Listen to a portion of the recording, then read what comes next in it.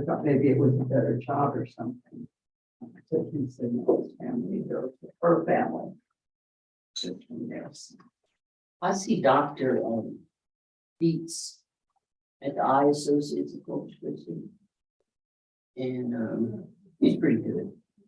He did my surgery, did Tom's. And yesterday was they got a new computer system. And so they're having to fill out and it takes forever. And even the doctor didn't know how to use the system because he didn't know where to put all the information in. His assistant had to come in. But that's why when I was sitting there just waiting, you know, I said, well, let me see what you guys are doing, you know. I started watching y'all on YouTube. Oh, that was depressing. That was, well, it was interesting to watch, to be honest. Couldn't hear quite everything that was saying. Of course, you can't see the screen and you can't see the back of the customers or the protesters, which probably is, I don't know, a good thing. But I could hear y'all talking. Oh, you were watching us? Yeah, I was bored. You were really bored. It didn't take too long. Oh, I wanted to be there. It was an okay day. Looks like a little bit here today. What do you do if you know someone personally and you've been to their house and Your call, meaning, I refuse myself. I think I'm gonna know them real well. Yeah. If they show up. Okay. I even though, you know, a few times I've done it, I've sold property to them, or I know that certain things are in the house and stuff, so I just feel better to stay that way. Yeah, I think. We don't want, especially when you're real judge, you know. You know, you put a lot of faith in. If I just knew of them, maybe in their Yeah. neighborhood, that's There's different. a lot of people I know who I recognize. Yeah. Today is. I have to do a better job at reading people, because sometimes when you're trying to explain something and you know, it's just, it's just not getting in, or they just. Straight away, Yeah, they shut down and so on. It's not worth it. I mean, It's we're not. talking about it. People yesterday, I think you didn't get it. Yeah. I mean, you tried really hard, but. I mean, it ended up a good situation for them, but.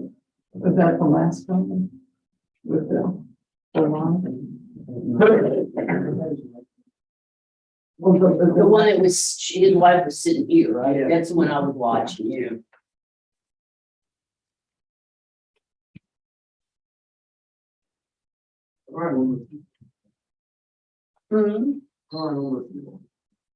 Yeah, I saw that when I drove. Okay, was the place open this morning? Nope.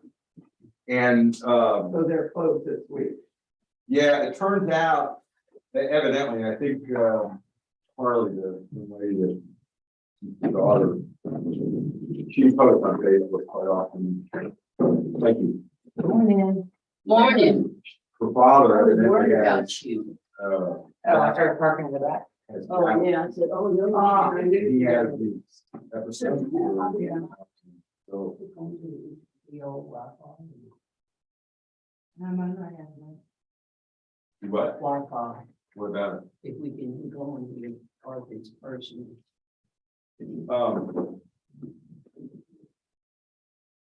Yeah. I don't think there's any problem. Well, if I turn on my phone, it's not, you know. Yeah, I have it.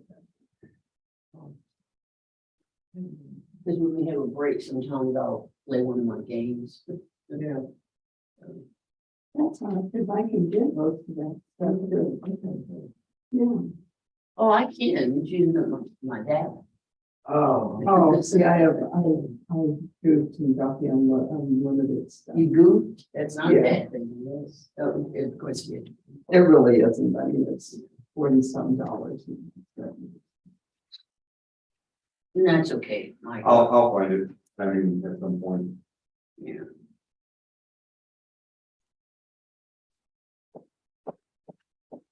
It's not something you'll commit to memory. Yeah, I'm sure, you know, letters and numbers and. Well, you know, it seems like engineers. I was married to an engineer. I know they are, their minds. Not that we don't love engineers, but. Oh, yeah. I'm glad he was an engineer. I got a pretty good salary.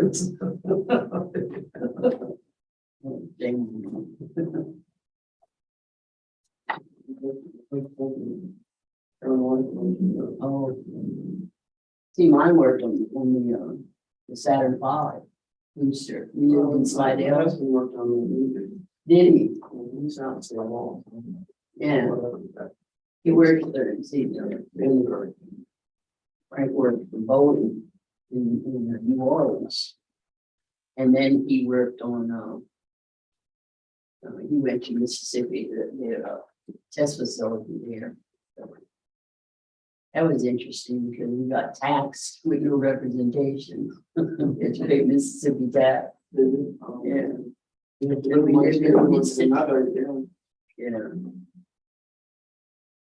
But anyway, it was fun. We got to see, you know, we would hear him test the facility, and I mean, it's like everything would rock and slide out because we were so close to it. I was never on there, but we were on this one. It was interesting. I don't know if they still have it. Yeah. Well, you know, At where then? I think they do. I think they Obviously halfway up, right? Yeah. well, they don't. Of course, you know, back then, it was, well, let's see, what, 69 is when they landed on the moon, but we were married in 65, yeah. And his first job out of college was working for Boeing. And so, In Seattle, I think. no, well, it was, they had a facility in New Orleans, Oh. machine facility. And so that's where he worked. And, you know, you see the pictures from a while back and all the engineers had the white shirts and the skinny black ties. Yeah. Had their slide rules, you know. Yeah. I was watching a science fiction movie the other day. And it was, you could tell it was an old one because he picked that, pulled out his slide. Slide. rule. I thought, oh God. Years and years ago, when the Wilkins had a part of that thing. I know. And the MLS book, remember that? The book? I know. Oh, God. That was interesting, you know, no computers, and you got the book, let's see, oh, this, oh, gosh, I remember that. Yeah, that's that. We used to have I did. competitions. He's like room competition. Good morning. Moderator today? I do. District representative today. Is everybody else? No, I've been doing it for a while. Really? Imagine that. Racy, yeah. Scott.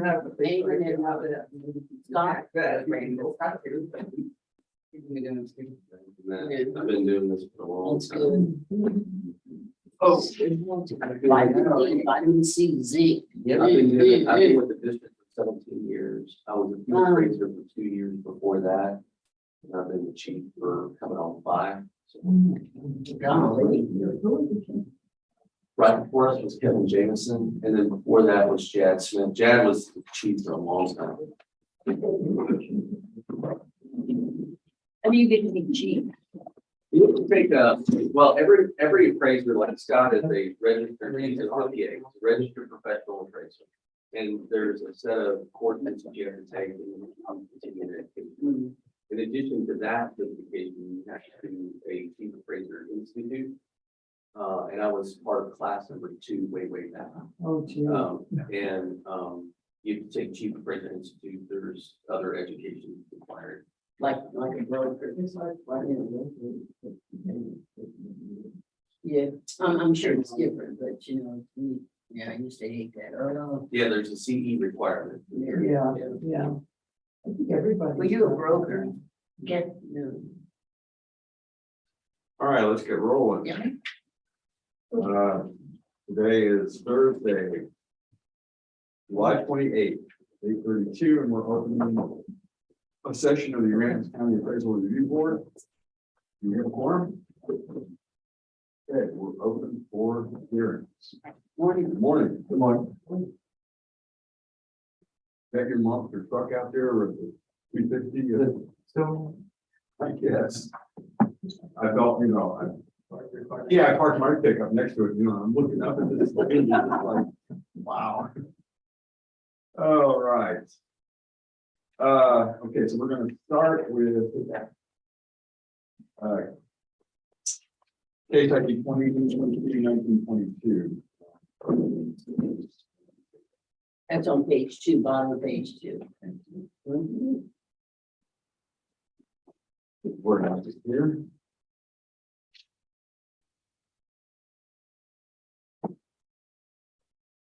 Okay, you're Ronald? Yes, Is it Ronald? yeah, Ron is fine. Okay, require that? Sure. All right, so we are commencing the hearing on case ID 2022-2922, account number 86352. It is 806 Laton Street in Rockport. This hearing is being recorded, and I have a bunch of administrative stuff I'll go through first. You'll be asked to sign in or to swear in a moment, and Val will help you do that when we get to that point. I'm sorry. It's okay, I know you miss her. We all. Yeah. This hearing is being recorded and streamed live on YouTube. And we'll verify what's under protest. Market and everything. Okay, so market value and equity are under protest. So we are the appraisal review board that will be hearing your protest today. There's 4 of us on the table of the ARB. Mike Soto at the end of the table is the district representative. Scott and Beth in the back are also from the district. We do not work for the appraisal district. We are appointed to perform an independent review of your protest. At the end of the hearing, you may complete a survey regarding your experience, and the survey may be completed using the form which is there in front of you conveniently.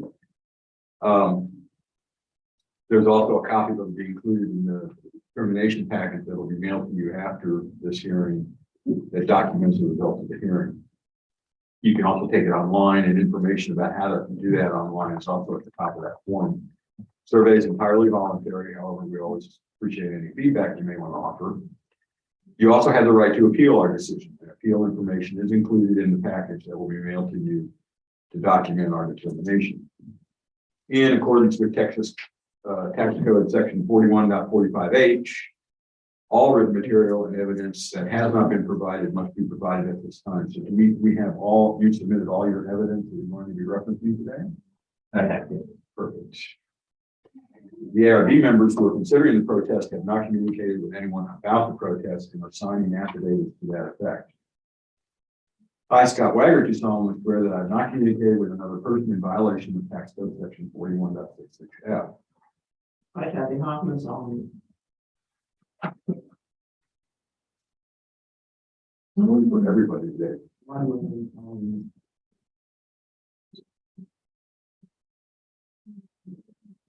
I, Kathy Hoffman, do solemnly swear that I will not communicate with a person in violation of Tax Code 41.66. I, Joanne Ferguson, do solemnly swear that I have not communicated with another person in violation of Tax Code Section 41.66. I, David Bird, do solemnly swear that I have not communicated with another person in violation of tax code section 41.66F. All testimony from all witnesses must be given under oath. Ronnie, you'll be asked to swear at this time. You do that. So that's what I do, please do that out loud. I do solemnly swear and affirm that the testimony I shall present to the appraisal review board for the Aransas County Appraisal District is true and correct. What's your name, please? Ronald Bennett. Okay, go ahead, and I'm Brett.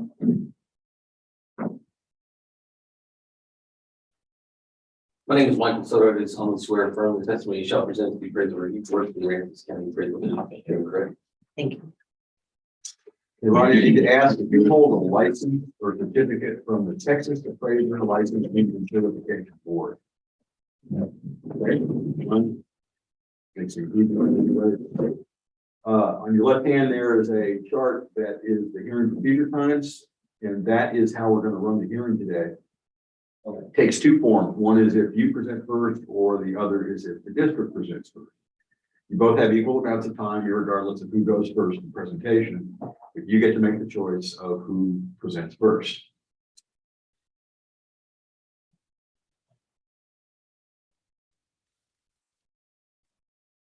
You all get the same amount of time. It's just who goes first. Yeah, I think y'all can go first. This is the first time I've ever. Yeah, sure. It's no problem. See how it works. Yeah. Right, this, the subject property is on 56352 is the account number. It's 806 Litron Street. And so what we have is we have, on the second sheet here, I want you to, well, I'm sorry, on the first card is you have just the storage that's put on this property, and then you have the land value. It's there.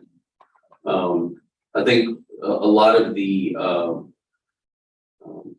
argument, appeal, and or opinion that's going to be presented by the property owner is going to be based around this no access argument. The subject, I believe the subject property owner owns the property to the east also. And I want you to note the imagery right here on the second sheet. And notice that lots of these, they're either a single lot right here, like down here. This one's access from Gagon, this one's access from Litron. In this particular case, it's this property right here. So the argument and or thing that would be presented would be that, hey, I don't have access to this one, but you own this one. So you're not going to stand at this border right here and say, ye shall not pass, because you're the same person. Secondarily, you see many cases where it goes through and through. It's just used as a backyard as part of the home. This is one of those situations right here, just to the north of that. It's a nice tree lot on Litron Street, so it is this property, not this property. But we'll continue on with our sales agreement.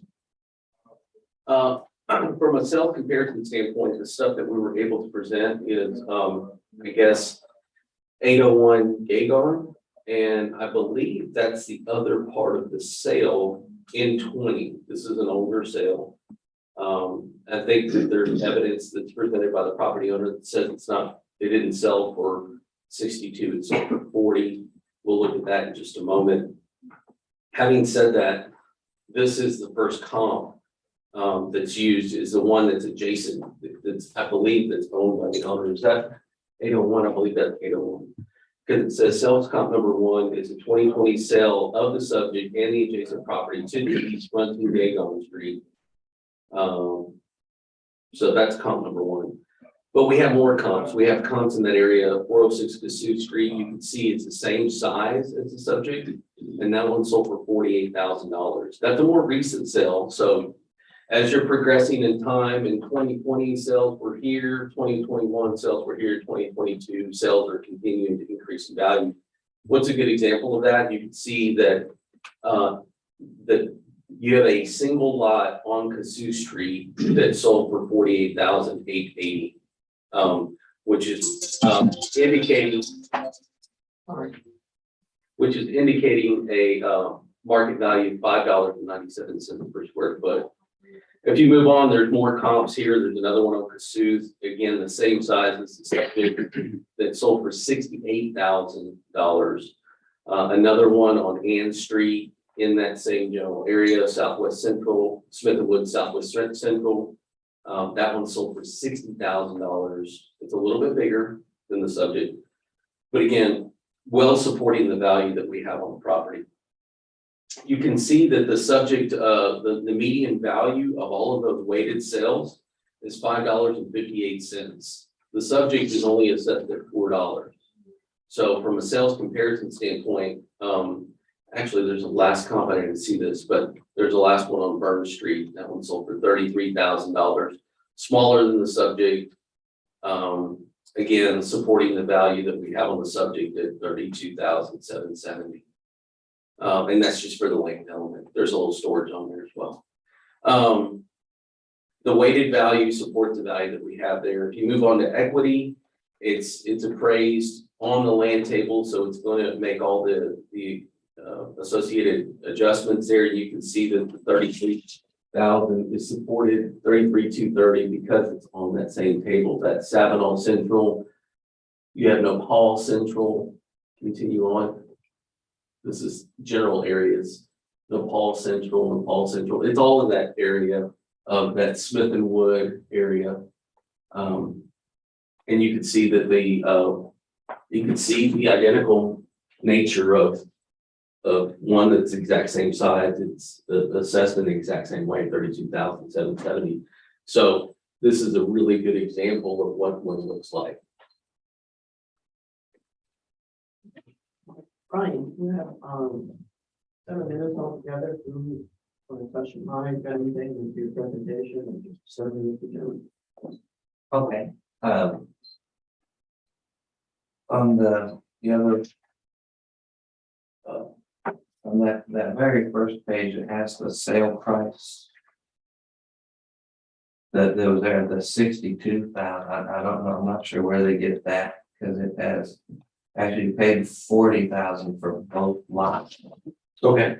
And that was for both properties.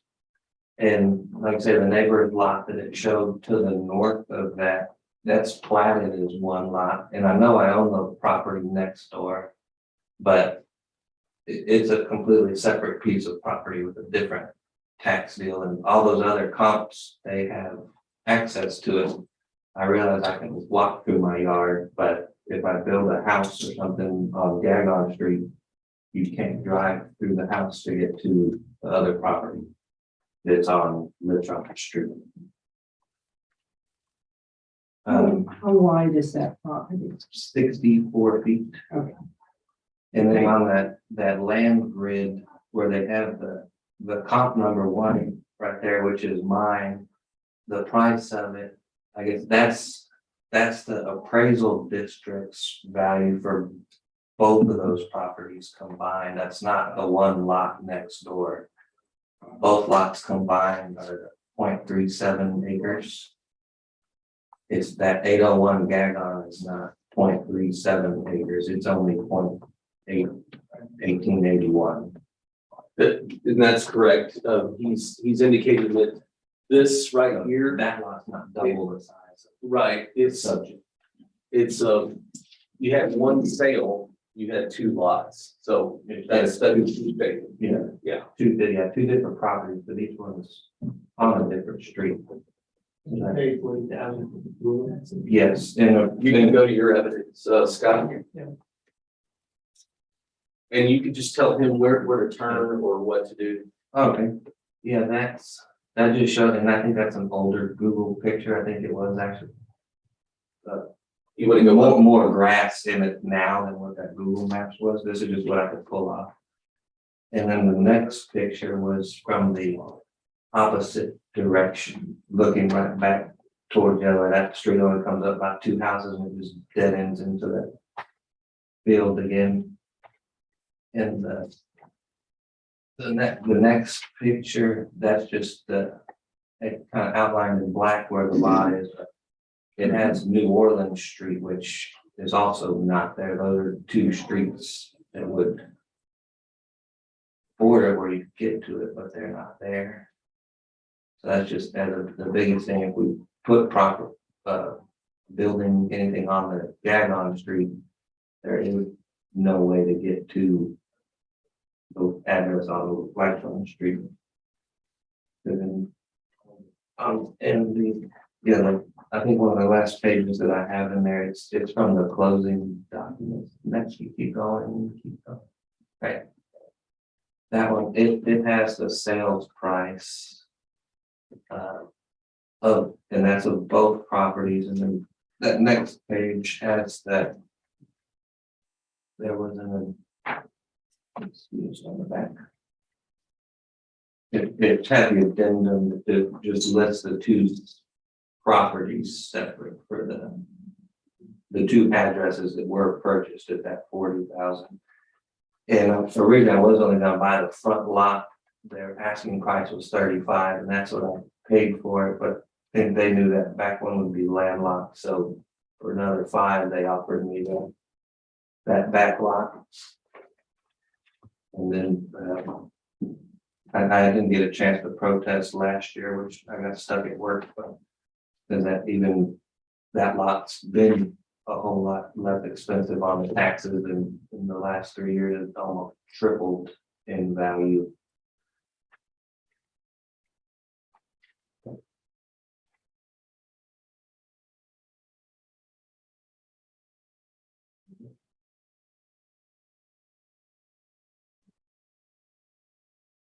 And then also too, right now with the value that second property in the back, it doesn't have any electric, water, any of the utilities available to it when we did that. With the city's RFU research for available utilities, there's nothing you can put back on that property. It's just in the city limits. It is, yeah, I think the purple's from the city, that's right where the city limit stops right there.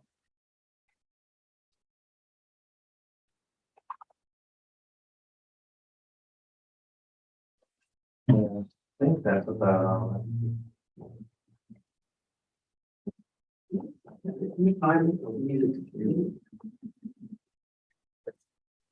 I'm just not sure. I get how there's access to the other property, but the property that's to the north, it's plotted as one lot, so he has access to that one piece of the whole piece of property. This one isn't, so if I wanted to sell one lot, that was still stuck in this. You know, on the one next to it, but that has nothing to do with this property here. On 56352. Okay, so the amount of money we're worth 32,000 value, or 33,000. That's for both lots? No, just for one. No, yeah, the market value is for one, they have the sales price listed at 62, but that's for both, but it was 40,000 for both. I don't know where they come up with the 62,000. That's what about those closing documents. Yeah, because it's a back on that. So is there a shed or something on that? There is, and it's it's halfway down now and carrying down. It's junk. It's valued at like $400 on there or something, but I mean, it's just a dilapidated old. We had a 3 out of 4 walls on it. It's junk. It's not even worth $400, but that's what this is. I don't know. That's what they're for now. Thanks. Yes, in answer, one of the things that you were presenting while you get that, you don't need to pull it up, just tell me. You indicated that it said see addendum, but there was no addendum attached. Do you mind showing that to me?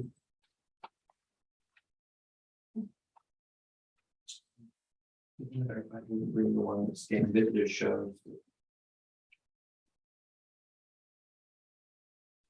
About a back page. I must have left it in my truck. It just, Yeah, that's it's almost. so. Thank you. Yeah, that's an important piece of like normally in a closing statement. If you bring up the closing statement right here. The guy's under oath. He's saying that it was for both lots, but right here is where you typically see the legal description, and it says see property addendum. So it is important, like, would there be a difference if it just said the front lot or the back lot? Yeah, it would make a big difference. Or if it said both lots, it would be reaffirming his claim that it was for both lots. The reality is the evidence you have before you said see property addendum, and there was no property addendum that was presented. Having said that, the guy's under oath saying that that's for the 2 lots, but it was a 2020 sale as well. We're talking about a 2022 value. So that's why I brought in other sales. The thing that I would say is that from an equity standpoint, I mean, I don't have a problem. Go to the property card.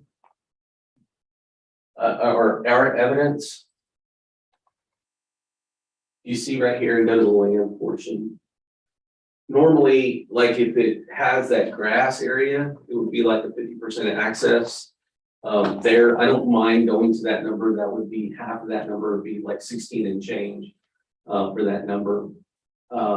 And the reason for that is while y'all were talking, I looked at the one to the north of it to see what happened there. And they have the front lot at full value and they have the back lot at a 50% access. So I don't mind going to 16. But I mean, it's worth no less than that for sure. So, what is that? 32,770 divided by 2 4 times? Yes. 16,615. What I get? 615. The 33. 33, 230. 16,615. I get 16,385. Well, you may have been considering that structure as well. Oh, I got it. Yeah. $400. 32,770 times 0.5 equals 16,385, and then you just need the Okay. structure at 330 plus 330. That's 16,715. So in round to the nearest deal would be $16,710. Or the best thing to do is actually just put the access in there and let it be, but yeah. 16,700. 16,710 for the whole, but the best thing to do Yeah. is you're just looking at the land element primarily. Let's have Scott rough that in the 50% and see what the number is, and Yeah. then they can make the adjustments. Yeah. You could do that, Scott, that would be good. It's kind of one of those weird arguments. I mean, because the guy to the north, you could really say that he's kind of already lost. Like, really, he shouldn't even have a 50% access to the guy to the north because he's actually requested that you can do a request for a split or a merge, and then that property owner obviously did the request for a merge, probably for the purposes of homestead. But you don't get to have one and this, you get to pick one. Right now, the subject property owner, just from an equity standpoint, I'm gonna do it, but I'm saying to you respectfully that it's worth more than 16. Yeah, and I see it, and I don't know what we'll end up doing soon there. I'll call that replat it to one or. It's called a split merge request. You just come into the office and ask for it. And if you did that, you would have for all essential purposes, you'd have a single residential unit for which you could go to the city and come off of, what is that? Aegon. Yeah. So then your utility issues becomes a non-issue. So, Yeah. but we're not telling you what to do. Well, and then if you build a house, you can homestead the whole thing. And just for say next year, because I've got shed bits on there, I'm in the middle of tearing it down anyway, this just junk, so like, you just bring a picture that shows it's gone. Yeah. Next year, so.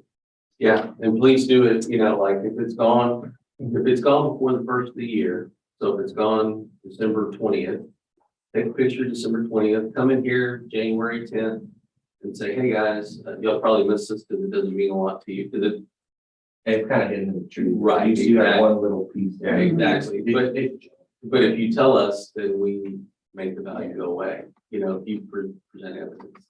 But come to the office, and then they don't have to get involved. Oh, Because it's a non-argumentative thing, so. Yeah. No, I'm not doing anything. Am I supposed to be changing Yeah, hey something? Scott, can you, and this is the direction from the district representative, can you please put a 50% access into that segment? And Sure. can you tell us the land value? And understand the distinction is that I'm the district representative instructing a fellow staff member to do an appraisal methodology thing, as opposed to the ARB trying to, I get to say, Yeah. y'all don't get to say. There's a distinction. because I came up with a different value, so. And then can you please, once you've done that operation, can you please say the overall value? Yes, I can. I've got to supplement this first. Yeah, it's in a supplement group number 2. Now that we've And certified, all of that's Greek to me. yeah, That's all. yeah, remember the Cradle supplement. lingo. Well, yeah, just because we certified the other day, so every time we make a change, it's breaking the seal for that particular property, gotcha. so. Okay.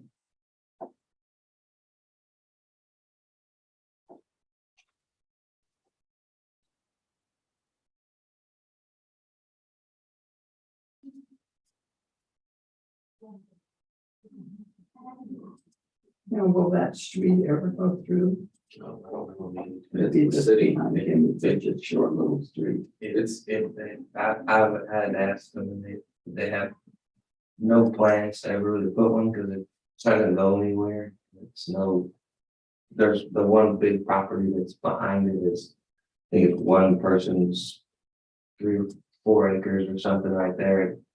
Even that side on New Orleans Street, it would just come back like 300 feet and dead end into their property. So for the city to spend a couple $100,000 to put a road that goes nowhere, it's just never gonna. At least. Well, and that would be one point of view. The other point of view would be that as soon as they did that, you would have multiple economies of scale for individual lots that you would be able to have ad valorem property tax at a higher rate per square foot in perpetuity.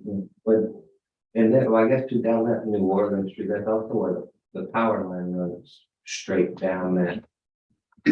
So that access is always gonna be there to a certain extent. And if it's got a power line, because they've got to get into that. There, no, you can't even walk through there, let alone, it's solid Brush. trees, brush, everything. They have to either probably use my neighbor's property, or drive through my property to get to the power lines. Then across the street on New Orleans Street, it's nothing but just straight grass. It's 80 feet wide. It's all cleared out. Scott, do you have a resolution? 16840. Say it one more time. 16840. 16840 for the whole thing. No. 16,840. Yeah. Can we also look at the land table real quick, because I just want to verify, I mean, it's so small, the property, but effective size might take another. Yeah, but you don't get to, I just made that whole argument that you don't get to have both. You don't get to I don't have, understand what okay, fine, then you ask him to display the land table so we can determine whether effective size is an issue here. okay, display the land table. We're not asking any changes, we're asking for data.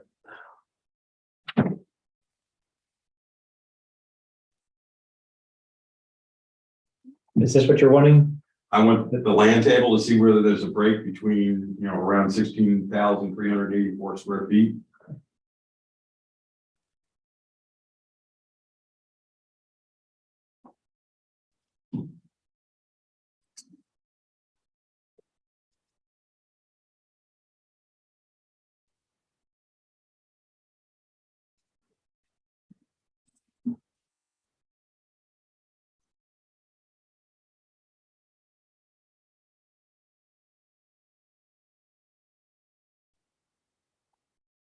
Yes.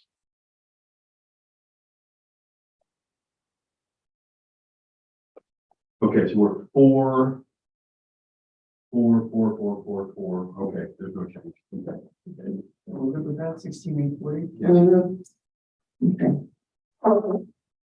Make a motion on case ID 2022-1922. Hello. 56352, and addressing incorrect market and equity values, any of the district and the appraisal review board that we currently know the value of $33,280 be reduced to $168,000. No, I'm sorry, $16,840. It's actually 32,230, Kathy. You said 280,230. 33. Oh, sorry. We're reducing Yeah. $33,230 to $16,840. Yeah, I second. All in favor? Aye. Anybody opposed? Okay, Ronnie, you understand the new value? Yes. Okay. You get a package in the mail. About Okay. You can take the survey with you too. Okay, that's what I was saying. Yeah, it shows. Just mail that in. Uh-huh. You mail in. Or you can take it online, there's addresses up there, how you can take it. Okay. Thank you, appreciate it. All right. Yeah.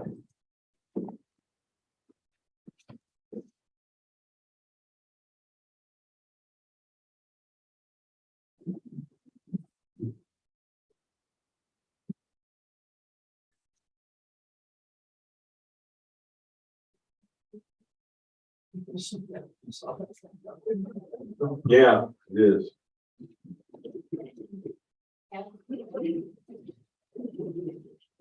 Really? You probably just informed me that everybody has shown or called in for the 8:30. So we have a hold on. Okay, All right, are we, is it Mr. Rogers, Ms. Tony? This is new house, yeah. I mean, you know. Yeah. 254 and 255, HIVs. And he is on Zoom. And One. it's two accounts. I don't First know- two fifty-five, the first two. I don't know if these are. Mr. Newhouse?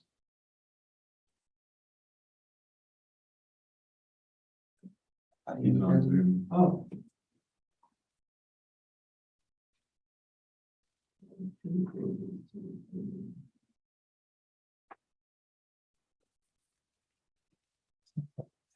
Yeah, well,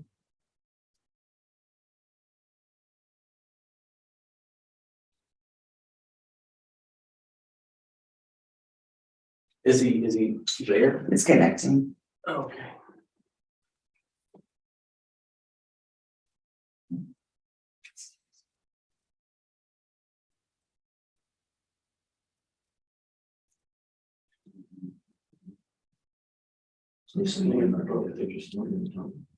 Sorry? We signing in for both.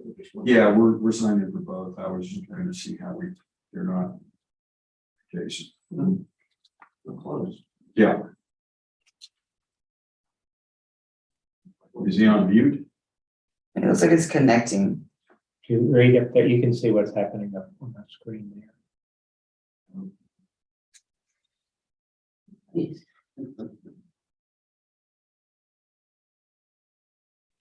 He's trying.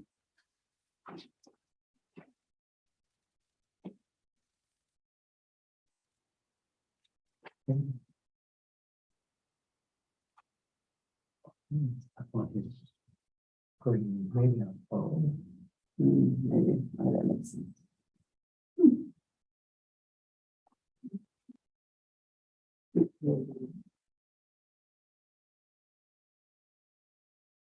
Maybe he's family, maybe I could do what he's doing, and like not do it. Not usually it's on.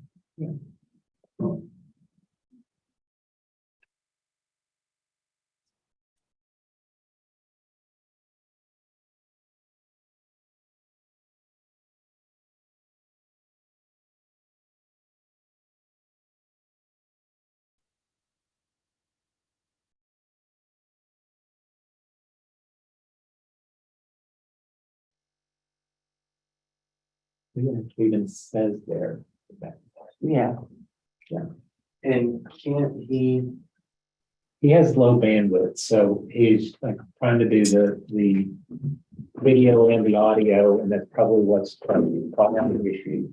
And so if he calls in, that's probably the best idea.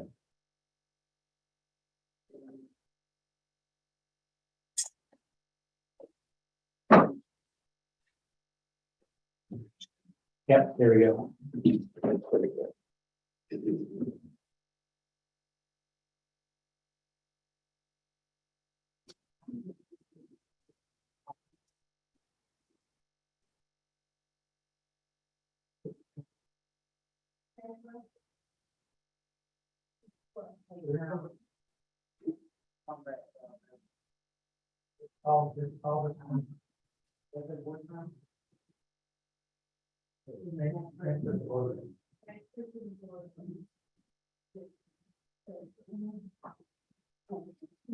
Where is Arlington? Arlington?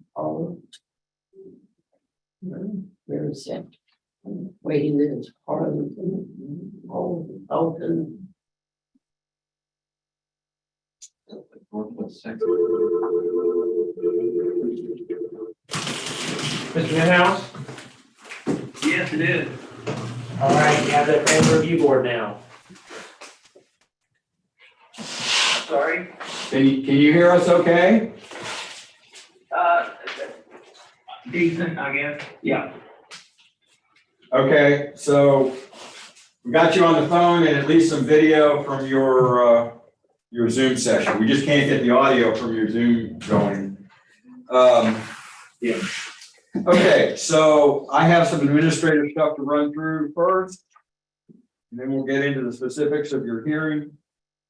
So we're commencing two hearings today. I'll announce each one as we go into it. This hearing is being recorded and streamed live on YouTube. We'll verify what's under protest. Market and equity values are under protest. So we are the appraisal review board that will be hearing your protest today. We do not work for the appraisal district. We are appointed to perform an independent review of your protests. At the end of the hearing, you may complete a survey regarding your experience, and the survey may be completed using the form that is included in the determination package that will be mailed to you after this hearing that documents the results.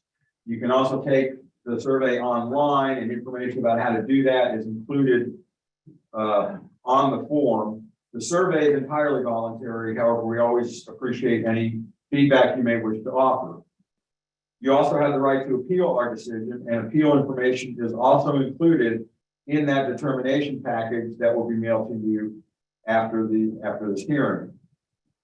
In accordance with tax code section 41.45H, all written material and evidence that has not been provided must be provided at this time.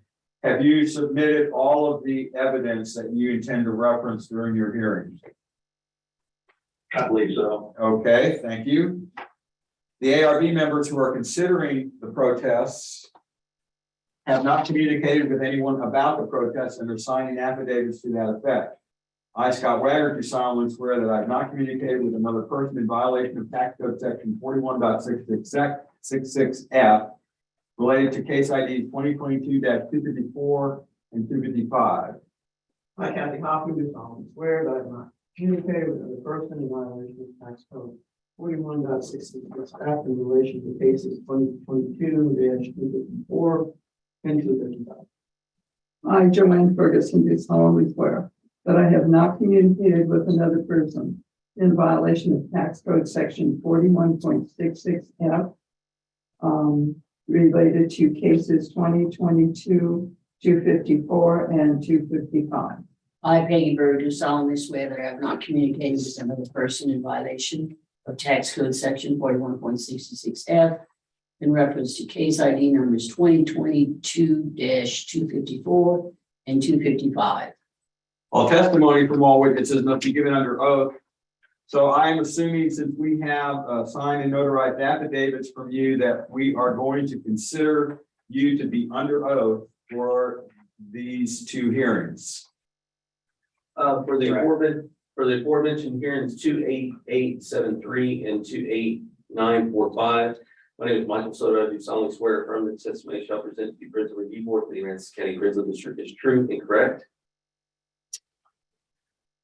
Okay, is it Lewis? Is that your name? Yeah. Okay, can I call you that?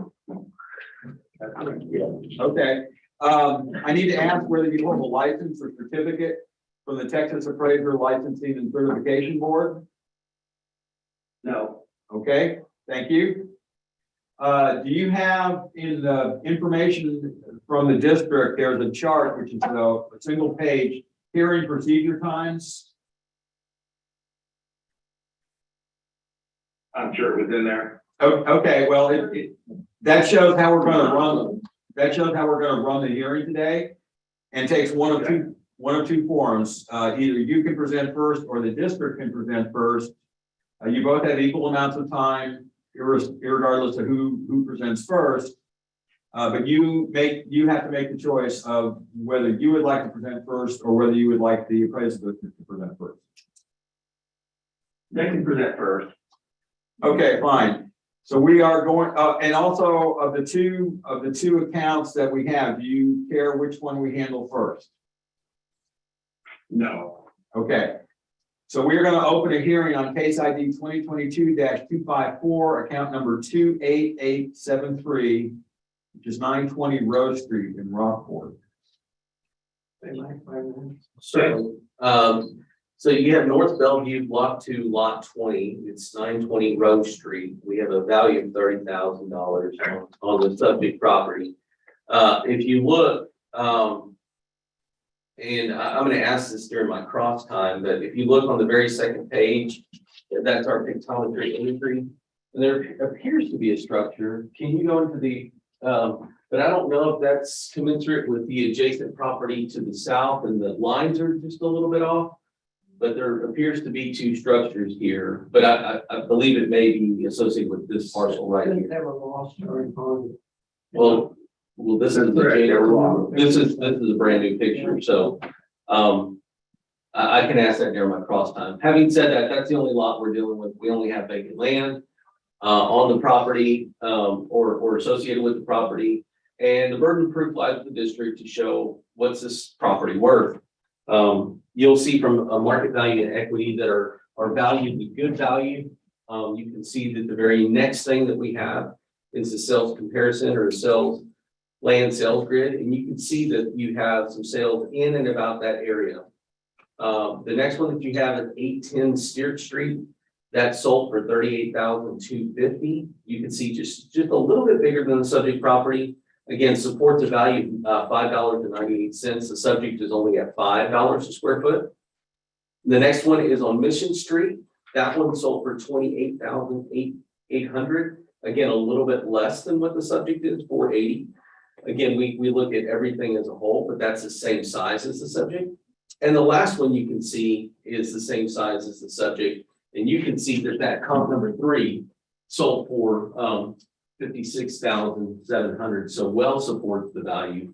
If you look at the median of all those values, that's supporting a value of $6.74, which supports the value that we have of the subject property, $5. But so from a market value standpoint, the burden lies with the district. The district has proven that it's worth $30,000. Moving forward, what do we have as far as equity? You see other properties and what they're appraised at, and then there's adjustments. The best one that you see here is another one that's exactly like the subject right here. There's no adjustments because it's the same size and it's on the same street. I guess it's right across the street. It's 919 Rose Street as opposed to 920 Rose Street. So that's a really good comp. Go to comp number 3. Comp number 3 is also on Rose Street. 6,000 square feet, $30,000. 6,000 square feet, $30,000. They're both on Rose Street. So from an equity, I don't know if we have any more equity comps. No, that's it. What else do we have? Well, continue on the sales ratio report. In this area, we had 37 sales and we were at 96% weighted mean overall. This was another area that experienced change just due to market value. So what you see is that you had a prior value that was somewhere less than this value. And it's not anything that Mr. Newhouse did. It's just the market. The market is robust and it's moved forward. If you'll go back to our pictometry imagery, what's a really good, one of our standards is that, we have to show market value. So we've shown sales in that area that support the market value. The market is robust. We've proven 30,000, but also we need to prove equity. Well, one of the comps in there was this one right across the street. And it's the same value. So we're treating them just like everybody else. This is a very easy case for the board to rule on. You should rule in favor of the district. Okay, Lois, you have 7 minutes. 2 minutes if you want to ask Mike questions or comments, and 5 minutes for your presentation, or just 7 minutes altogether. Okay, I'll just, combat your argument. I am a retired broker and I know what you're doing. You're trying to pull apples to apples, and this is not apples to apples. If you go down there to that property, you'll see we're at the end of the street, which is also is called bottoms, what we call it. It's wetland. In fact, the property that's right with us, the county gave it away to the wildlife refuge because it was so wet all the time. The county also tried to put in streets or water drains down at the end of our street, and they stopped that process because they realized all they were doing was bringing us more water. So that is not a good comparable. You're pulling properties that are high and dry. This property gets wet. That's why no permanent structure has ever been built on that property except a garage. There's nothing out there but a barn. Because when it rains, that property floods. So that is not a fair comparable to anything around there. I know it looks good on paper, but when you get down to the brass tacks of trying to sell that property, it is not going to do that. When we bought that property, it was underwater. We've tried to do tremendous buildup to keep those trailers dry, to give those people a good, safe environment to live in. And you can also look, we've never had any drama down there. We've stuck it out through the hurricane. We stuck it out when that property was nothing but drug slingers and hookers. And we've been there for 15 years. And this is a fine kick in the pants that the county would do this and try to double our taxes in 1 year during a recession and COVID. I'm a disabled veteran, and to pull this kind of prank is beneath anybody. I'm very disgusted with Rockport at this point to try to pull this on me. But those comparables are not fair comparables. Like I said, you couldn't bring me ditches. They've never brought me water. They can't even bring me sewer, and they told me that. They'll never be able to bring me sewer because we're so low that they'd have to pump it out. Go out there to that property and look back to the south, and you will see we are at a slope. The guy that bought the property behind us has done nothing but put a pond because it's so wet down there. You can dig a foot and hit water. Even in this drought, you probably dig 2 feet and you're gonna hit water. We are in the bottoms. It's not primo land. It's not increased in value 100%. Trust me, if it had, I'd have sold out. But it's not, it's wetland. And you know, we've not been able to get any kind of help from the county, and that's fine. We've been doing it. We've been surviving. They applauded me when I came in there because I was bringing safe, clean housing to people in Rockport, trying to get the people back up after the hurricane. We lost over half our workforce, and I never raised my rents. My rents have not been raised yet. Even in these hard times, this kind of stuff's pulled on me. I will not raise rates on those poor people that are staying there. Because there's a workforce and a backbone of that Rockport. And to do this, you're running good business people out. What you need to do is go next door. There's a property that's been sitting and all through Rockport. It's this way all across Texas. There's properties that are sitting that no one's paying taxes on in 25, 30 years. They're sitting, these people have died. They bought these properties years ago. They died off, and these properties are just sitting. Get your attorneys after them, get them on the market. People want to move in there, sell them these properties, get taxes rolling there. Don't dig into our pockets, business people that are already there, making Rockport a better town, but you're just running us out. Okay, Louis, I'm getting a little confused because this hearing is dealing with an account that is land only, and there's no structures. You're referencing rent and things like that, and so I was getting a little confused as how that has any relevance to the discussion on this particular property. Because I'm trying to tell you what we've done with that property. We've done nothing but take care of it and be good to Rockport and vice versa. And now to pull this and try to say that property is double its value in 1 year is ridiculous. Sir, did you ever have mobile homes or properties on this piece of property? I I live there and I rent them out to my, a couple of my friends occasionally. We just said it was vacant land. So you have structures on this land? No, no permanent structures on that land. A garage, I've got a garage. I'm gonna do a cross examination, but Okay. Let's not. Okay, all right, you still have a couple of minutes, anything else you want to add? Well, I just want to add that, you know, I'm very disgusted with this whole thing. I'm a disabled veteran. Trying to make something better, and then they do this, and it's just a kick in the pants. I just don't agree with it, that the crops are not fair. They're not apples to apples, because like I said, that is just nothing but bottomland down there. It stays wet all the time during the rainy season. Now, obviously, right now, we're nice and dry. But when the rains come back, that property will be underwater. And you can't do a thing with it when it's underwater. Okay. It's the district time now, they have 4 minutes to cross-examine and rebuttal. Mike? Yeah, the question that I have is on the pictometry imagery, and this would have been part of the evidence package that we would have submitted to you 15 days prior, 14 days prior to the hearing. And I didn't look at this because all we have you assessed for is vacant land, but I see two white roofed structures. And it could be that they're just not there. They could be the property to the south. What do you have there? It is. It's the property to the south? Yeah, there's a property to the south that, young man owns. That he's got, I don't know what's in there right now. I don't know what's in there. Okay.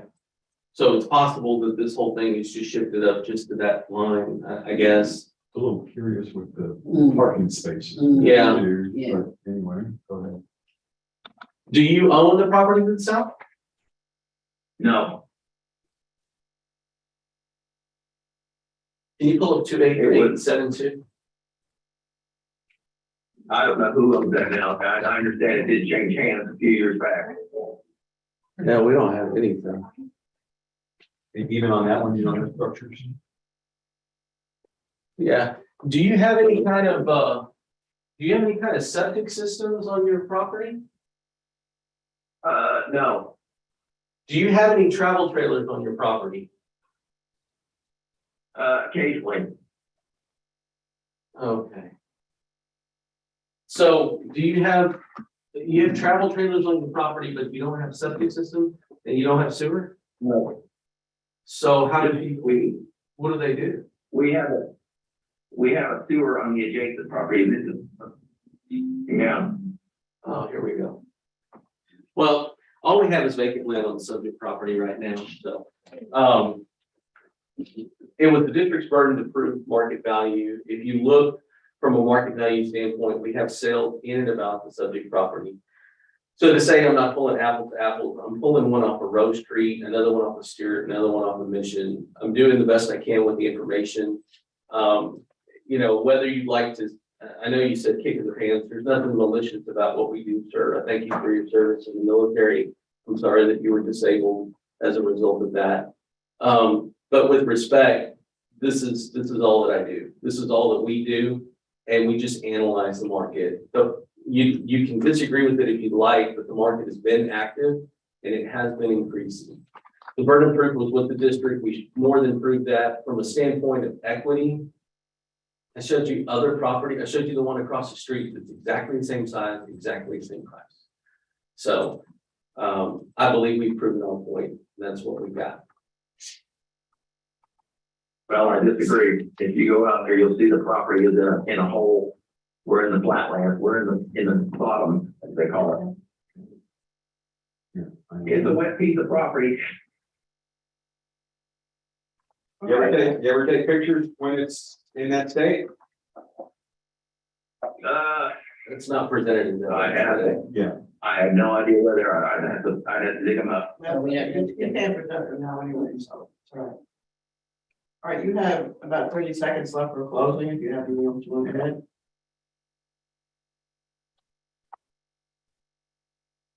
Louis? Yeah, no, I'm looking at my notes.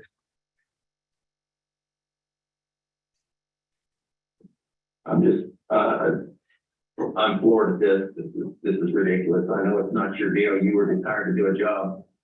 I think it's very sneaky of Rockport to do it this way. They don't even come in there to fight their own battle. They put you all out in front. Sir, I'm right here. Chicken shit. It's not, you know what? Hey, I don't need that from you. First of all, I'm right here. You're the one that hasn't showed, you showed it through the Zoom thing. I'm right here to answer your questions. I've been respectful up to this point until you cussing at me, and I don't appreciate that, sir. I apologize.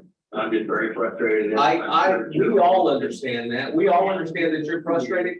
Guess what? We're frustrated as well. I'm frustrated as a district representative, and these citizens, these are fellow citizens of yours that have heard thousands of cases. Yes, they're frustrated. And I'm here to answer your questions. I am your servant, but I'm not going to be mistreated. I apologize. I can't understand why they're trying to double taxes in 1 year. That's just uncalled for. Your time is I can up. understand the increase, but doubling is ridiculous. Okay, your time is up now. Your time is up, Lord, so it's, you don't have anything else.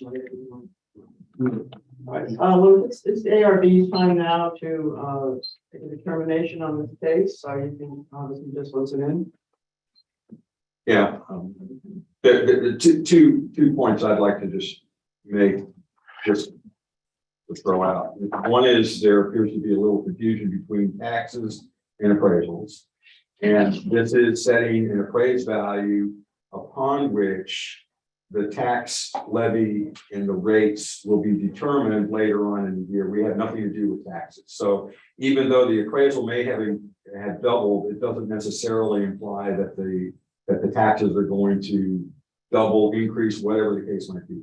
The second point is a recognition that the state, the tax code, the law says that properties need to be appraised at market value. And the definition of what market value is well defined within the tax code. And I believe the district has shown sales. And then there's been a lack of evidence from the.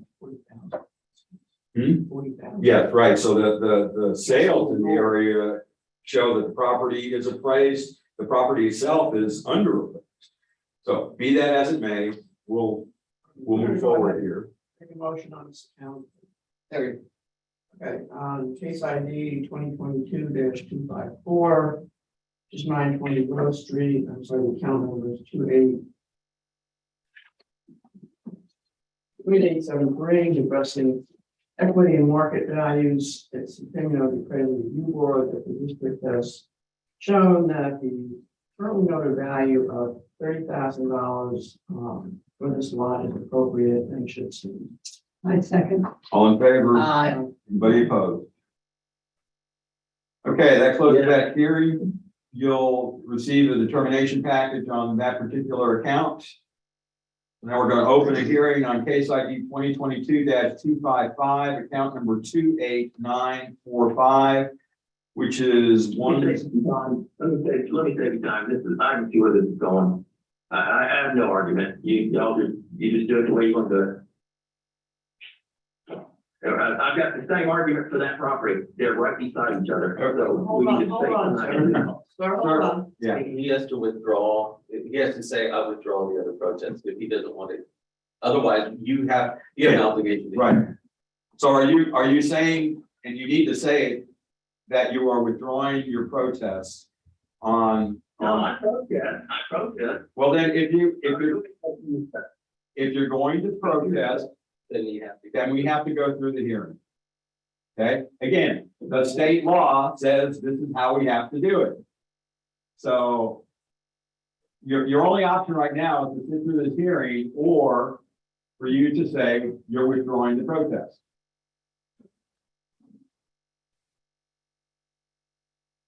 So consequently, since I'm not hearing you say you're withdrawing, we're going to open a hearing on case ID 2022-255, account number 28945, 1002 Rose Street in Rockport. Would you like to present first, or would you like the district to present first? You can present first. Okay, the subject property is north of the other property that we talked about. We have, let's see, it is 1002 Road Street is quite a bit bigger. I believe that, it has, what's that, 31,000. So that's like 3/4 of an acre. It has some, what we call TPs on this.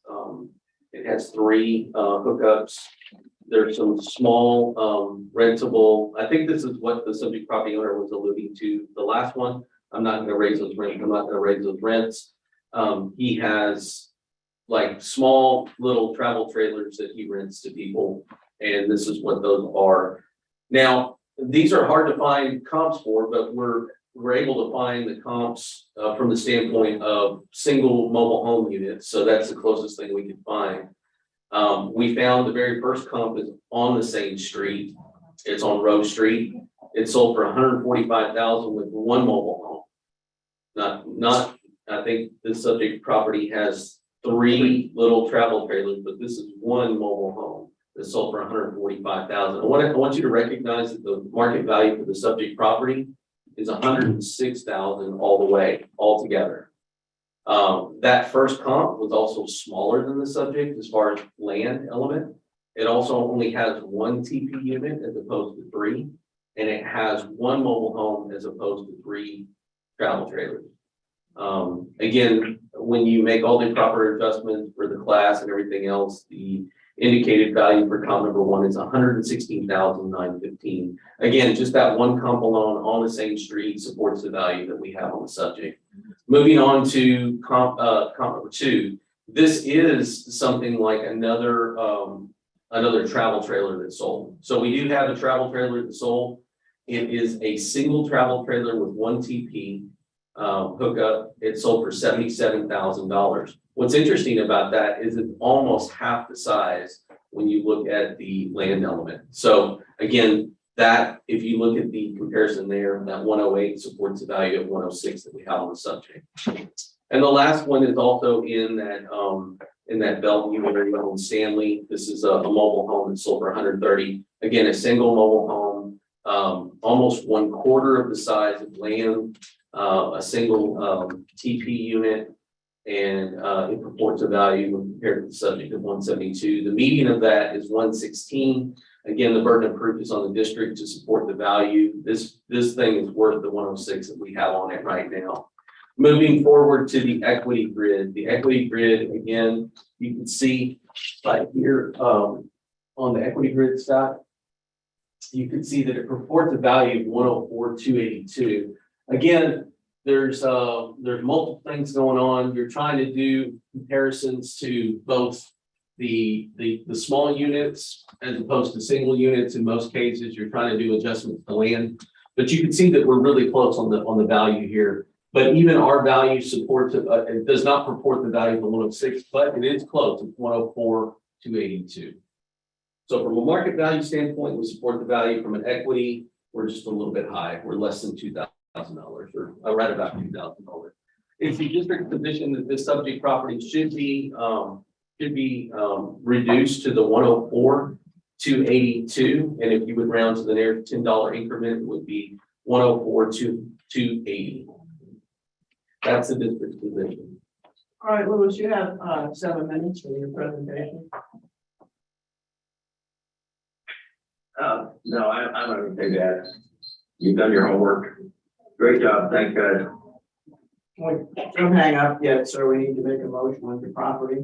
There's nothing else you want to say? All right. No, I'm done. I apologize for losing my temper. Thank you. I don't have anything further. All right, 104,280. I'm good with Make a it. motion on case ID 2022-255, account 28945, which is 1002 Rose Street, Rockport, and addressing equity and market values based on information presented by the district. It's the opinion of the appraisal review board that the currently known value of $106,380 should be lowered to $104,280. All in favor? Aye. Anybody opposed? Right, thank you. That concludes your hearing. You'll get, go ahead. Yeah, no, that's fine. You'll get, all this information in the mail. All right, Thank you. thank you. Y'all have a good day. You too. Bye. How do you hang up? I think it's already, It hangs. Oh, yeah. the green is gone, so I believe Is he gone? he can stay there to Oh. open meeting, he can just watch, but. Oh, that's right. he's- Bad. Okay, We got 3 more for the 8:30. we're done. Yeah. All right, next one's gonna be a phone call. Account number 58610. Okay, 1248. Meyer. It's on page 1, right? On the bottom. Mhm.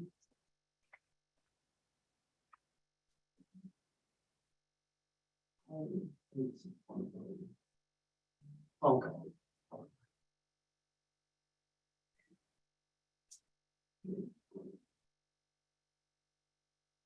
Okay, you all ready? Mhm. Oh, yeah.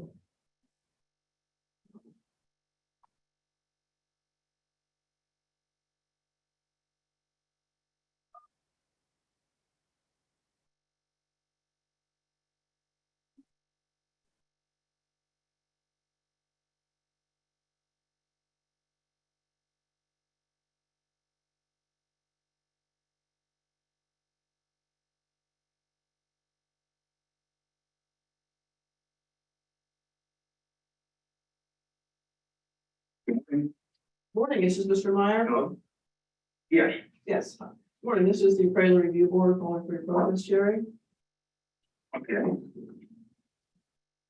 Good morning, sir. I have some administrative stuff to run through before we get into the specifics of your hearing. So if you just bear with me for a moment. We are commencing a hearing on case ID 2022-1248, account number 58610, which is 1205 Mesquite Street in Fulton. This hearing is being recorded and streamed live on YouTube. And we verify what's under protest. I see market. Okay, market value and equity levels are under protest. So we are the appraisal review board that will be hearing your protest today. We do not work for the appraisal district. We are appointed to perform an independent review of your protest. At the end of the hearing, you may complete a survey regarding your experience. The survey may be completed using the survey form, which is included in the determination package you will receive in the mail after this hearing, which documents the result of the hearing. You can also take the survey online, and information about how to do that is included on that form. The survey is entirely voluntary. However, we always do appreciate any feedback you may wish to offer. You also have the right to appeal our decision, and appeal information is included in the package that will be mailed to you to document our determination. In accordance with tax code section 41.45H, all written material and evidence that has not been provided must be provided at this time. So have you submitted all of the evidence you plan on referencing today in your hearing? Yes, I have. Okay, thank you very much. The ARB members who are considering the protest have not communicated with anyone about the protest and are signing affidavits to that effect.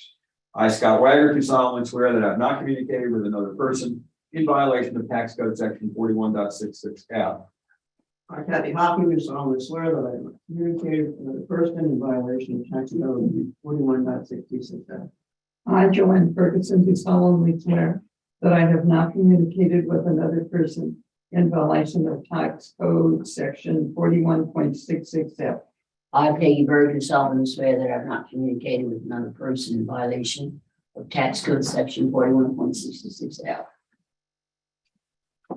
All testimony from all witnesses will be given under oath. So Mr. Jacob, or Mr. Meyer, I guess it is. Is it Jacob? Is it okay if I call you Jacob?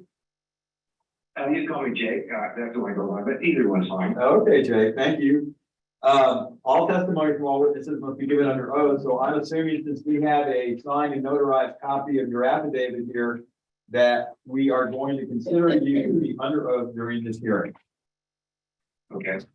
I need to ask you if you hold a license. I'm sorry. Like, I thought I just on the where from the testimony shall present to the critical review board for the Aransas County Critical Division. Is true, correct? Okay, Jake, I need to ask whether you hold a license or certificate from the Texas Appraiser Licensing and Certification Board. No, I do not. Okay, thank you. Makes things easier. In the information you received from the district, you should have a chart, which is a single page that says hearing procedure time. Do you have that handy? Let's see, I think I do. Yes, Okay, I do. great. That shows how we're going to run the hearing today, and it takes two forms. Either you can present first or the appraisal district can present first. You both have equal amounts of times, regardless of who presents first. But you get to make the choice of whether you would like to present first or whether you would like the district to present first. Well, I don't have much to present, so let me go first. Okay, Jake, you have 5 minutes initially to make your presentation, then you'll get some more minutes as we go on. Have you received my documentation that I sent in? Yes, we have a copy of, looks like a single page that lists the number of sales. Yes, that's the one. Okay, shall I go start now? Sure, go right ahead.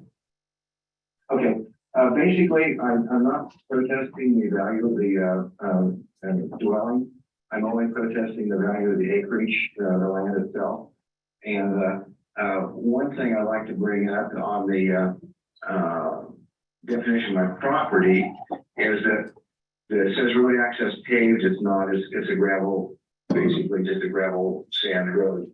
And the topography is probably more low than level. I have like people questions that when you have rain, which they have not had for a while,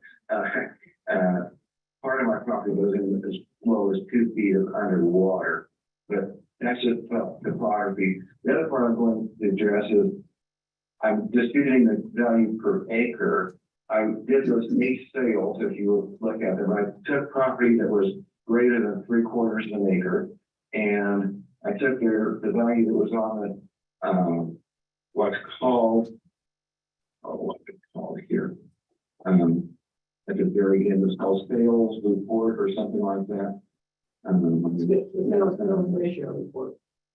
Yeah, sales ratio report. I went down the line there, and I took the size of the land, and what the value was, and that's where they got the acres, the value, and when I did the price value per acre on the right hand, write it down, and basically I came up with an average of 33,445 for the average acreage per price per acre over those 8 pieces, those 8 parcels, and then taking my 0.769 acres times that, I get 25,719. So I'm thinking of my total valuation should be 46,939. And I was looking at what the assessed value was at my 0.769 acres at 53,600 would make my value of my acreage $69,700 per acre, which I think is very high. My property doubled. My assessed value went from 36,500 to 74,820, which is over doubling, and I think that was excessive. And that's basically what I have to say. Okay, that's fine. You'll have some more time to, for questions if you have any, to go on. The district has Okay. 7 minutes now. Yeah, I'm wondering in your 8, you don't have any that are even close to your size. I'm having trouble hearing you. Yes, sir. In your 8 comps, you're close, your top one is 6 acres, over 6 acres. You're less than, or you're right at 3/4 of an acre. Correct. And so, okay, and then the next, and then you have one at 4 acres and at 8 acres, and then at 2 acres. Then you have 3 that are kind of close at 1.4, 1.6, and 1.5, but that would almost be even if you looked at those just by themselves, they purport a value of 58,809, but it's still almost double what your size is. And so I'm just pointing out the very obvious economies of size or scale that the market reacts to. They definitely react to things differently as far as size. I'm going to go into my evidence. My evidence indicates the burden of proof lies with the district to show both market and equity. What's interesting about this is you'll see the congruency of both our grids are saying that we're just a little bit high. And the fact that they're matching at 72,000 says that that's what that's really worth, not the 74 that we report, but the 72 that you'll see in both of the grids. We have 74,820. On the very next page, you can see the pictometry imagery of the subject as it lies right there. And it does, it has like a little itty bitty structure that the subject property owner says, hey, I'm not worried about the structure, I'm just talking about the land. We have to take it as it exists under protest. And so what do we have? We have sales in and about that area. The first one's on Chaparral Street. The second one is on the same street as Mesquite. And the third one is on Lone Star. They're all in that Fulton outlot area. And what's interesting is that you can see on comp number 3, it's actually just a vacant land piece that's sold for 77,250. It's smaller than the subject. Okay, so to say that I think the property owner said something to the effect that I looked through all those sales ratios and full things that were, again, this would be one that you should have added to that grid, even if you wanted to, because there is showing an economy of scale here. Having said that, the subject property, the median value is 72,144, not the 74,820 that we report. Moving down to equity, these are not necessarily comps, they're just other properties. Again, you'll see the median value there is 72,213. The reality is it's not just vacant land, it does have a little structure on it. And so the market views it as it existed on as a real property piece, not apportioned, it's just how it lays right now. If you look at those two values, you have 72,213 for equity. And then you have 72,144. If you round down to the nearest $10 increment, it would be 72,140. What's nice about those grids is they're highly congruent, which says that this thing is worth 72,000. I would respectfully disagree with the comp that the subject property owner has pulled out, just because at the very best, it's twice the size. You know, the 1.4, the 1.6, that's on the order of twice the size. And then if you move forward from that, they're 3 times the size, 4 times the size, 5 times the size, 8 times the size. They're just not great comps from that standpoint. Our comps are better. Our comps are more in line with the size of the subject property, and they support the value of at least 72,140. That's all we got. Okay, Jake, you have 4 minutes to rebuttal on any questions you have or comments. Okay, I agree that, you know, the size of the land is different, that the value per acre is different. And you'll notice the highest value per acre on anything other than the 2 comps that you picked was 65,000. And you're valuing my property at 69,700 per acre. And I just felt that was a little bit excessive. Again, my property is not level. Over 1/2 of it, when it floods, when we get the rain, is about a foot deep of sitting water, because we're in a drainage that goes from basically across the street is Woody Acres. It comes across Mesquite Street, runs down our 300 or 250 foot driveway of dirt, not paved, and runs into our property, and then it floods into our northern neighbor before it can run into the drainage ditch that runs parallel with the what used to be called Railroad Avenue, the old railroad right away. And therefore my land is really not that level. So when you're doing comps, you're looking at probably level land or land that's more level and maybe more valuable. But even if you take those properties in average those into the value per acre, it's still going to be, much higher, much lower than the 74,000 that you evaluate my property. Okay, you have a couple more minutes. Anything else you want to add?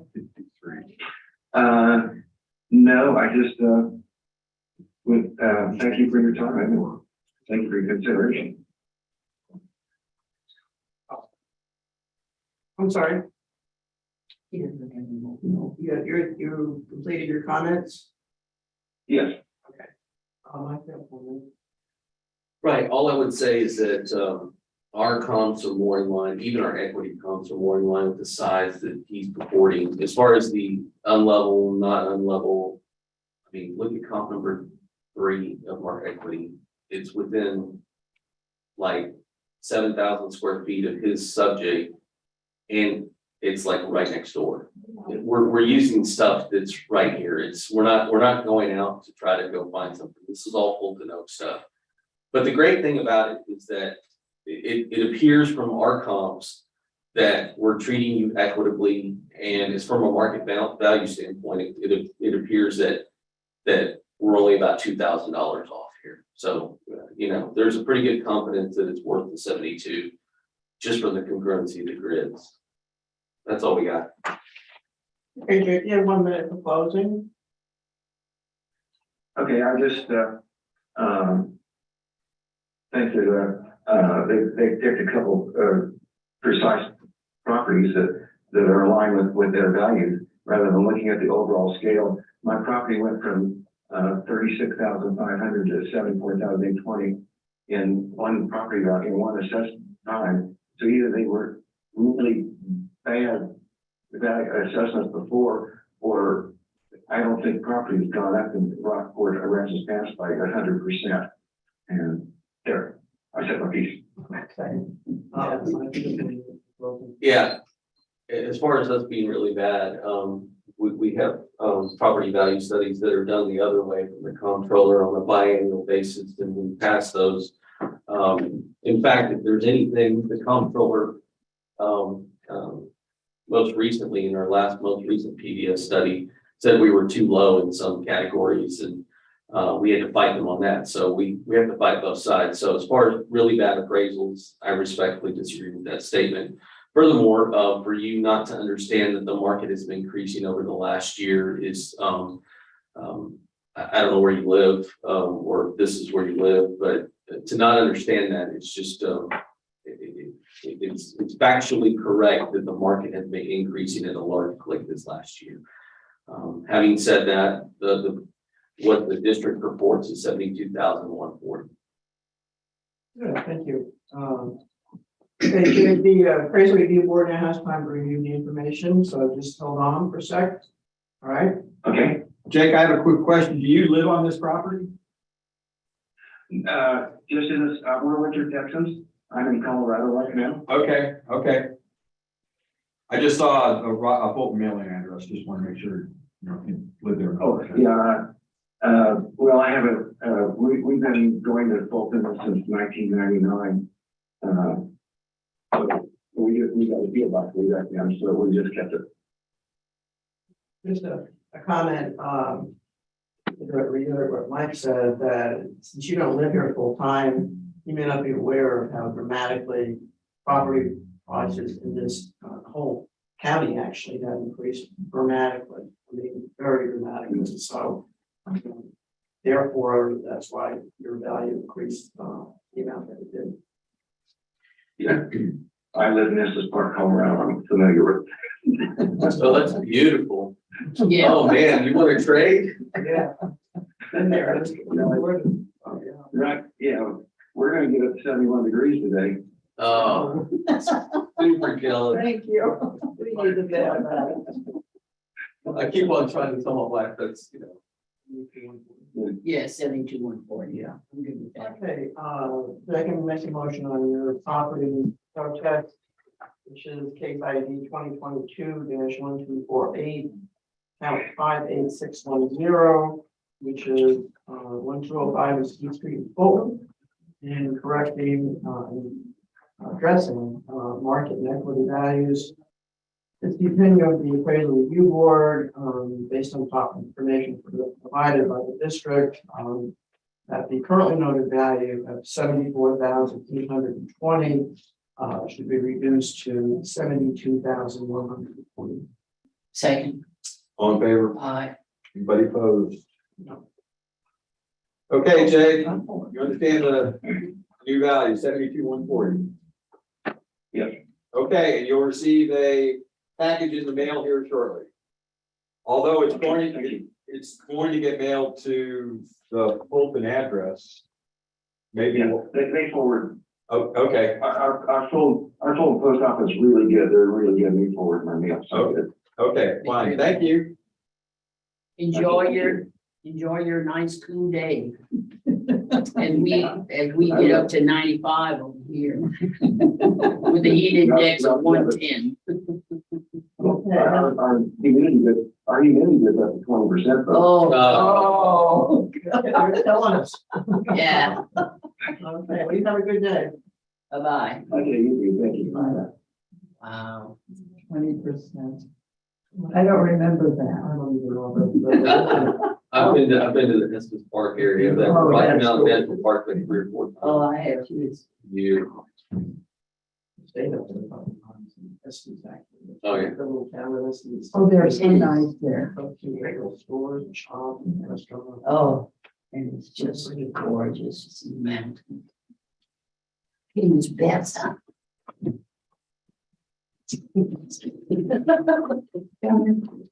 All right, the person, family number 64517, case number 1846. With the 8:30, right? Going at 8:30? We're like, we know. It's one of those things. And we are having people planning for the 10 o'clock right It's 1846. It's the case. 451. It's the top of page 2.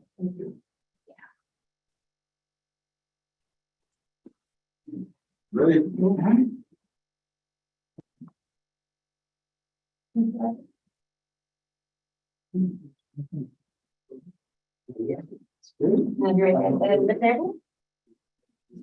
Morning. Morning.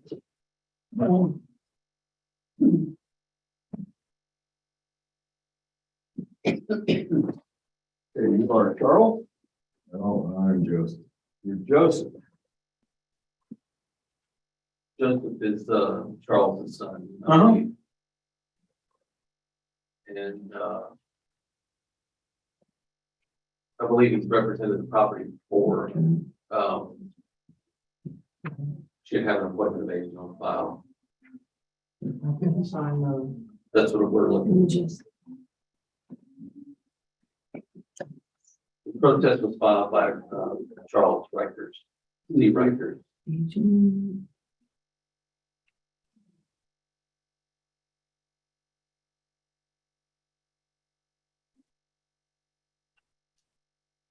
I don't see an agent form. Hmm. Was there anything submitted with the evidence? Mr. Rikers. On my record that I have here, it shows, a transfer on 7/12/21. And, shows me and Brandon as a buyer. Oh, so you purchased it from your father? We have a Todd, You have a what? Todd. Can you say that? Transfer on death. Transfer be upon death, Okay. Oh, Tom. TODB, so I have an equitable interest. Yeah. And that's in the evidence?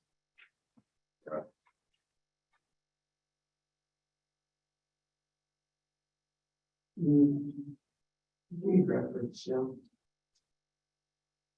Which, They're right there, you could.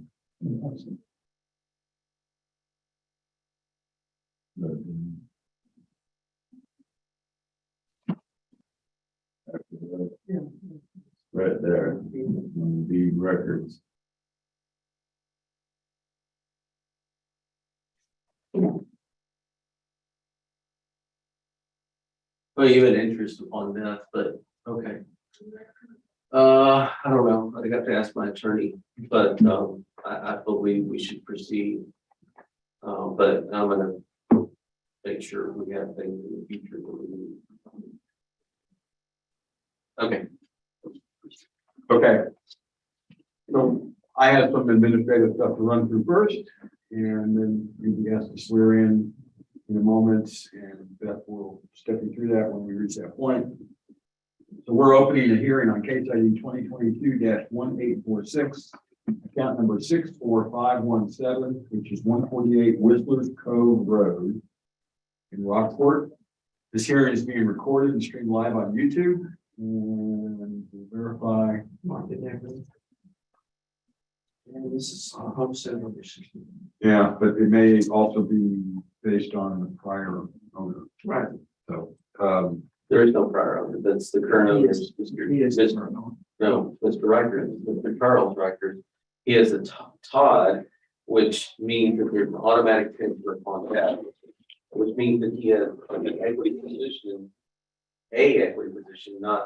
not the position of ownership right now. So the current over 65 and homestead are in place for the 2022 year associated with Charles. okay, it wasn't clear to me whether Charles had in fact passed away, or, and so the Todd is just in place to. It's just hanging there ready for when that time comes. You know, nobody likes to think about it, but it's good planning. Yeah, no, I understand. It's an equitable interest of ownership. All right. So we have market value and equity level are under protest. So we are the appraisal review board that will be hearing your protest today. We do not work for the appraisal district. We are appointed to perform an independent review of your protest. At the end of the hearing, you may complete a survey regarding your experience. The survey may be completed using the survey form, which is actually there on the table if you want to use it or take it. You will also receive one in the determination package that will be mailed to you after the hearing, documenting the result of the hearing. You can take it online as well, and information about how to do that is at the top of that form. The survey is entirely voluntary. However, we always appreciate any feedback you can offer. You also have the right to appeal our decision, and appeal information is included in the package that will be mailed to you to document our determination. In accordance with tax code section 41.45H, all written material and evidence that has not been provided must be provided at this time. So we have several sets of evidence from you, and you submitted everything that you intend to reference. Okay, thank you. The ARB members who are considering the protest have not communicated with anyone about the protest and are signing affidavits to that effect. I, Scott Wagner, do solemnly swear that I have not communicated with another person in violation of the tax code section 41.66F. I, Kathy Hoffman, do solemnly swear that I have not communicated with another person in violation of tax code 41.66F. I, Joanne Ferguson, do solemnly swear that I have not communicated with another person in violation of tax code section 41.66F. I, Peggy Bird, do solemnly swear that I have not communicated with another person in violation of tax code section 41.66F. All testimony from all witnesses must be given under oath, so you'll be asked at this time to swear in. That will help you do that. Read that statement out loud that starts with I do. I do solemnly swear or affirm that the testimony I shall present to the ARB for the Aransas County Appraisal District is true. State your name, please. Ray Rikers. Okay, go ahead and sign and print. And I'll have this to you for next year. Appointment agent, that way there won't be any confusion. Okay, Mike, we're up to you. I think it's like sort of, I do solemnly swear or affirm that testimony itself presents to the appraisal review board for the Aransas County Appraisal District is true and correct. I need to ask if you hold a license with certificate from the Texas Appraisal License Human Certification Board. No. Okay, thank you. There on your left hand is the hearing procedure times, which designates how we're going to be running the hearing today. Take two forms. One is if you present first, or the other is if the appraisal district presents first. You both have equal amounts of time, regardless of who goes first. You get to make the choice of who presents first. John, I'll go first. Okay, you have 5 minutes to start with your presentation, and then you'll have some additional minutes of moving on. All right, real quick, an oversight, I'm Joe Rikers, I have an equitable interest in the property. I'm a real estate broker, a pricing strategy advisor, or Bud, the Texas Realtors Director, and one of the Texas Realtors Professional Standards Committee, and I'm required to disclose that I'm a Texas property tax administrator, but I'm not being compensated for representing this. Everybody hear that? That last part? Yes. Do you know what that implies? No. Okay, so, there's two things, and if I could just interject, you can hold the time, but, he's an arbiter, which means that after any kind of hearing, not this hearing, but any kind of hearing, people have two venues. They can either, well, three, they can go to SOA hearing, they can sue, or they can go to arbitration.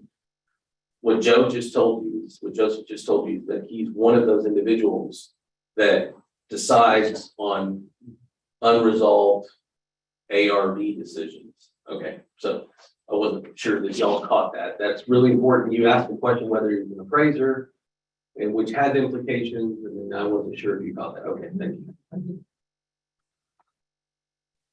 All right, thank you.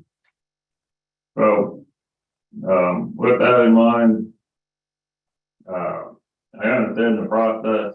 I saw the county evidence. I mean, I see some block appraisal and some pricing analysis. And so, I mean, this whole big thing, which I'm not going to refer to again, you all have this, that's your own manual. And so I'm just going to refer generically to show you where I'm going with this. I don't have a problem with the county methodology. I understand and respect that. But as you know, the manual says that we must consider iniquity, deficiency, and obsolescence, additions, improvements, and added value. So that's kind of why I want to talk about this house, because it's unique among the others that were there. And I'll do it briefly. There are no additions, improvements, or added value. The house is as it was built. There are several models in there, and you can reference some of the photos that I included of comps, also some like the county had. But I mean, it has 4 micro countertops, plain floors, 1 color throughout, the standard windows and doors, original appliances. In other words, it's the most generic model that Hogan offered, and that's as it stands. So some of these other ones, when we make comparisons, you know, they have bay windows, they have double pane improved windows. You can see a lot of granite 4 micro countertops, upgraded kitchens. So again, I understand and respect the appraisal process. What I'm here to talk about is the things that the appraisal cannot know or see, such as things like that. So let's talk about the iniquity. There are 4 houses in Whistler Cove. They're on the city drainage easement. There are 0 lot line. So one of the things that occurs in that house, and which makes it kind of a hard sell if you're not the right buyer, you have 20 somewhat feet by 60 somewhat feet of the city's grass that they don't maintain or take care of. And it's sloped about 40 degrees to the ditch. So the homeowner has to pay or go out there and cut the grass on grass that's not even there. The city will not do it, been there, done that. And so there's a maintenance problem with that. And then with that, you know, the ditch has water in it. So with that comes some of the nuances, you know, you get rodents and pests and snakes and mosquitoes because there's standing water there. Also, since they don't maintain it and that grass is on a 40-degree slope, there's constant erosion. There's not been any recently, we have not had any rain. But anytime it rains, it erodes, you know, more and more of the foundation shows. And it's starting to affect it. I submitted 2 particular pictures of new cracks. Those new cracks are from this year. Between dry and the previous erosion, that's where that came from. Also, there's no utilization to the back or the front In other words, if you look, that house starts the curve, so the neighbors, they can have on-street parking right in front of their house. Well, there's the driveway and then there's the easement, you'd be on the bridge, so you lose the ability to park anything right in front. You know, so that's kind of the iniquities on the deficiency side of things. Comparatively, let me go back to the market. So I made some notes, but all down Whistler Code, and I double checked it today. From what I could see, about 80% of the houses have gutters and irrigation systems, you know, in-ground sprinklers. This house does not. So in the market, and this I looked up last Tuesday, but gutters are $6,500 and sprinkler systems about $4,700 in the market. You can call it an obsolescence if you want, but because of the ditch and the erosion, I showed one picture, the house took water. When we had that torrential downpour, the water came up, the ditch couldn't handle it, came in the front door. Anybody knows, you know, I'm not gonna insult your intelligence, you could go on Google and say, what does a flood devalue my house? And wherever you look, it's 10 to 30%, you have to disclose it to a buyer. So as soon as you disclose a flood, you know, I'm accounting for the low end of that this time, and the reason being because there was not catastrophic internal damage. You know, some floods, you gotta replace all the sheetrock in the whole house, or all the floors or something. That didn't happen, but it's still disclosable, it came in there. I made notes on some of the comps, but there's plenty of recent current comps that took place in Whistler's Code, so I mean, there's no reason to use some of these. Like the Denver Heights actually own the property on that street, and on the other side, you know, the county referenced to Elkins, it's a unique one-off home, you know, there's no city services there. And that's considered, you know, rural city limits. Because there's no services, it's all wooded, so, you know, some of those as a pricing strategy advisor, I would throw them out as a direct comp. It's indirect if you can't find enough. So I think there are plenty of them. Check my property summary, and what it does is it comes up with a list price. If it's everything all the other houses are in the market, and then it adjusts for what's there and not there. So like I said, original as built, the lowest choice of options, couple of iniquities, and then I took off for the flood, the gutters, the foundation, and also the city doesn't maintain that piece of the grass there, and so I got 208,744. I'm sorry, I didn't hear the number. 208,744. Thank you. Your time's up for the moment, but you'll. Okay. Mike, you have, Well, let's do it all together. I mean, this, okay, so let me stop. So that's another 2 minutes there, 2 minutes and 30 minutes. Okay, I'd like to do my 2 minutes across. First of all, I'd like to say that the subject property owner's agent or representative or self-declared equity stakeholder in the subject property is an arbiter. So I feel weird because I'm gonna have to at some point in the future go to this meeting and say, hey, here's another case, you should listen to what I say about that. To his credit, he says he both respects and understands the district's methodology, for which I'm grateful. But you just need to know that I feel strange having to defend a value market, and this is market value defense for the subject property.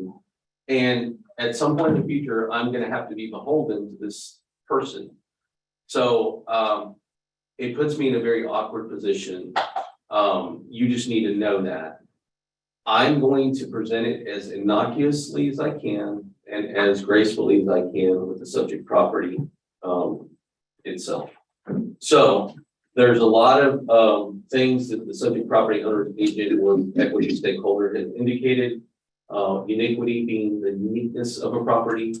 And he is correct. We can't know everything about every property. We're mass appraisers, not fee appraisers. Having said that, I respect the uniquity of the property as it relates to the adjacent nature of the channel, blood channel that it currently exhibits. We have considered that in the past, and it's remained into effect What do I mean by that? There are physical adjustments, there are age adjustments, there are attributes to the subject, to every property in the county. There are both appreciation factors, physical factors, economic factors, and functional factors. What are those things? Physical factors have to do with the physical uniquity of a property and its physical state in the marketplace, meaning a thing could be more physically obsolescence than other properties, meaning there's something spunky about a property. And economic obsolescence, which is what is described in the subject property, is already taken into account. The subject property owner's equity claim agent has indicated that in the marketplace, I don't know where those numbers are, there's nothing given to that, but I'm sure that he did it somewhere, said it was anywhere from 20 to 30% that you have to disclose. And he did talk about the nature of intensities as it relates to a flood event and having to disclose that in a marketplace. Understood. Do we have that considered? Yes, we do. It's on our very first sheet of paper when you go into our on our property card. I guess one last thing that I would just ask, because there's a lot of professionalism that exists in the owner agent. So do you believe that, considering all the uniquity and all market forces, that this only sells for 208 or something in excess of 208? I think that, Because you have I a think lot of that knowledge. buyer that does due diligence is gonna pull it down pretty close to that price. They're gonna want a huge deduction for flood. Right, but you're a professional and you have a lot of knowledge. And so there's going to be a price that you're going to want for that. So you're one market force of a two market force transaction, meaning you have to shake hands and say, this is the price. So you're very intelligent, you have a lot of knowledge, and you're going to want a certain price for that. So you're saying that your will in that exchange is going to be allowed to be pulled down to the 208 number that you don't believe. I'm asking if you believe that it's really worth 208, because I believe it's worth far more than 208. I think what we purported is somewhere in the market sales comparability of 258. And then from an equity position, it's 250. So there's high congruency with both of those grids. You're about $50,000 away from that number. I'm asking if you really think that's your number, because that's what you're purporting. And it gives me a lot of pause, because you're also an arbiter, which says that you understand this stuff. And we can disagree, but that's a large clique of disagree. If it were 1 or 2 points, that would make a lot of sense to me. Like, hey, Mike, you didn't consider this or that, which is fine. But the fact is I believe that we have already. We're purporting that the market value is 231,800. And the subject property owners indicating 208 from the evidence. And I'm just asking the very simple question. Really, you don't think our number is right? You think it's wrong? I think that your number doesn't take into account that the buyer is going, the due diligence buyer is gonna have difficulties with flood or homeowners. It's gonna be an increased cost. They have to factor in, the maintenance on that grass part, and then there's a risk of another flood. And in this market, that makes people uneasy, because we've had a hurricane before, now we have this. So I think that the offer is gonna be, substantially less than what the list price, and then I think that's gonna fall below your best. Okay. I think that the thing that, and just a quick correction, I think you just misspoke, but I said 20 to 30% for flood. You said 10 to 30. Yes, I said 10, and that's where I'm at, around 10, because, people from Houston would be used to that. People from California, I don't know if they have floods. If you don't know the fire, they'd be maybe less worried, something like that. It's about our personality in that case. And so what I'm going to say to that is that we've already taken that into consideration, because the subject property owner agent equity position holder has already brought that to our attention in the past. And it's remained into effect. There's an economic obsolescence, something outside of his property boundary that directly affects his property, for which we agree with. and we're at 10%. We've taken that into account. So if we had started out 10% higher on the improvements, and then he makes that claim, then that's like a legitimized claim that both we should react to and the subject property owner should have some adjustment for. The point is we've already adjusted for that in that thing. So let me go ahead and present my evidence. My evidence is that we have, and I'm not going to go too much into it. I'm just going to point out the very obvious thing that I believe this thing sells for $230 pretty easily. It's $230, $800. You can see where it's at on the pictometry imagery. It is adjacent to, and I think I have two more minutes. It is adjacent to the canal. So there's a ditch that's running through it, and it runs from west to east. But these are the sales that are here. If you look, you have comparable 1, 2, and 3, and 4. They're not pulled from Peninsula Oaks, Peninsula Park, or anything else. That's just a generalized sales ratio report.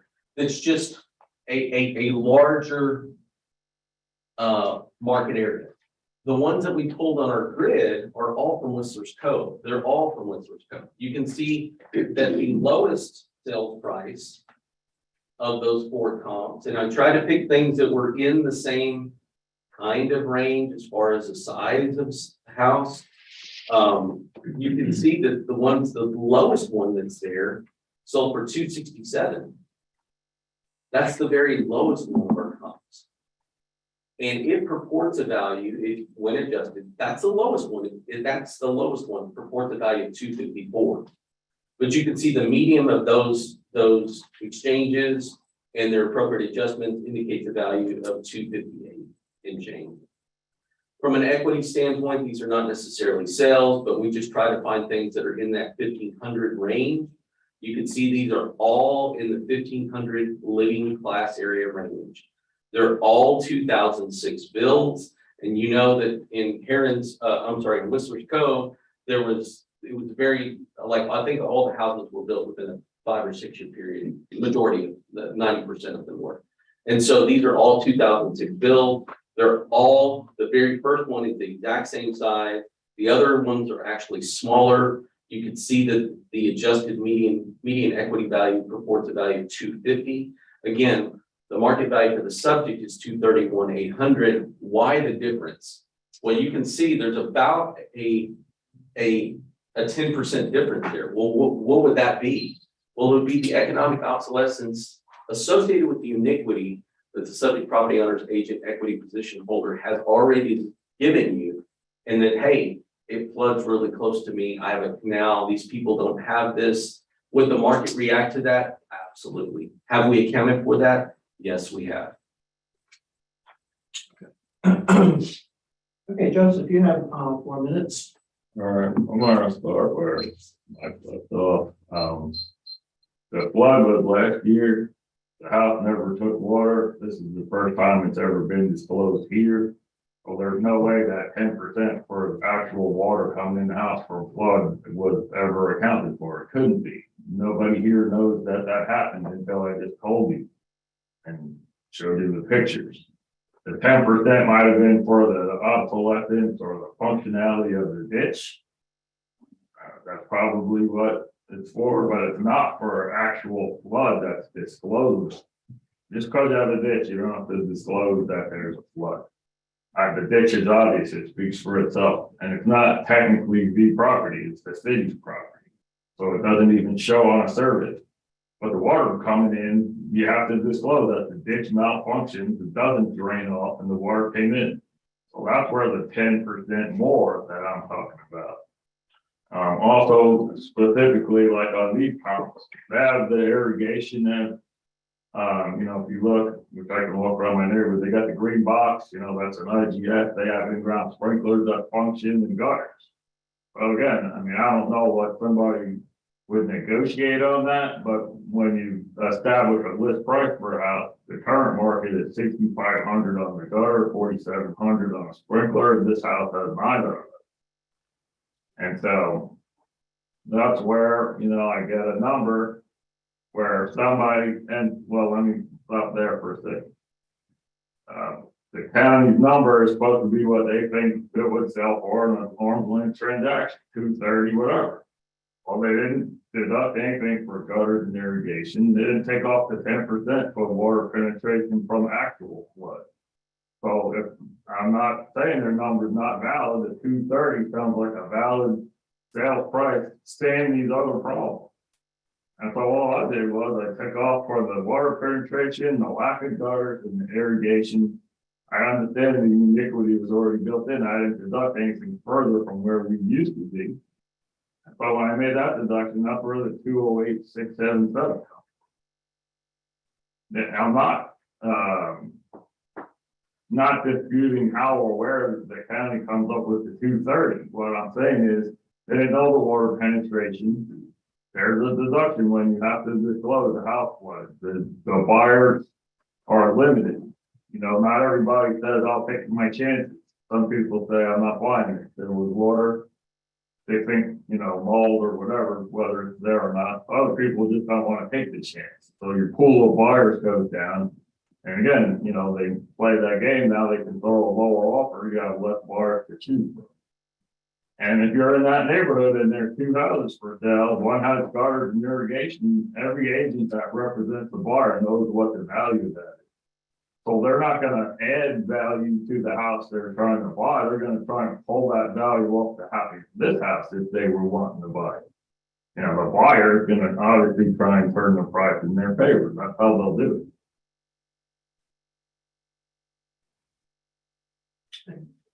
Good, you have 37 seconds. And the only other thing I do is, you know, we can pause and agree to a different number in between, but, you know, that's up to the county. I guess I'm a little, or is it our turn? I'm sorry. Yeah. 2 minutes of rebuttal. In rebuttal, if you can pull up taxpayer image number 3, Scott, and go to page, I don't know, it's like page 2 or 3. It's comp sales grid. And then it says gutters and irrigation. So in your gutters and irrigation, Scott, I may not be on the old one, sorry. it's number 3, I believe. See what number three is. It's like the third one down. It's our grid and then it says gutters and irrigation. Our grid? Okay, But sorry. their thing here, let me show you. Let me, it is taxpayer number 3 evidence, Yes, PDF. I got nothing. And it's like the second or third page down. To Go all the way to the top. taxpayer. So on this page Go right all the way here, to the top. Pull it all the way to the top. And then go to the second or third one down, come down, come down, come down. Are you on taxpayer number 3? that's what I was trying to get to. It, Scott, it's the file, it's the very first page has a picture of people on kayaks, if that helps. Right, like, There you Okay, go. so go down to like the third one. Keep going, keep going, keep going. Keep going. Right there, go up. Okay, so in this, you know, you talk about iniquity of the property, we can't know anything. What you've also described is what is called paired sales analysis in triplicate. What you have to disseminate is whether, and I'm not disputing whether a thing has irrigation and gutters. I'm just saying that sometimes the market doesn't care. And even though a thing costs a thing, the market reaction to it may not be a dollar for dollar, or it may not care at all. So in the question, this says GNI, this says GNI. So the subject does not have gutters and irrigation. Is that what you indicated? Correct. So this one does not have gutters and irrigation? I like to see. Okay, so in your analysis, this doesn't have gutters and irrigation. So would it be your supposition that in that this one that has gutters and irrigation should get a higher price? Comparatively. Okay. Yes. So where would be your triplicate analysis for a paired sales analysis that would indicate that you would be able to pull that out in the marketplace? But what I mean by that is you indicated like 6,500 for this and 3,500 for that. You're talking about $10,000 adjustment in a dollar for dollar thing, that would be $10,000, but in the marketplace, it would say something else, like it would be 2 times that amount. Or it would be half that amount, but you have to do paired sales analysis to do that. And this, the overriding market factor may be just the size of the house in comparison to this, because when you're looking at this one has gutters, but it's the same size as the subject, but this one has gutters as opposed to this one. You're gonna have to pull in, like, the effect of the age could have a playing factor. The point is you're focusing on something that the market may or may not care about. And for you to have a valid case, you would have to do what's called paired sales analysis and triplicate, meaning showing 3 without and 3 with, and showing the actual individual variables and showing what that is in the marketplace. And I don't think you've done that here. I think you've said that in the fact of uniquity, and I respect that you understand at least that much, but you haven't shown what that's to be, the adjustment to be. And that's all I would say in rebuttal. Again, my position is that the subject property is supported at 230,800. In reference to the economic obsolescence that was previously done, the subject property owners told us, hey, listen, we have a canal that's next to us. We think that the market would react to that in a negative way.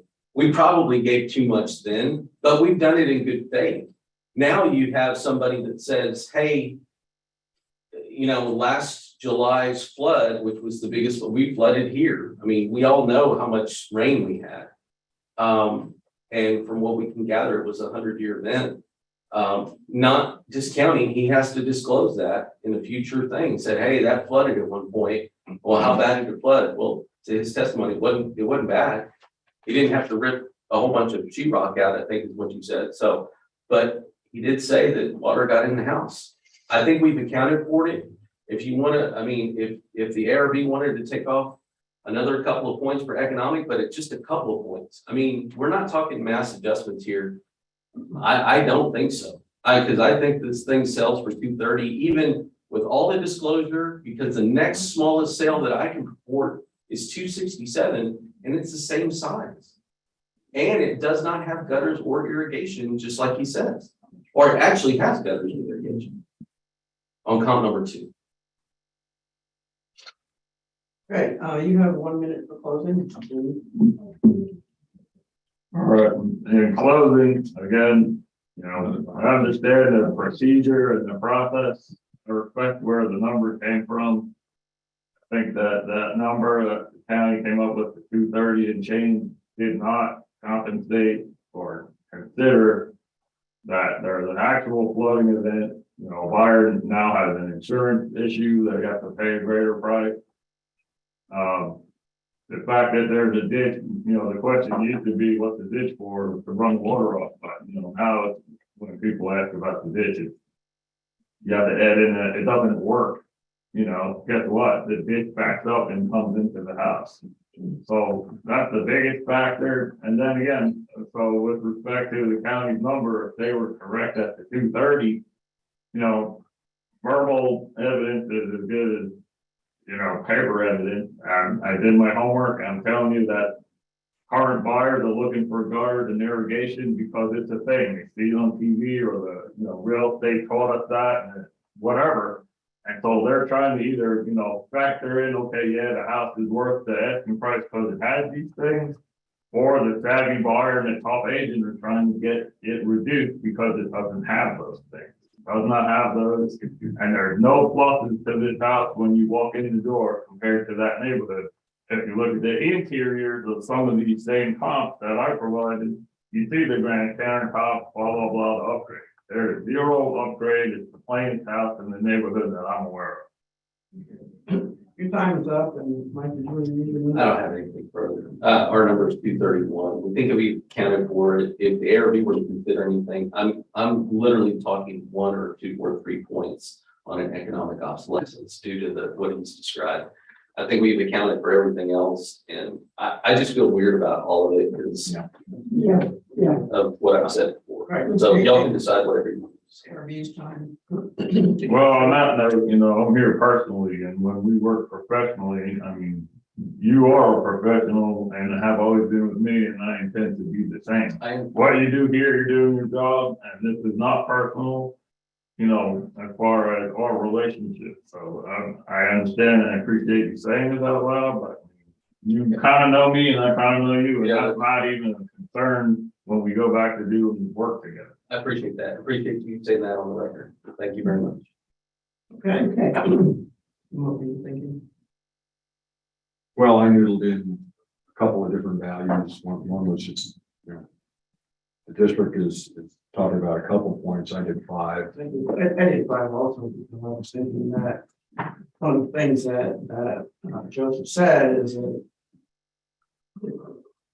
Matt, you reduced it already prior to the flood incident. Thinking as a realtor also, that's a huge consideration for a buyer. Any approach you have to disclose, you won't know. So, and then the gutters and all of that, I don't think you need to go to kind of a full price capacity on that, but I would be okay with it, the 5% off for the issues that he's talked away. I think that's fine. You think that's high? Yeah, I Okay. think that's fine. What would you do? Yeah, both numbers? I have a number, Yeah. 220, 272. Which is That's what's Yeah. lower than 5%.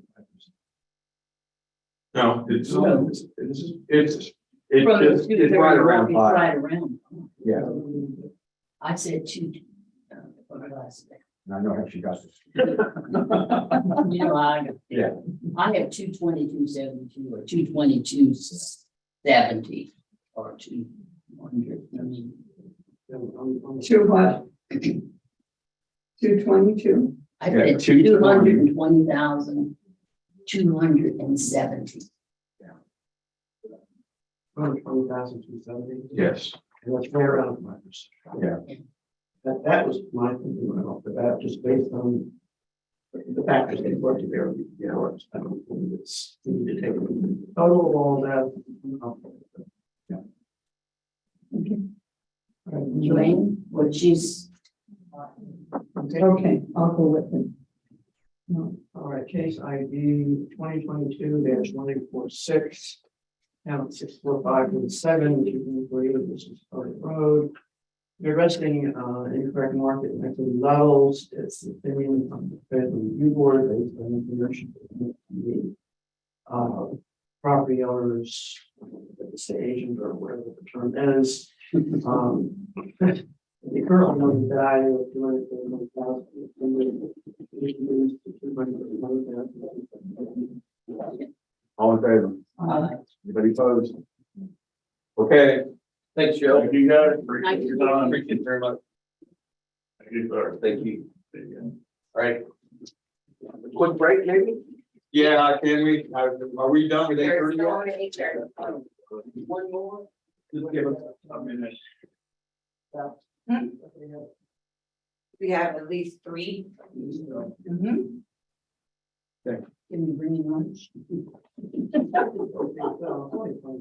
Yeah, it is. Yeah, we were past the 2-hour mark, so I don't know if I should let the 8:30 know what's going on or not. just apologize for it. Okay. Nothing is simple today.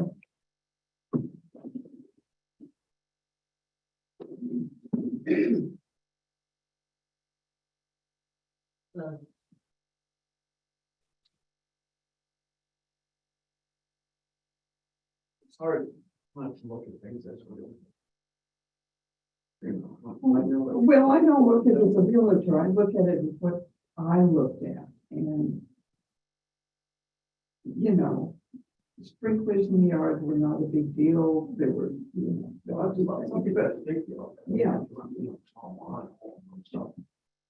They had comparable properties, this one had all the things that this one doesn't have.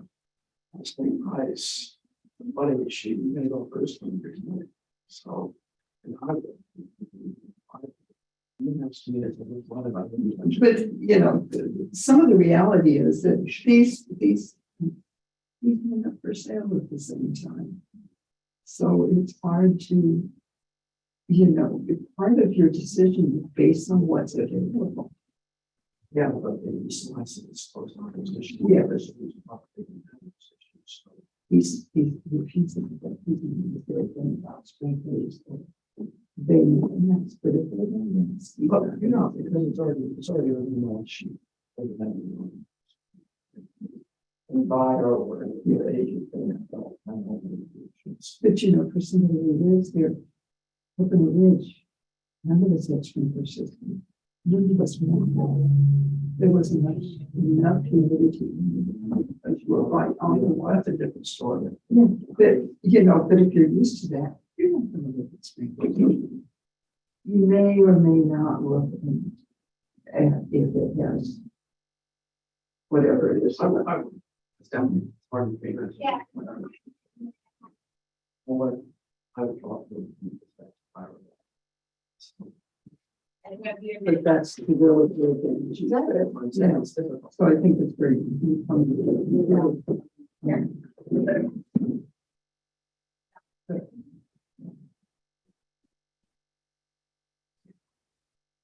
It's.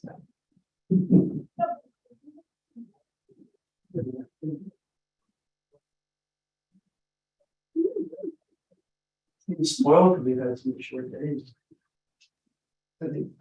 It's gonna stay inconsistent for the rest of it. How much longer we did.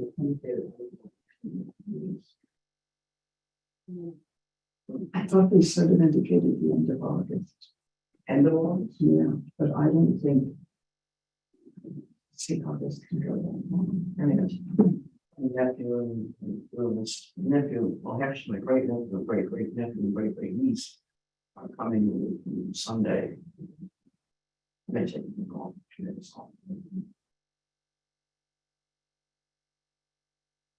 So if they want to go to the beach every day, they have no interest in going to the beach. They hate the beach. I'm not just walking out the door. Yeah, because I used to walk on the beach early in the morning, and I like that, but it's too hot. It's in my view, like, I'm not going in the morning. You step out on the back patio and go, never mind, never mind. I'll back in. Because I like to sit out and, you know, there's juice or whatever. Yeah, I do too. Well, my porch is, crazy fortunate, it doesn't get any sun, so. I did want to talk to further down. Large. Which is. But I have a large pit, and so I have the back part that's initially always, and then the front part that's. You want to get out? What's really you want? Oh, I'm on, in Sandwich, no, now. No. I was looking for a place that was smaller than what I had on the house, but off of the. How thin is it? It's the. I really Okay, Yes. do we have to take any action on these, on the 2-hour thing with anybody, or? I don't.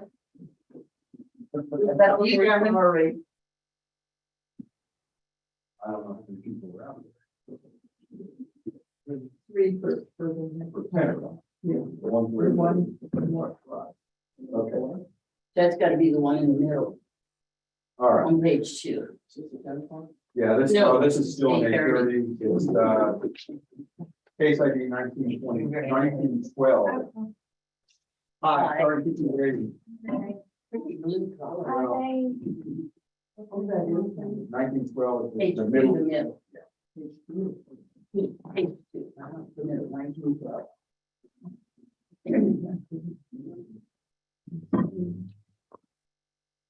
Two or 3, 4, 1, 5.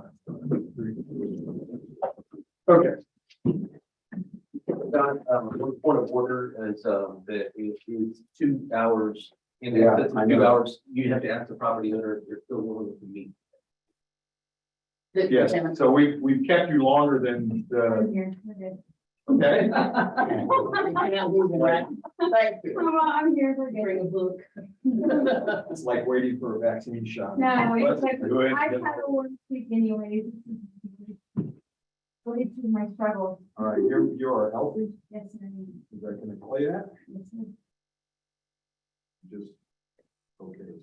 It's fine. Okay. I'm from here, that's what we do. All right. Yeah, my wife is. All right, I have some administrative stuff to run through. I'm sorry. Okay. Some administrative stuff to run through before we get started on the specifics of your hearing. And you'll be asked to swear in a moment, and when we get to that spot, Beth will help you do that. So we're commencing a hearing on case ID 2022-1912, account number 34155, which is 720 Mathis Street in Rockport. I'm 29. 729. That's what it says. I would have said that if my own were. This hearing is being recorded and streamed live on YouTube, and we'll verify within the protest. It's market value and equity levels under protest. We are the appraisal review board that will be hearing your protest today. We do not work for the appraisal district. We are appointed to perform an independent review of the protest. At the end of the hearing, you may complete a survey regarding your experience, and the survey can be completed using that form there, or a copy of one is also included in the determination package you'll receive in the mail to document the results of this hearing. You can take it online as well, and information about how to do that is at the top of the form. The survey is entirely voluntary. However, we always appreciate any feedback you may wish to offer. You also have the right to appeal our decision, and appeal information is included in the package that will be mailed to you to document our determination. In accordance with Tax Code Section 41.45H, all written material and evidence that has not been provided must be provided at this time. We have some evidence for you. Have you submitted everything that you intend to reference? Yeah, I just off the top, I thought this was gonna be tomorrow, so I'm behind on my stuff. So I looked at my timer. Oh, it's today, so I had to rush it. So it's not the most evidence I can get. Okay. The key is that we can't introduce anything. Yeah, else after I this. understand. Well, that's, that'll have to do. We're here. All right, the ARB members who are considering the protest have not communicated with anyone about the protest and are signing affidavits to that effect. I, Scott Wagner, can solemnly swear that I have not communicated with another person in violation of Tax Code Section 41.66F. I, Kathy Hoffman, do solemnly swear that I have not communicated with the person in violation of Tax Code 41.66. I, Joanne Ferguson, do solemnly swear that I have not communicated with another person in violation of Tax Code Section 41.66F. I, Peggy Bird, do solemnly swear that I have not communicated with another person in violation of Tax Code Section 41.66F. All testimony from all witnesses must be given under oath, so Elton, give the act to swear in at this point. I'm just gonna start with that statement. I do, please read it out loud. I do solemnly swear to or affirm that the testimony I shall present to the appraisal review board for the Aransas County Appraisal District is true and correct. And state your name for the record. Alex Ortiz. My name is Michael Soto. Do solemnly swear to affirm the testimony you shall present to the appraisal review board for the Aransas County Appraisal District is true and correct. Okay, I need to ask if you hold a license certificate from the Texas Appraiser Licensing and Certification Board. Okay, fine. Oh, yeah, makes sense, I guess. The survey form is a chart that's the hearing proceeding times. It's how we're going to, in principle, run the hearing. It takes two forms. One is if you present first, the other is if the appraisal district presents first. You both have equal amounts of time, regardless of who goes first. But you get to choose whether you present first or the appraisal district. Well, I don't know how this works, so no, I'll let you guys go first. It's fine. So is it Ms. Ortiz, is that right? Yes. Ms. Ortiz, the way it works is just that like we have to prove both market and equity. It's the burden of proof is like the district. So that's what we're here to do.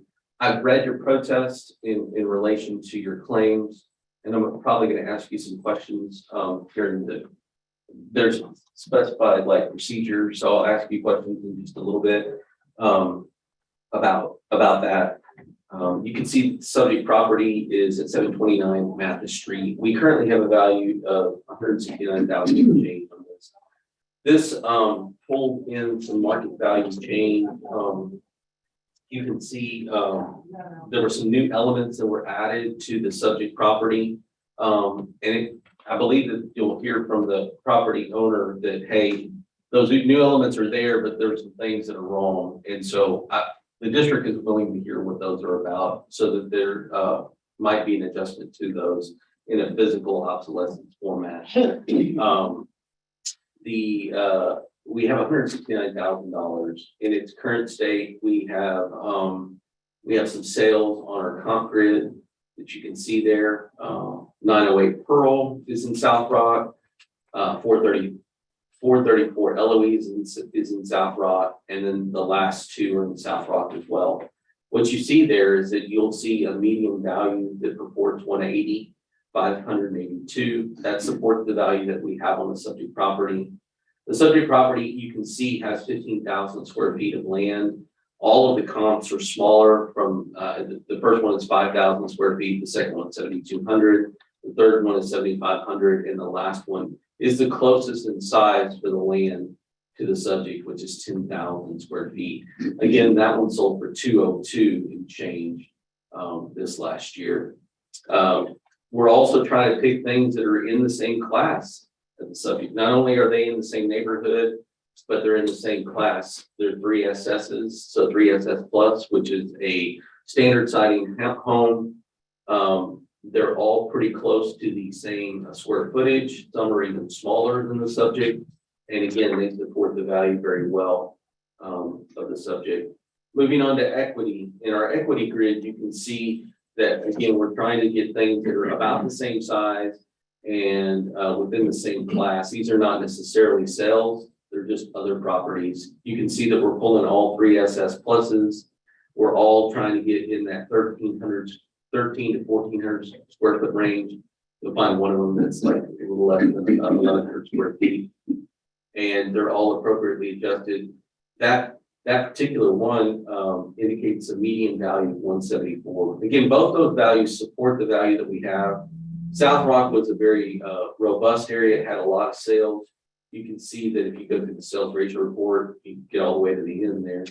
And there was 84 sales. We have a 98% or 96% weighted mean, which means that this is just a very robust market. I believe that that if it were all the way good, it would probably sell for this for the 169 that we have in a very, very short time, less than a week.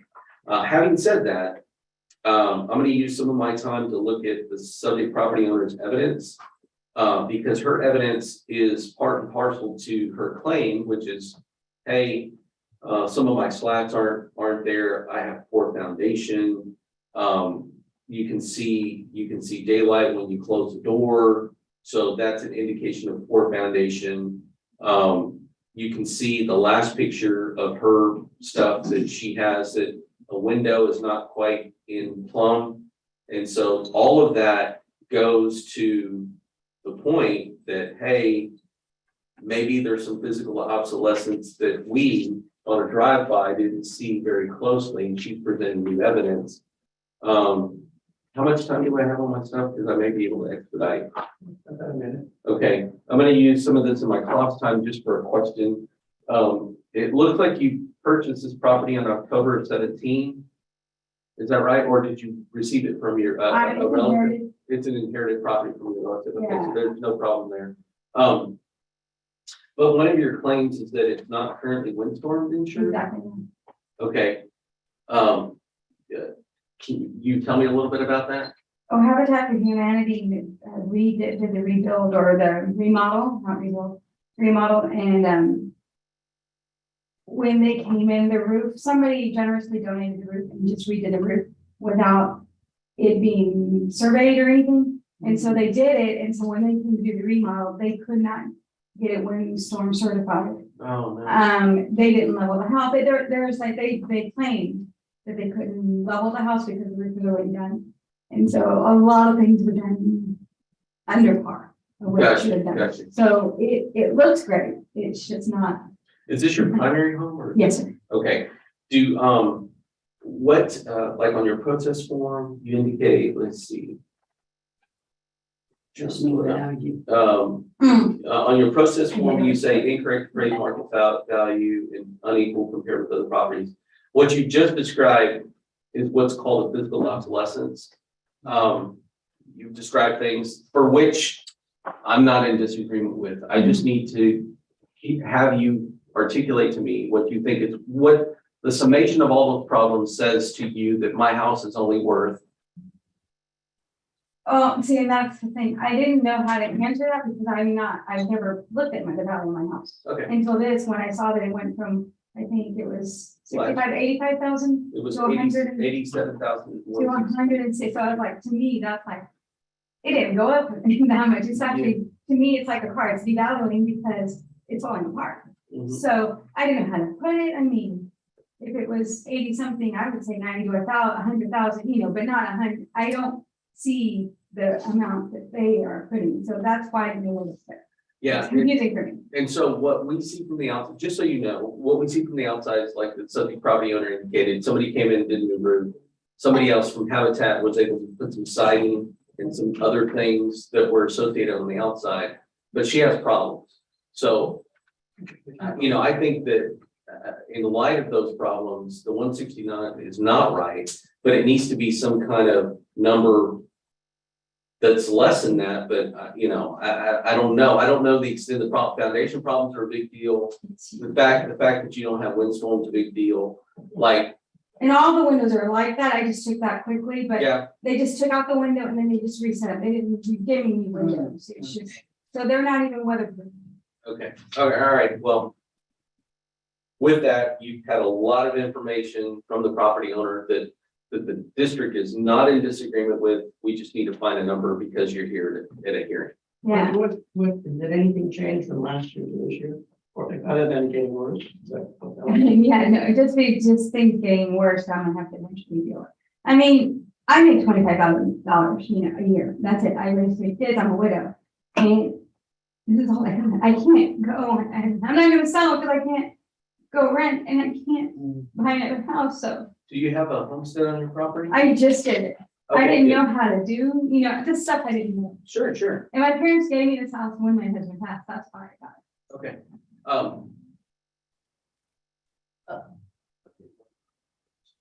What kind of damage is there on the foundation, just so we have an idea?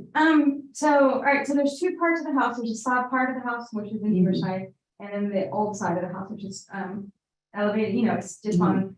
So all of that is, it's not, the foundation is not, done. So the kitchen, all of the flooring is already coming up. And the carpet in the living room and dining, the way they took care of it was they double cushioned it, so you don't feel the unlevelness. Yeah, so there's just way, and then the ceiling, they put wedges to make it look level, Right. you know, so I got to see the process, this is all the stuff that's going on. But they didn't solve the problem. They didn't solve the problem, so eventually one day, if I ever make money, I will get it fixed, because like I said, it's a family home. Even if I wanted to move out, my family, cousins, everybody wants this house, so it's like, I can't just get rid of it. Yeah. Scott, can you do me a favor and throw Scott Arrington? Scott Arrington? I'm listening to Oh, you. okay. Can you put a 50% physical and see what that number comes out to be? I'm sorry to jump ahead, but this No, is go where, ahead. this is Yeah. what I'm hearing. Yeah. And if, I mean, I just want to see what that number. Mhm. Let's see what it says. Before, like, right, within the year of the house being built or redone, the cabinets fell, because they didn't put And that's the cabinets in the kitchen, so it was just like. Put them on the list of not to use. Can you give me the total value when you fill it, please? Okay. So when I see the number, I'm like, really?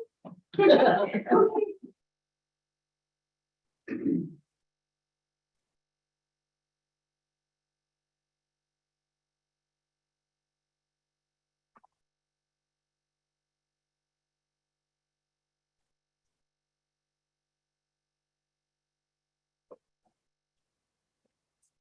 107320.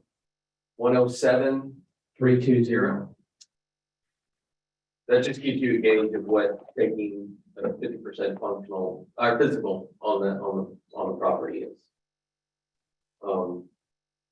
It is scary to see all the development around the area, because I know that people, I saw one of the houses, the neighbor is an Airbnb, you know, and then the house behind is an Airbnb, and it's, I grew up in this neighborhood, my dad grew up in this neighborhood, Yeah. so it's like scary to see the change.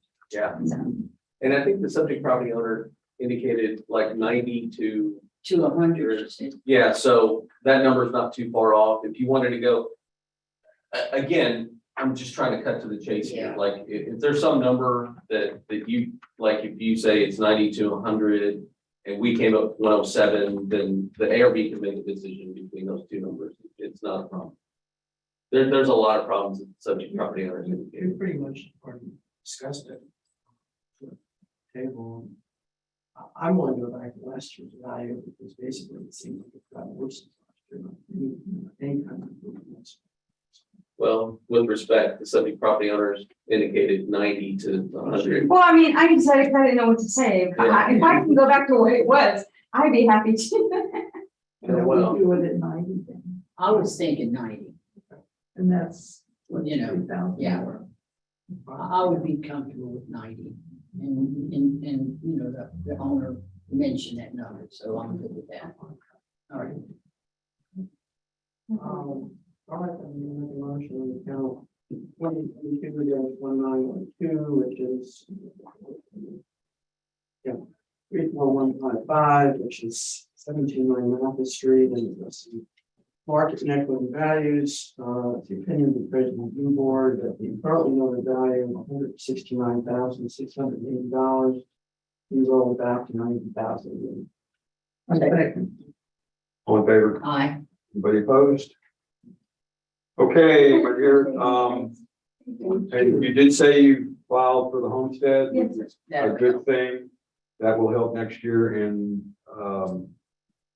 we'll probably see next year anyway, so. Maybe not. I'm sorry. I'm really sorry that you. Yeah, That's not great. but it's a nice house and it's got some Yeah, memories see, there. there's, so, yeah, and it's raised my girls in the house. Yeah, that's good. So I have to do this. You can take it with, Yeah. Stacy, you can take that with you and do it at your convenience. I appreciate your time. Thank you so much. Thank you for Thank you for waiting. your Thank And you. we're good. Welcome to your house. Thank you so much. I appreciate it. You look pretty. Oh, thank you.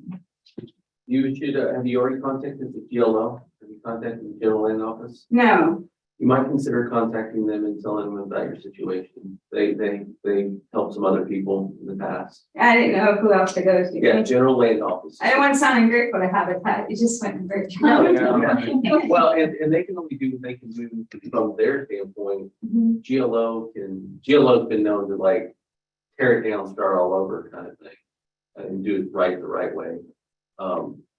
Anyways, That might Okay, take well, a no, process. I appreciate that. General Land Office is who you need to contact, tell them about your plight. But they may or may not be able to help you. Okay, no, it's something. So thank you. And the habitat, was there hurricane damage which caused them to do this? or- Oh, yes, it was when the hurricane. Yeah, happened. and that's something you should mention when you do talk to GLO, because it may have a bearing on They have some. how they address it. Okay, It's important that you indicate that you do not have insurance when storm insurance. okay. So, I appreciate it. Thank you. Bye-bye. Thank you for your time. Bye. At 8:30? Oh, we got 10. Ooh, Yeah, we got 3 at 10, so we need to talk faster. yes. On one. we have three more. I think. that's what she said. And it's 11. Okay, well, then we're ready. I know you're listening. You know that, you know you're listening. You may have some boys and turn it off.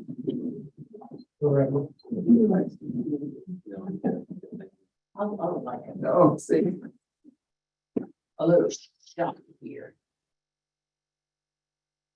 Oh, one milk chocolate. Hey, guys, got to think about this part. Next one, account number 17058, case number 1609.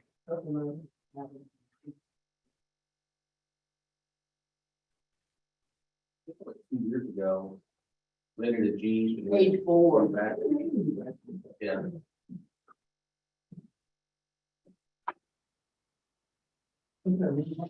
One fifty zero nine, page 4, bottom of page 4. Mhm. 17058. Are they here or Zoom? They're all in person. We're ready for Page 4, bottom.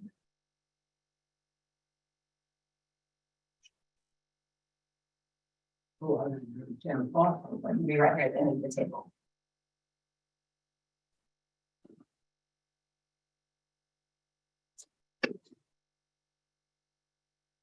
I'm trying to get through. Take you to Bob. Right. Smart man. Are you Paul? Yes, sir. Okay, and you are Cindy. Okay, good. Okay, if I call you that? Sure. Okay, I have some administrative stuff to run through before we get into the specifics of the hearing. You'll be asked to swear in a moment, and when we reach that point, that will help you do that. So we're commencing the hearing on case ID 2022-1609, account number 17058, which is 4202 Loop 1781 in Rockport. This hearing is being recorded and streamed live on YouTube, and we'll verify what's under protest. Online protest. Okay, so market and equity level are under protest. We are the appraisal review board that will be hearing your protest today. We do not work for the appraisal district. We are appointed to perform an independent review of your protest. So the four of us around the table, or the ARB, Mike Soto at the end of the table is the district representative. Beth and Scott in the back are also from the district. At the end of the hearing, you may complete a survey regarding your experience. The survey may be completed using that form that you have there in front of you, or there will be a copy included in the determination package you received in the mail that documents this, the results of this hearing. You can also take it online, and information about how to do that is included at the top of the form. The survey is entirely voluntary. However, we always appreciate any feedback you may want to offer. You also have the right to appeal our decision, and appeal information is included in the package that will be mailed to you to document our determination. In accordance with tax code section 41.45H, all written material and evidence that has not been provided must be provided at this time. So do we have all the evidence that you are going to reference has been submitted, I believe? Been submitted. Okay, good. So we have 3 different steps. Okay, great.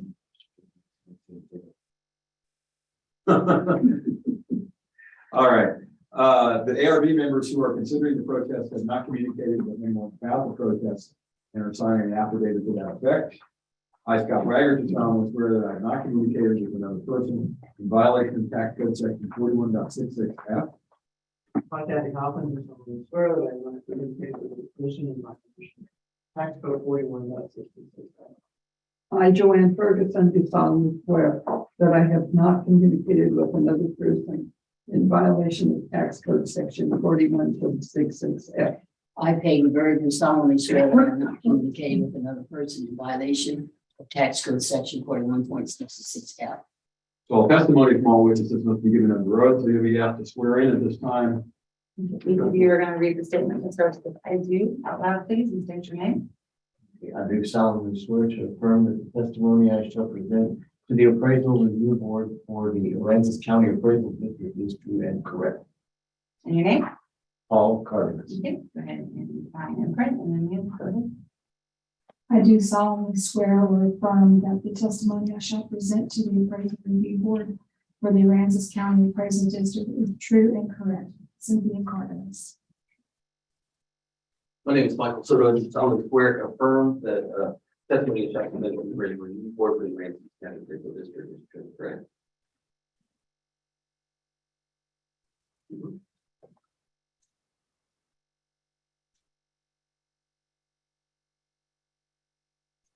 Okay, I need to ask Is either of you hold license or certificate from the Texas Accredited Licensing Certification Board? No, sir. Okay, that's fine. You got everybody that. Underneath the survey form is a chart that's hearing procedure times, and that shows how we're going to run the hearing today. There's one of two forms. Either you can present first, or the appraisal district can present first. You both have equal amounts of time, regardless of who goes first. You get to make the choice of who you would like, whether you would like to present first or have the district. I'd like to see what they have. Yeah. Okay, Sure. The subject property is on 4202 Loop 1781. We currently have a valuation of 116,070. The majority of that value lies in the land element. You'll soon see why. On the property card, you'll see that we have a 2PH, which is a pretty low class home. Like we have classes from 1 to 7. A 4 would be an average home, so this is a class 2. It's very small as well, and it has like a attached glass porch. There's a carport number 3, a storage number 2, and a porch. Again, there's all very old elements. The original house built was in 1960. Some other things were added after that, but it's not necessarily what it is, it's where it's at. This is phenomenal when we consider the location of this, what's called the Covenant Village. And so right here, this is the pictometry imagery on number 2. And so having shown this, we can show pictometry. And you can see this is like a different vantage point. We zoom out twice. Or a couple of times. This is overlooking Aransas Bay. I'm sorry, Coconut Bay. And you know, there's multi-million-dollar, or there's hundreds of thousands of dollars of homes right across the street. They have a water element. They're different than the subject. I'm just saying that this is a pretty awesome area as far as the land element is concerned. Not in dispute with like what the subject property owner is saying, that, you know, like it's an older house. We just don't have very much value on it. What are some sales that we have there? We try to get the best ones, the closest ones that we could. So from burden of proof, again, lies with the district to proof of market and equity. The very first comp is on the same 1781 loop. It's a better house than the subject, but it is adjusted downward for its both class and effective age. It's also adjusted down for its size relative to the subject. The subject is only got 7,250 square feet of land. And you can see that that one purports a value of 139 when appropriately adjusted. Number 2, comp number 2 is also in that area. It's 125 Live Oaks. That's in that same Coconut Village area. That one sold for $256,000. Again, a much nicer home than the subject property. We have to adjust for that. Again, there's large adjustments there. It is the same size as far as the land, but it sits further back. It doesn't have that really that superior view on 1781. So it sits back on Live Oak. Number 3 is also on Live Oak. That one sold for $212,000. Again, a much nicer house. I think the best comp that you can see is comp number 4 from both the size and the closest in classification to the home. But you can see that, again, it doesn't have the land element like the subject. And you can see that very evidently, that it has twice the size, but it's less valuable than the subject's land element. And that's really where it's at. It's not what it is, it's where it's at. Why did they print 3 and 2 and 3 are the same? Yeah, Same address. comp 2 and comp 3 is the same. Yeah, we wanted to show you the difference in just what's called a paired sales analysis. And so notice that there's two sold twice. We wanted to show you that there was definitely an increase in the market. That's the reason we have it in there. Thank you. And it's called paired sales analysis for a reason, because it is the same property that sold at 2 different times. And you're able to see that in the 2020 year, it sold for $212,000. But in comp number 2, it sold in late of 21, which is more indicative of a recent market value. Right. And you can see that if you take the 212, I'm sorry, 256 divided, I'm doing rough math here, divided by 212, you could see the 20% increase. We wanted to put that in there because we wanted to show you, hey, this is a very niche. It's called Coconut Village. It's a very niche neighborhood, but we wanted to show you that there was increasing value. How are we going to show you that? It's 21% increase in value. Same property sold twice within, I don't know, 18 months. Is that what it said? Something like that. It's less than 18 months. Right, yeah. But we wanted to show the robust nature of the market increasing. Having said that, the system is kicking out a value of 135. It supports and purports the value at 116 that we have on the subject. Moving down to equity, these are not necessarily sales, they're just other properties in and about that subject property owner's area, and it supports the value at the 116 as well. My time is up. Okay, Paul and Cindy, you have 2 minutes to cross-examine Mike or ask your questions, and then 5 minutes for your presentation, so 7 minutes. Okay, the land that we have, as he showed up there, okay, you said robust, especially views and everything of Coconut Bay. We have no view of the Coconut Bay anymore because the landowner across the street put up a house, couple of houses, and now we have no view whatsoever. During Hurricane Harvey, we lost 2 historical, or I wouldn't say historical, very large oaks in the front yard. There's a picture somewhere in there showing, I think it's our son, standing at the base of the oak. Was it binder number 1, sir? Yeah, binder number 1 at the very end, Scott. Yeah, right there is where. There it is. Oh, that's my wife. Sorry, that was son. Sorry, but we lost 2 that size. I mean, that was the uprooting of it. So we haven't. It took out the view. Well, it took out 2 large oaks that we had before that were. I kept them trimmed. They were beautiful. Hurricane Harvey destroyed them. There's one in the back that the only way it's holding up right now is because of the boat barn, and I'm having trouble doing the boat barn because if I mess with it, that tree may fall, and when it falls, it's going to fall right on the electrical lines. So I can't do much with it right now. Can't do. Yes, the electrical company, I was going to get with them. I said, if they need to trim it up, but it's a new one. I think it's Reliant now. It's out there. So I got to get with them to find out how to get their crews over there to do that. The house we had, yeah, it's not because of the foundation got messed up. The roof we had to replace because our son is living there. He's lived there for the last 4 years now, 4 or 5 years. And he's trying to fix it up little by little, but he has to work. So it's been hard for him to do that and do the other. But he's been maintaining the house. It's less than 1,000 square feet. But the land is what got ruined. And my view got ruined by the neighbor across the street of Coconut Bay itself.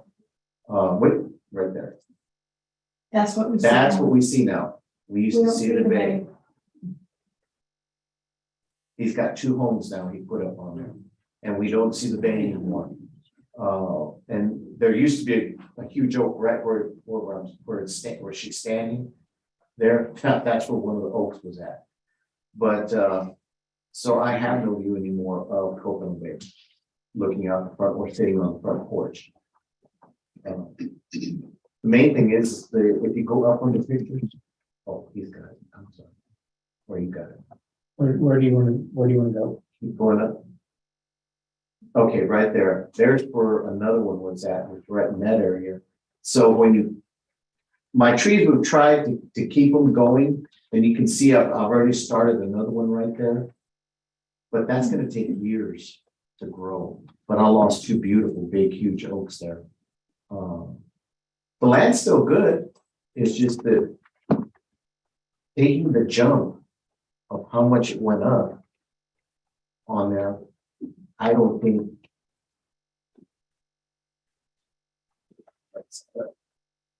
It does, what, you still have damage from Harvey or? Yes. Things that need replaced? Oh, yes. Tell us a little bit about that. Windows, the house is very old, like he stated at the beginning. So my son is little by little replacing the windows around. the one on the side for the trailer house was at next door to us. They're only 5 feet away from us.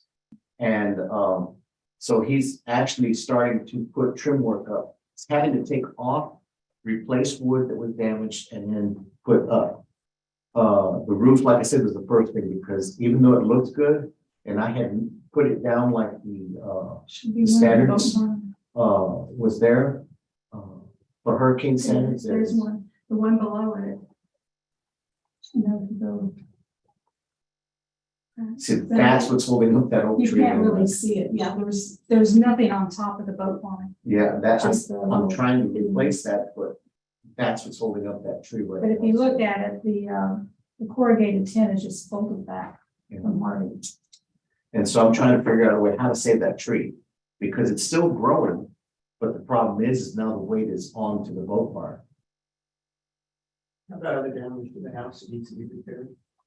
Foundation, All that, windows, yeah, all that water from Harvey. yeah, those are the two main things. Trees are lost, I can't replace, well, I'm trying to replace them, but it's just, Give a value, what's estimated. I don't have one in my hand, I can give it to my son, but it was about 10,000 just for the foundation, because if you go from the front door to the back door, you go down about 8 inches at one point. I mean, it just goes, takes off. And the windows are rotting out on the trailer side. They're really rotting out. I mean, if he goes to even move one of them, painted glass will fall out. So he's getting windows and stuff, but right now he's dealing with something else up in Kerrville's. You still have no amendments. So Anything else? No, that's it. Oh, I take that back. I do. So across the street from us, Randy and Sandy's house. Yeah. Is one of those, what do you call those? GLO. Yes, GLO. Mhm. So I noticed on there, that's what all those little things down at the bottom were. Yeah, those, their land values and everything are, it's a lot lower than ours. I don't know if there's a way to go back and look at that chart that y'all had up there where you had all the lines. I think it was at the top. You talking about? The concrete. Yes. The overhead Yes. views, yeah. So, No, the other way. where's sleeping? There you go. Yeah. They're 17059, we're 17058. So they're across Sweet Bay. Yeah, they're right there. There. And we like to use their information as a comparison.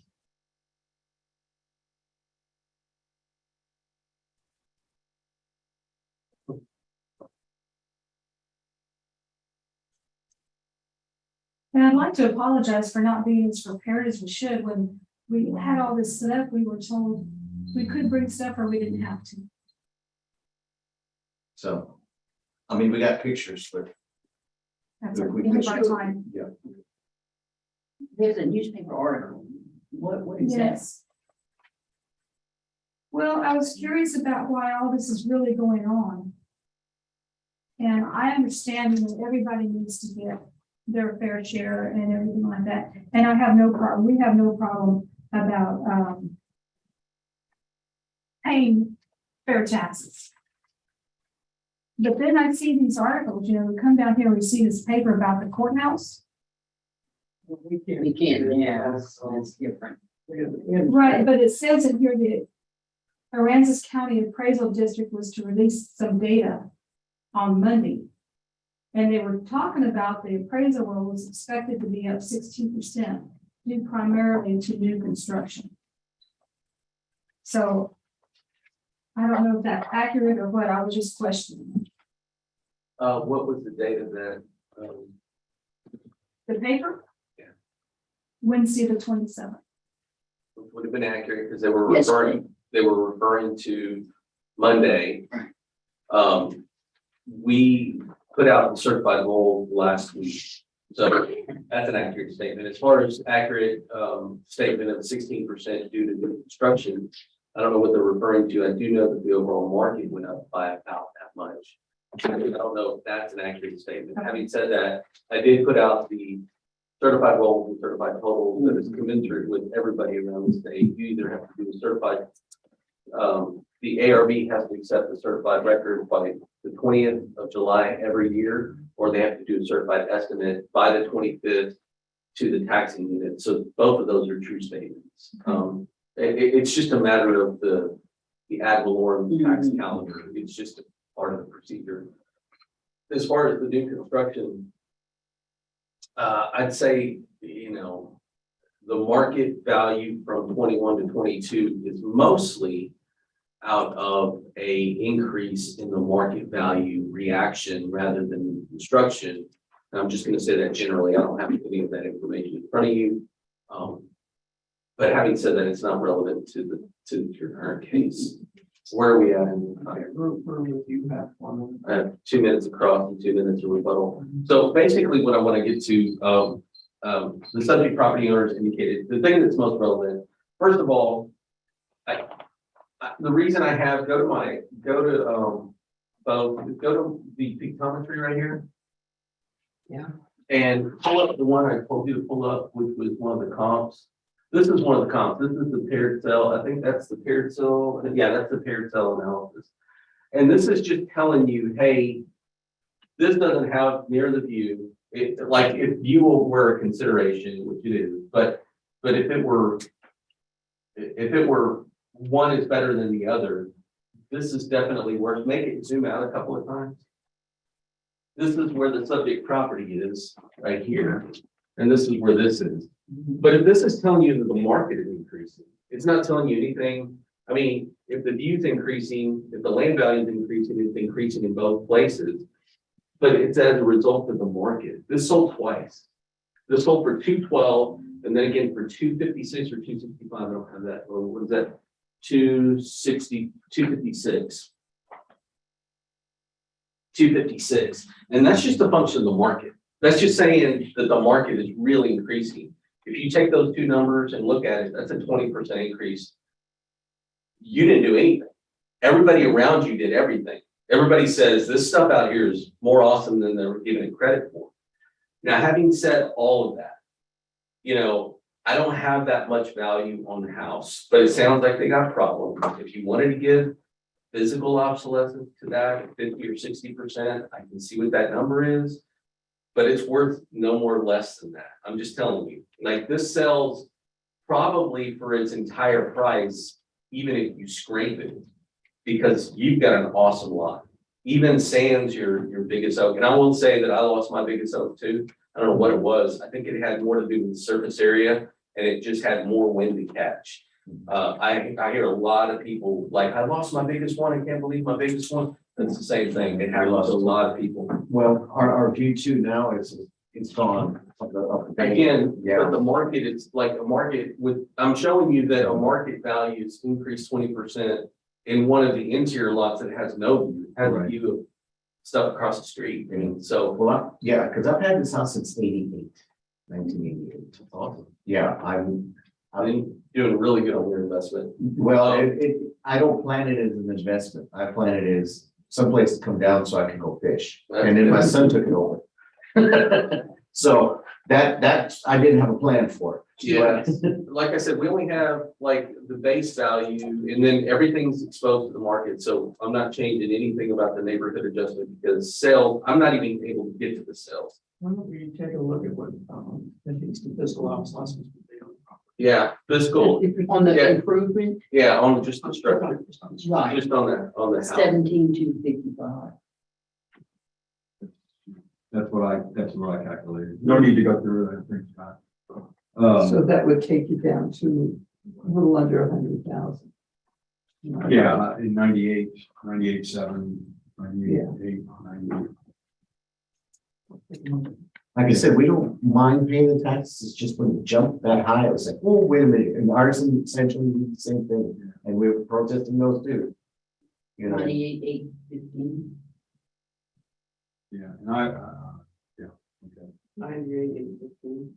And we understand that, you know, yeah. I would- So why is there such a big jump now?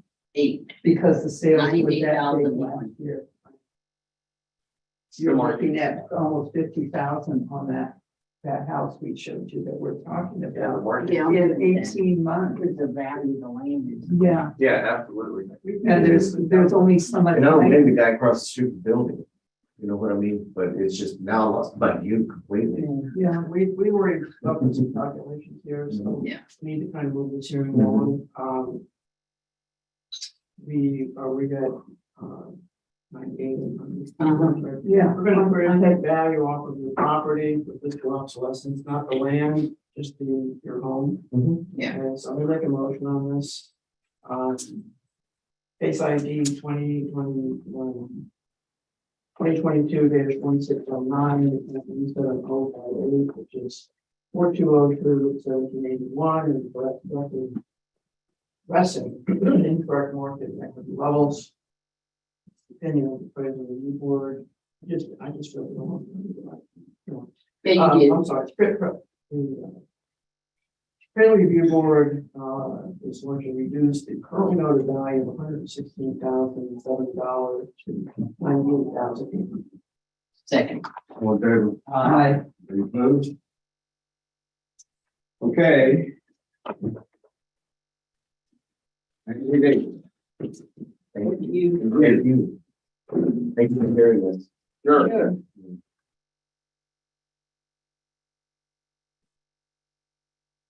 Hope you get finding of what to do with your tree. You can fill that out if you need to.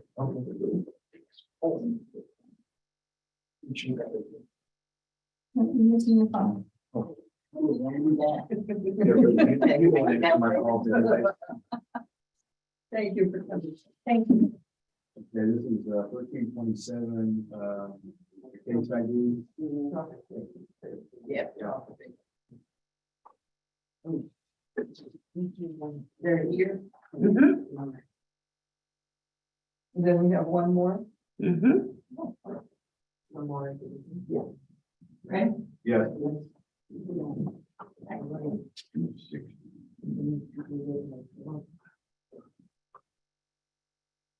Like overlooking the airlines. You're right there at the head of the table. Morning. Don't worry.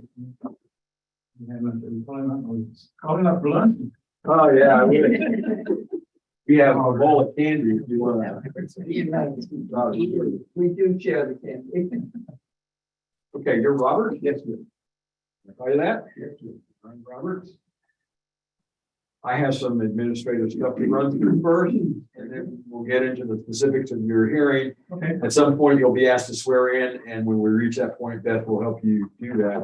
Okay. We're opening the hearing on case ID 2022-1327, count number 13142, Arch Street in Aransas Pass. We are, this hearing is being recorded and streamed live on YouTube, and we'll verify what's under protest. Market equity is also other. Basically, we're just. Okay. And you have no other specific concerns aside from the value that. Yeah, so the reason I was given this point was because, not because we were at an impasse as far as what the revised appraisal I spoke to already. Yeah. But he just didn't know what to tell me, and I was just wanting to have. Okay, That makes that's fine. You got the. All right, so we are the appraisal review board that will be hearing your protest today. We do not work for the appraisal district. We are appointed to perform an independent review of your protest. So the four of us represent the ARB. Mike Soto at the end of the table is the representative from the district, and Beth and Scott in the back are also from the district. At the end of the hearing, you may complete a survey regarding your experience, and the survey may be completed using the survey form, which is under your phone there. Another copy will be included in the determination package that will be sent to you that documents the results of this hearing. You can also take it online if you like, and information about how to do that is at the top of that form. The survey is entirely voluntary. However, we always appreciate any feedback you may wish to offer. You also have the right to appeal our decision. And appeal information is included in the package that will be mailed to you to document our determination. In accordance with tax code section 41.45H, all written material and evidence that that has not been provided, must be provided at this time. So do we have, is all the evidence that we're going to be addressing been submitted? Yeah, well, I have the evidence packet that you sent me, and that's. That's fine. Okay. The ARB members who are considering the protest have not communicated with anyone about the protest and are signing an affidavit to that effect. I, Scott Wagner, do solemnly swear that I have not communicated with another person in violation of tax code section 41.66F. I, Captain Hoffman, do solemnly swear that I have communicated with the person in violation of tax code 41.66. I, Joanne Ferguson, do solemnly swear that I have not communicated with another person in violation of tax code section 41.66F. I, Peggy Bird, do solemnly swear that I have not communicated with another person in violation of tax code section 41.66F. All testimony from all witnesses must be given under oath, so you'll be asked to swear in at this point, and this will help you with that. Who's gonna read the thing now? I think that's what I do. I do solemnly swear that I will affirm that the testimony I shall present to the appraisal review board for the Aransas County Appraisal District is true. And state your name, please. Robert Pettit. Okay, then I'll sign it in red. Mike, My name is Michael Soto. I do solemnly swear affirm the testimony you shall present to the appraisal review board for the Aransas County Appraisal District is true, correct? Yeah.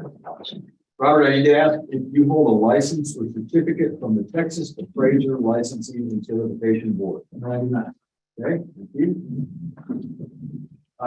Under your phone is a chart that is the hearing procedure times. How we're gonna run the hearing today, and is broken into two columns. One is if you present first, the other is if the district presents first.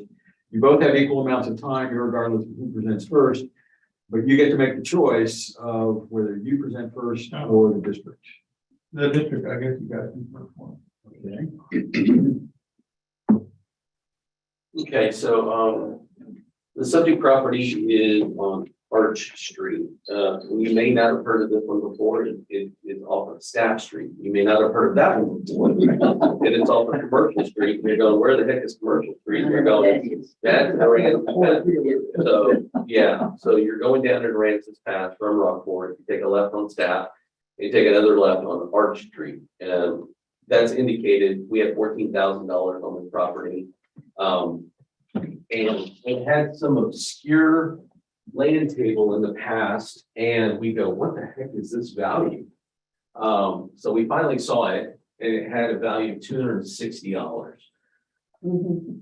Yeah, stuff gets missed. This was part of the railroad used to come through here, I believe, was right here. And this was part of the railroad reserve area. This had a weird leftover land table. These were recently cut up. I say recently, within the last couple of years.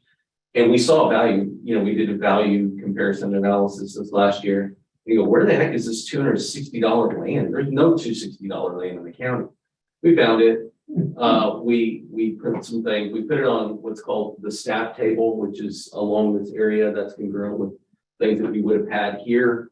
And again, the burden of proof is on us. So we have to prove that this is worth $14,000. It's absolutely worth $14,000. I'm going to ask you a question. I want you to think about it for about 3.4 seconds. If this was on the market for $14,000, yes, it's sold. It's sold at that price. And I want you to ask yourself a question: at $260, how long would it last? It wouldn't even get past. Yeah. And so we found an error. It was an error to the subject property owner's benefit for years. We found it. It's worth 14. I'm going to show you why. On comp number 1, this is also in the city of Aransas Pass. It's off of Whitney Street. That one sold for $7,200, the sales price. But you can see that purports a value of 103. The next one is off of McCampbell, and that one sold for $30,000. That purports a value of 414. The other one that you have is off of Rice Street. This is sold for $12,000.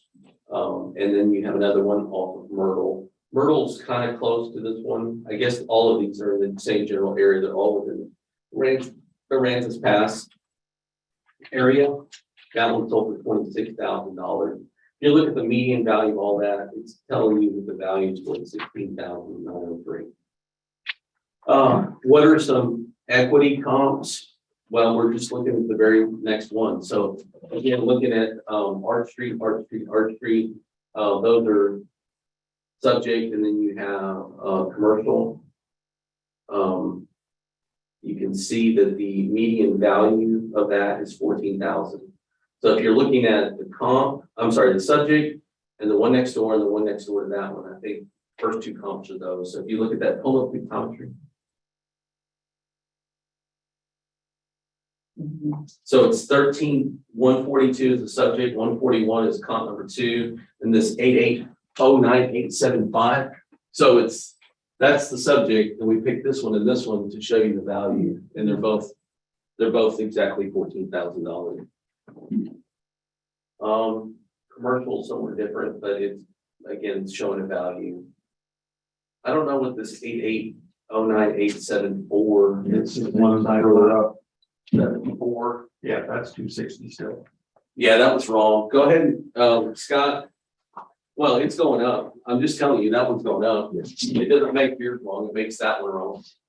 Make sure to put that, put a note in the account to put it on the same staff. Again, this sells in a week at this price easily. We found an error. That one, comp number 4 on equity is still in error, but I assure you that it will be remedied in 2023. So that's all we got. Robert, you have 7 minutes. Okay. Questions? Actually, it was, they were in that first 13137, that was 4, so we had a lot initially, because mine was lot 7. So I guess it was sold as a whole parcel at some point. I mean, a little history, when I bought it, they asked me what I was gonna do with it, and they said at that time, I was just interested in keeping it the natural preserve that it was. That's, you can see, it's all brush. It hasn't been improved at all, anything. And then when I looked into it, as far as trying to build, realized that there are no city utilities available. There is a high pressure sewer line on staff that you can't, I don't know what they have to do to do it, but it's all the responsibility of the owner. And if I were to want water, I would have to cut across the parcel number 13133 in order to tie in to the water that's pipe that's available to the back of the Holiday Inn, which is what the gentleman did. Mr. Bud Adams, he bought those at one time. He tried to buy my lot at the time, but he bought the first 4 lots on my side, and he bought some lots on the other. He's the one that built that one house on the other side. The only reason he was able to build on that one is because he had to tie in at his own expense. He was a small developer, so he's the one that put in the road, the gravel road that was there. But I had no access to any utilities there, which is why it doesn't sell. I know that there have been for sale signs on 874 and 875, and they haven't been sold in the years that I've been there. I think I bought it in 92. So really, I was, other than the fact that you set the appraisals price at whatever you wanted, I just wanted to see what justification you had on making a $13,000 increase, because it's not cost effective. It's almost not cost effective to have to run your own utilities. We're only probably at, if I were to build, it's a floodplain, I have to put stilts. They require, the city required to put it on stilts, which is another, it would add anywhere between a third to a half of the cost of a house or any kind of structure in order to do that, notwithstanding the price of having to run utilities to where they're accessible, because the city hasn't done anything in all those years. So that's my spiel, I guess. I don't know. I wish I was Hazel, whatever. I guess I dumped her by coming here and seeing that she was the other one that still has a 260 appraisal. But I think that's why it doesn't sell. If you buy it for cheap for 260 to find out it costs you thousands of dollars to run your utilities because the city won't pay for it. You don't even have a street lamp available. It's going to be hard to build something on there develop anyway, whatever. You can't, it's restricted, you can't put any kind of manufactured home on there. You can't, it has to be on stilts. So, after checking with the water board, and that was some years back. So that's why I think it hasn't valued, value was pretty much consistent with my own bills. The owner, the developer that bought this property, he sold them out, he got out of there as soon as he was able to kind of break even on that one house that he built up because of the unstable labor market and cost of materials and such. Okay. All right, Mike? Yeah, so in a question that I would have, so can you tell me again, in looking at this, something about the utilities, you said something about the utilities, like there's. If you go to the Holiday Inn, it's on borders on the, I think on the back of the property, it's where they have a water line, I think, in the sewer that you can tie into. Okay. That the developer, for that one house did. This one right here? Yes, sir. What about this one? I haven't looked into that. I don't know. I know there was, what he told me was that there was a positive pressure sewer line that runs along staff. That I don't know if you, oh, you want to tap into that and have everything come back. Well, I mean, there's a procedure for, I mean, there's lift stations all over the place. Yes, well, And there's a procedure by which they do that, just to tie in the sewer. What about 13133? This one right here, what about it? Like, I mean, does it have water there? well, there's water here, there's water here. Oh, okay. There's water between these two, for sure. There's a house here, so Yeah. there's water here. So, I mean, Available. Where did you get his electricity? I don't know, there was nothing brought up about electricity. There but- might be a telephone pole at the railroad crossing, but I'm not sure. Yeah, No, there's the electricity. There right it here. is, yeah. Yeah. Electrical pole. So So they could tap in. and- yeah, at my expense. They Well, won't, the city won't do it. well, yeah, but I mean, that's for anybody. I mean, that's anybody's expense. On these houses here that you have, if you send me the packet, they already have electricity, don't they? Well, Because that's the value. I gave you. I gave you houses, I gave you all. All of it, the land? Yeah. Yeah, that's all. The sales ratio report is all the city of Aransas has. I mean, I didn't go into that because they're not most congruent with yours, it's just land. Well, like I said, well, that's the only thing I got, so. I don't know. I'll stop for lunch. Make a decision. Yeah, the 13146 was not, I don't think it was in my sales ratio report, but that's definitely close to the subject. It's a house. It obviously has water, sewer, and electric to be a viable house. Can we get a 1313146? Oh, just in the packs.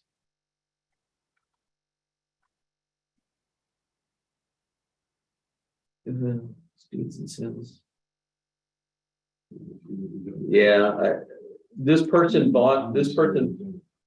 Yeah, this person, it's not, it's just, all I can say is that person bought it in 2004. They built a house. They obviously got past all of the gymnastics of doing water, sewer, electric. And yeah, it's always been the expensive property owner to tap in. That's Well, not to tap it in, but have to run the line, and then you have to have permission of the landowners whose land you're crossing under. Well, there's The only- an easement right behind you though. I mean, there's an easement behind you. Yeah, I don't know But whether there's, well, unless they put in months since I've seen it, I'm not aware of one behind. you gotta big comment. It should. It's like it's right there. Big commentary. Is that the subject? Zoom out one. What, I mean, this is between. Right there.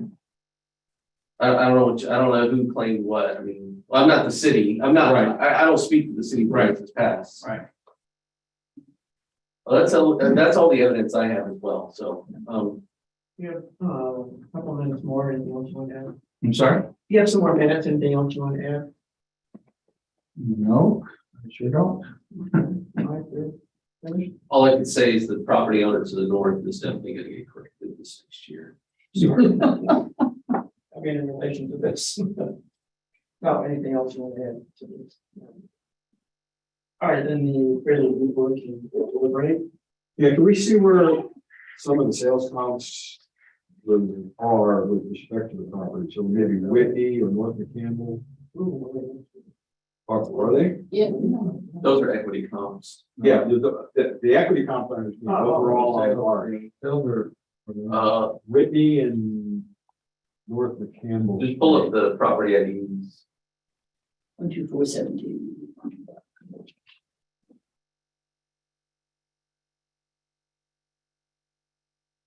We don't have a lot of sales and, the subject is. Where's, staff? Oh, yeah, that's staff right there. So that one's, can you get into that one a little bit? That's a dirt road. It's, you know, I mean, I'm confused here. That 194 is. that was 12472, right? 194. It's Whitney, 12472 is the first Is column. the first on the column. Sales grid, yeah. And it's off a dirt road. That's 192. Yeah, that's 194. Am I reading that right or is it No, 12? 12472. Okay, oh my God. So you are Do me both. 12472. Okay, I know. We're allowed to go up with that. A bit, so that. Yeah, but it's on a dirt road. I mean, it's showing you that it's, yeah. Pull up, 12594. Pull up 12594.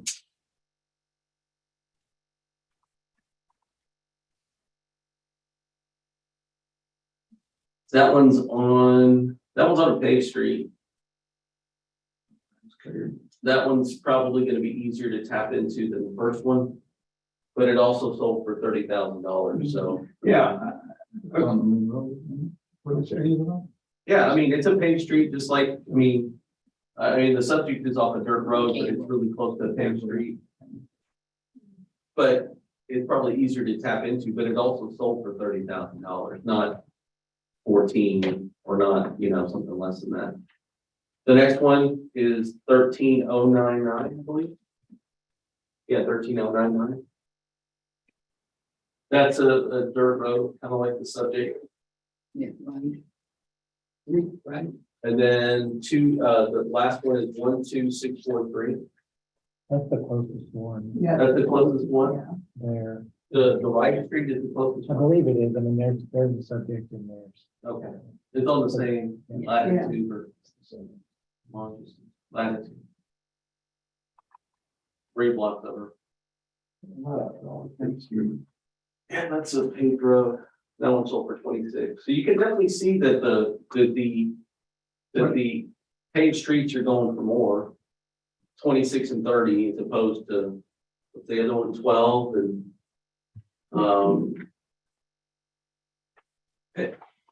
The right street is on the same type of street layout. Here's where my head is, where I'm confused, okay?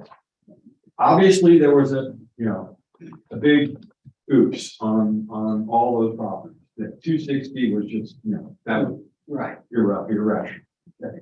And that's being fixed. So now the question is, what do you use to try and come up with a value to fix it? And I don't know how you might arrive at $2 a foot. I think that's what it comes out to. Yeah, $2 a foot. I don't know, you flip a coin, you come up with something, and clearly you're trying to, what you guys normally do is look at sales and that kind of stuff, but if sales are not congruent or nearby, then, it just leaves a question in my mind. So that the Ripe Street one, which is $1.50 a foot, in comparison, which is the closest one to Arch Street, at $2 a foot, I'm just trying to rationalize in my mind how you come up with $2 a foot. it is median value. It's not one sale. I know. Median value of a number of spots that aren't necessarily really close. But Okay. it's the only thing we have. I mean, what do you want to do? That would, About 10,000. 10,000 is less than that, right? That's $650. Yeah, I mean, I'm, Way too much. and this is only, I mean, it's a really small lot. So it's 7 times, What square footage sale adjustment? yeah, 10.5 is the same rate as the right, as the right property. So, you know, if you wanted to be really,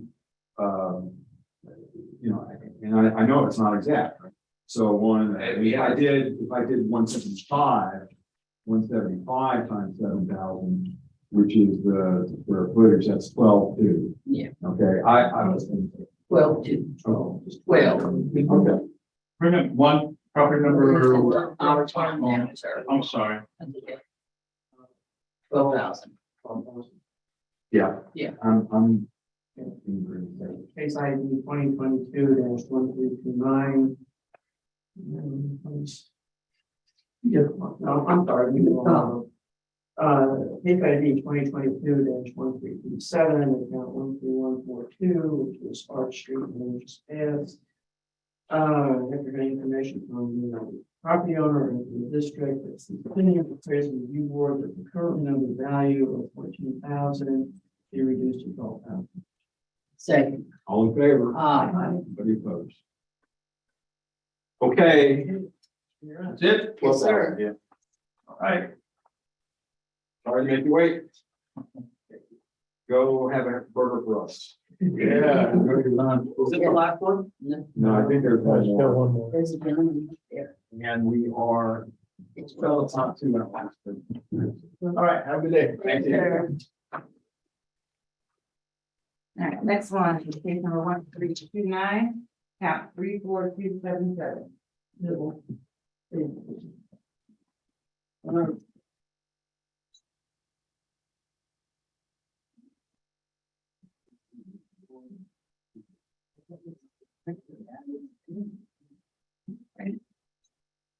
Yes, I am, we're ready. Scott. That's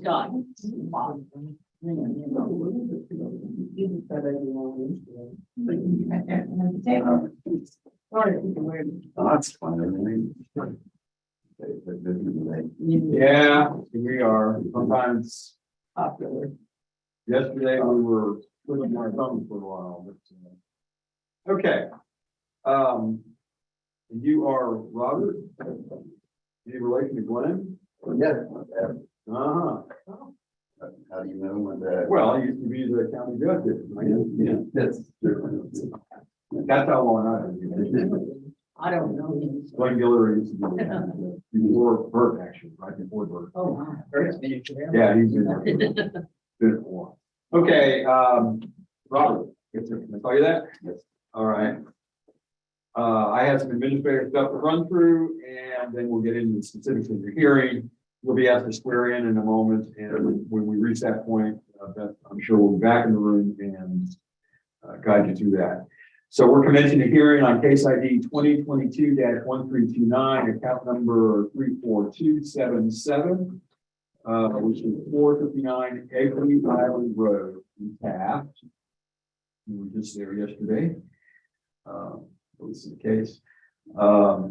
This hearing is being recorded and streamed live on YouTube, and we'll verify what's under protest. It's online, so it's market equity. Market and equity values are under protest. We are the appraisal review board that will be hearing your protest today. We do not work for the appraisal district. We are appointed to perform an independent review of your protest. The 4 of us are the ARB. Mike Soto at the end of the table is a representative from the district, and Beth is also a representative from the district. At the end of the hearing, you may complete a survey regarding your experience here. The survey may be completed using the survey form, which actually is right there if you want to use that. Or there will be a copy in the determination package you received, which documents the results of the hearing. Or you can take it online, and information about doing that is included at the top of the form. Survey is entirely voluntary. However, you always appreciate any feedback you may want to offer. You also have the right to appeal our decision, and appeal information is included in the package that will be able to you to document our determination.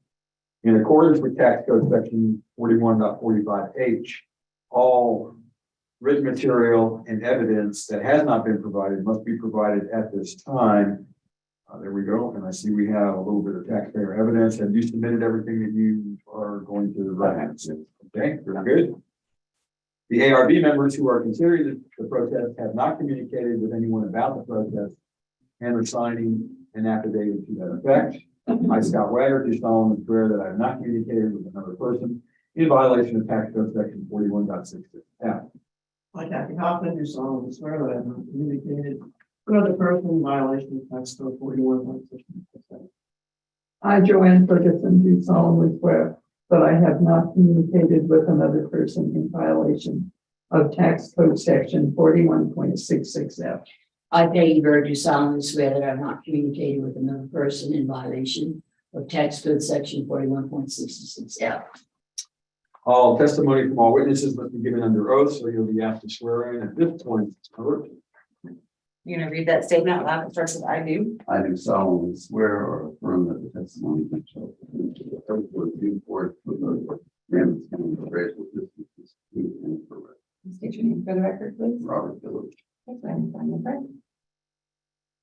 My name is Michael Soto. I do solemnly swear from the testimony shall present to be prison review for the Ramsey County Prison District. True and correct. Okay, Robert, I have to ask if you hold a license certificate from the Texas Appraisal Licensing and Certification Board. I do. Okay, thank you. Under that form, the survey form here on your left hand is a chart that's the hearing procedure times. That's how we're going to run the hearing today. There you go. It takes one or two forms. Either you can present first or the district can present first. You both have same amount of equal amounts of time, regardless of who presents first.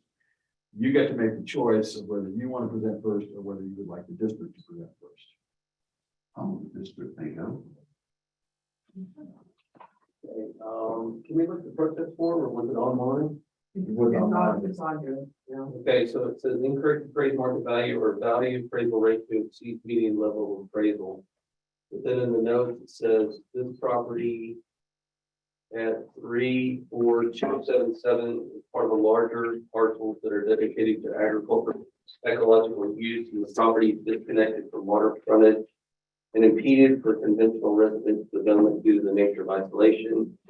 It could be assessed with the same appraisal class as are the sister properties 34275 and 62938. Because of the nature of the online appeal, which is Q1 and Q2, the district may or may not be prepared to answer the commentary that's associated with the so I'm just gonna have to look at the evidence really quickly because the evidence that was prepared for was commensurate with the protest form with Q1 and Q2.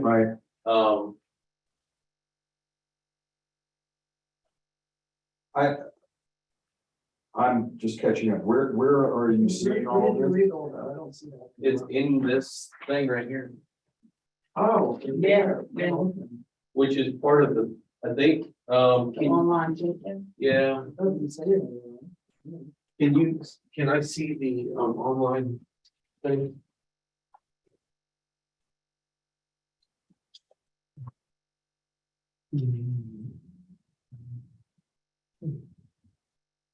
Can you pull that over? Pull that over. Oh, you can't, you have to like. So this is where it comes from, that comment section. Yeah. So that populates, which I think the property owner has an ability to put like comments into their appeal, on their online appeal. I've never done it on that side of it.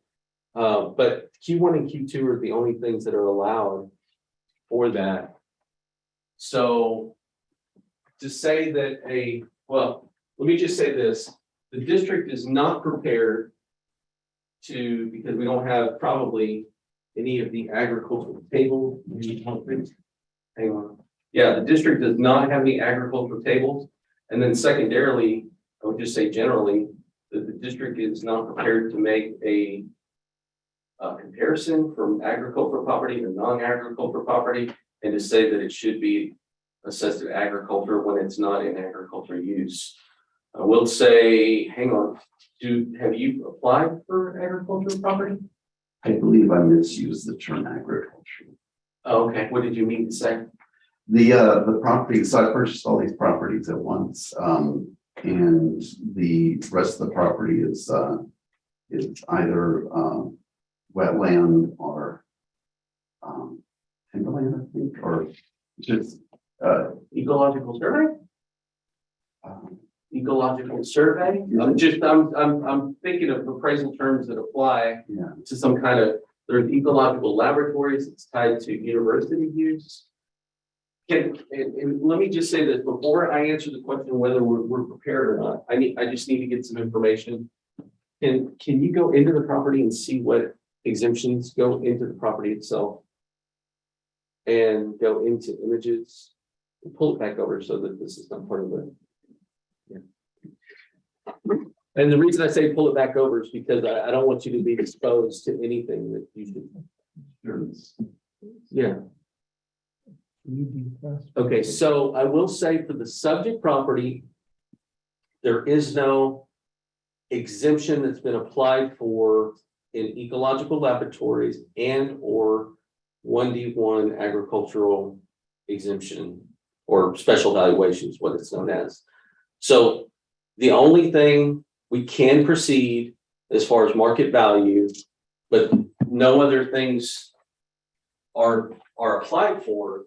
And therefore, the position of the district is therefore they're not eligible for any kind of consideration under the other things. So having said all of that, I'm sorry, because it's a little bit different. Yeah. The district is prepared to move forward on Q1 and Q2. So that's all I'll say. All right. and that's on comparable valuation. That comps and equity, yeah, market and okay.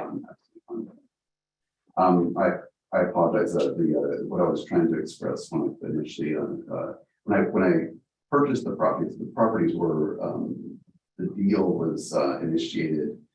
The valuation on that parcel was around $6,000, and, during the process of the, negotiations for the purchase of the property, the appraisal district changed that valuation. And it went from a barren or wetlands. Let's just let, you would like to have the district go first, so. Oh, I'm sorry. It's okay, let's just stay with the district and then you have time. Fine. Okay. As the subject property owner was alluding to, this was part of a purchase. I believe that it sold this last year. The sales price that we have is commensurate with in the we say 150, but it included more than just the subject property. It included some other properties, PID 34275 and PID 62938. The total ACAD value that we have for all properties is 84,480. That's all we have associated with the three properties in question. And that's on the very first thing. Total market value for the subject that we have is 63,000. 63,000. Yeah. 60,000. Yeah, 60,980. Okay. Yeah.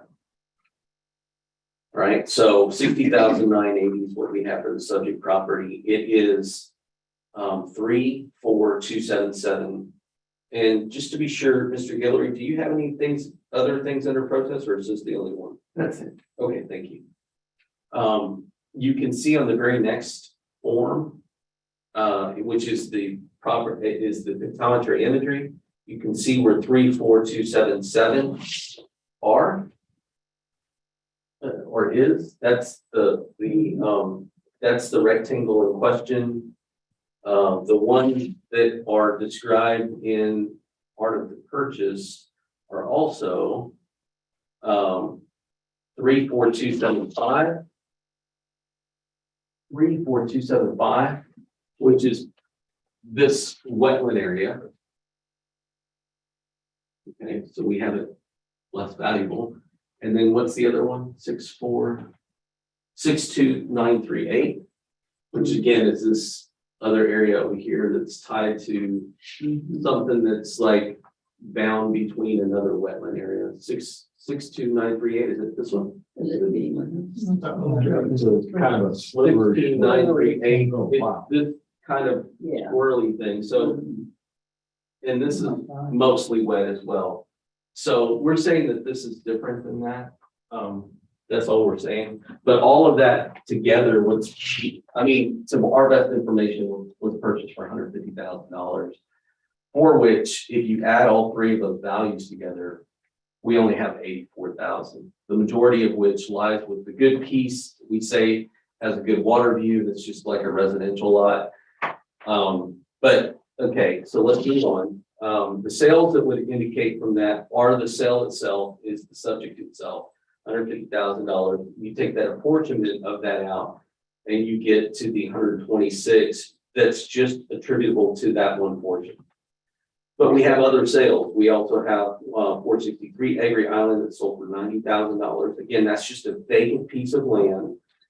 It's going to be on the same side of the street, which is the 463. It's going to be on the same side of the street as the subject, which is 64760. Now, why is that important? Okay, so let's look at the pictometry again. It's the one right next to it. So how do we, like, absent of any other information, how do you arrive at the value for this and apportion it to that? Well, we say that this is a good buildable area. Why is that important? Well, you can see that there's a delineation of a buildable area in this parcel. And furthermore, it's doubled down because you have a buildable structure on one that's commensurate with that one. So we're saying that there's value associated with this in a good buildable way. How do you know what this is? This is $90,000 just for this piece. So again, with all the information, you have 150 for all this out here for all three of them, but you have 90 staring you in the face right here. And of this 90, we're saying that it's the best part, it's the buildable part. So we have 60,000 just for that piece. Why is it reduced from last year?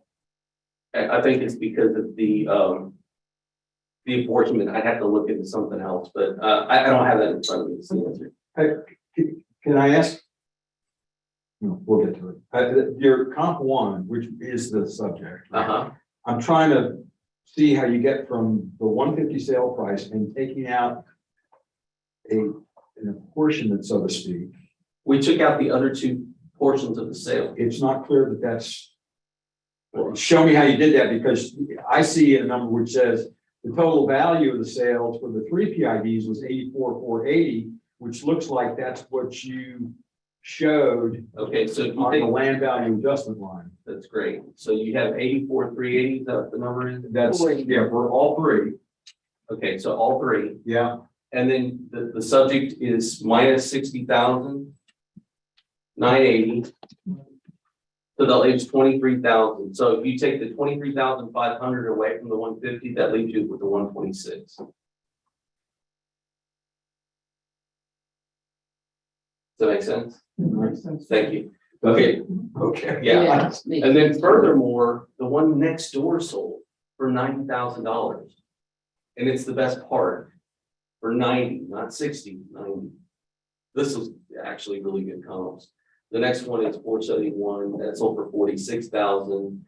But that's, let's see, 471, Agri Island sold for 46,000. I didn't get the rest of my evidence, but I'll do it in the cross time.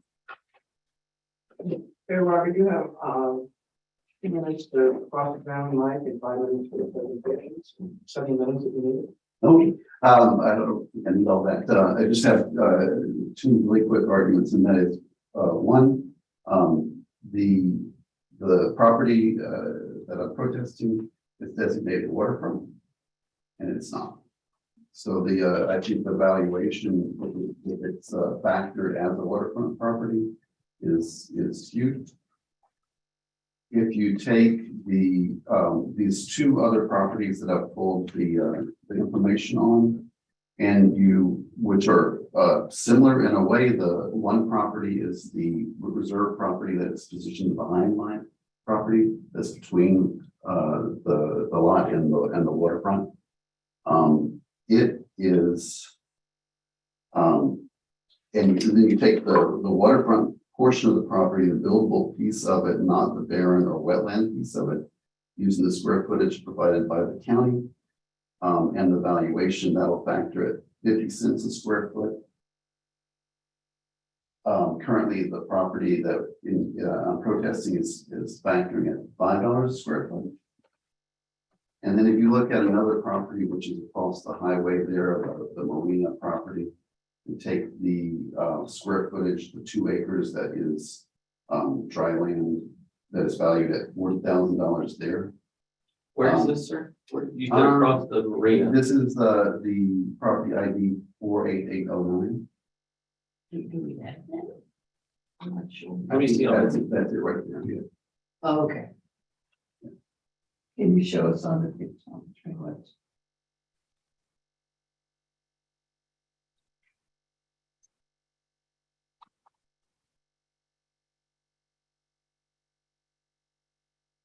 So if you go, Piece. if you go up, yeah, there you go, that one. So that piece that actually is delineated by the blue line, is the portion of the property that I understand is valued at $40,000, without the consideration of the structures. The structures are valued at an additional $46,000. But the land, the unimproved portion of it, or the land, the property minus the improved portion is valued at $40,000. You take the 2 acres and factor that out, it's 43 cents a square foot. So we're looking at 2 properties, one which is at waterfront with the marina, one which is waterfront and directly adjacent to my property, both factoring at half $1 or less per square foot. And then the property that I'm protesting is factoring $5 a square foot. My intended use for this property is conservation. The whole purchase is about conservation, and the property will likely just be a service yard for the improvements of the property. The improvements are intended to be all nursery propagation and conservation directed. And that's it. That's all I've got. Yeah, first of all, mark that property. I need to look at that one, but I can do this for rebuttal because this wasn't presented in the evidence that somebody asked that we bring this up as part of the map, so I'm able to look at this. That's okay. Just go to dual screen and go back a couple of years, last year, the year before that, or hurricane's actually better, but yeah, 17. Probably better.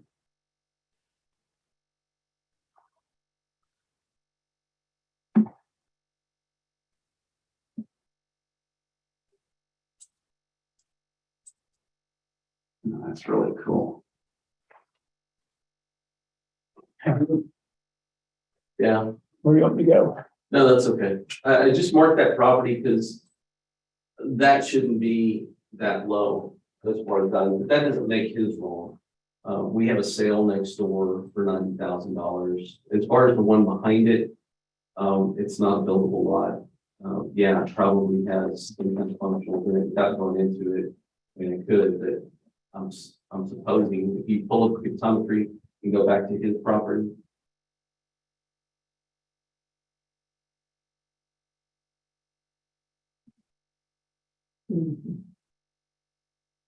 I'm supposing that this has some kind of stuff in it. Was that the other one you were referring to, sir?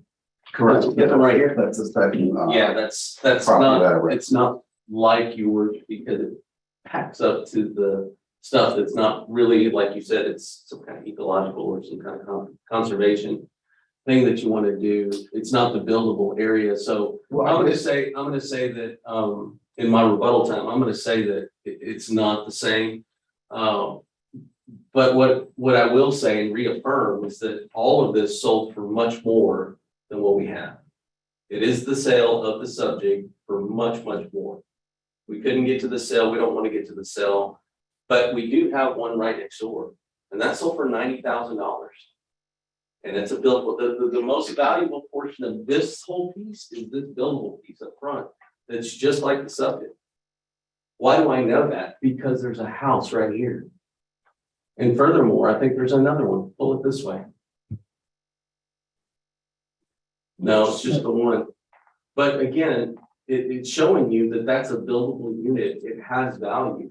And as far as the waterfront attribute, I think that's, it doesn't, it's not a, I will say it's not a value modifier. The value modifier, if you go back to our evidence and go to the property card, the value modifier for this is just this table right here. It's that table. It doesn't have to do with this description. This is probably a leftover from the split, if I had to guess. And the reason for that is because it was waterfront to the estuary or the stuff to the back.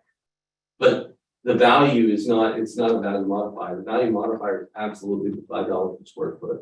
And where do we derive that? We derive that from the selling floor. And you double that down with the sale itself, and this thing is absolutely worth the $60,000 if we have it. But I do agree with the subject property, and you know, if you could pull it in with that stuff in the back, conservation easement or some kind of ecological laboratory, but there's some paperwork involved in that you'll need to do. Can you direct me? Yeah, there's stuff on the comptroller website. I can, if you email me after the meeting, I can. Absolutely, I would love to do Yeah. that, yeah. Yeah. We want Yeah. to move that further down the road. Yeah.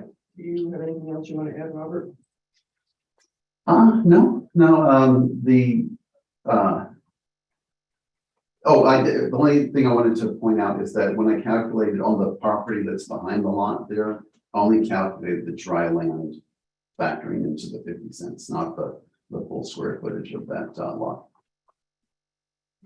Mine for the minute. Yeah, what I would say is that, when you look at that one behind it, even though you're calculating the upland or downland, it's not a buildable area, so that's what makes it really valuable, is being a buildable area. So what could you build back there? I don't know of anything of substance, and people would see it that way. Well, yeah, that's great, but I can't put anything back there. I can stand on it and look at the ducks behind it, but that's all I can do. You know, I still believe that the 60 is where it needs to be. You have 1 minute. No, well, I suppose, in regarding the buildable, that property is, adjacent, it's owned by the owner has the adjacent property, so there's access to that piece of land. And it is buildable, in a sense that if it's elevated, on here, you can build. Okay, so ARB, deliberate. And I'll give it this year, the value, yes. all right, and then I get a motion on case ID. 2022-1329, account 34377, which is 49 Neighbor Down. After hearing evidence from the property owner and the district, opinion of the trailer review board, that they currently know the value of $60,980. Second. All in favor? Anybody opposed? Okay. Yes.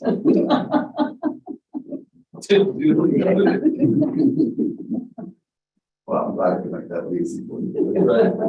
Thank you. I'm gonna get you water, Mr. Fury. All right. It's Mike, yeah. I'll get it for you. I'll be done. We're done. Well, yeah. What time do you come back? We better, yeah, we can come back. Yeah. Got 3 people waiting for 1:30 already. Just kidding, I know. Wow. Yeah, have a good time. Are we ready to our top? Yeah, let's do that. Thank you. Thank you. I think it's right there. There you are. Have a good day. 1:30, right? Yeah, let me get it to 17. Becky. Oh, yeah. Excuse me? Oh, yeah, 30%. Well, you're old enough to be probably a great mother. How about that? Yeah. People can meet you.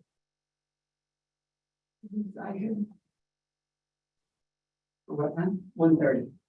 I don't know. Okay, because I may have to recuse myself. Gotcha. Okay. What do I need to do? I'll go ahead and just start it. All right, we'll be back. Is that a threat or a problem? Is that phone speaker in with a guy, like does it need to be charged, you know? Sorry? The speaker, does it need to be charged, you know, the guy? Yeah. I don't know. We never use it all those, oh, here, like, I have it unlocked, all right. I have it unlocked, but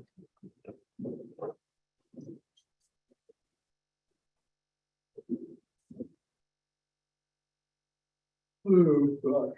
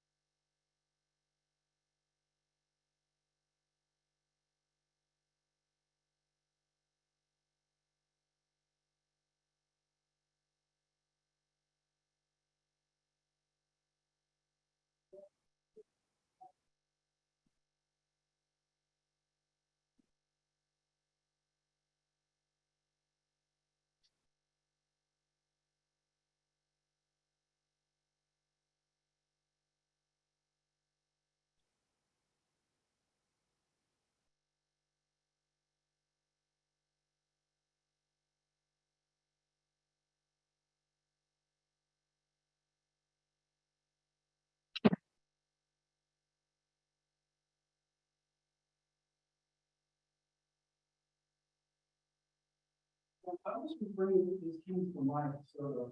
You want to? I think. Or no problem.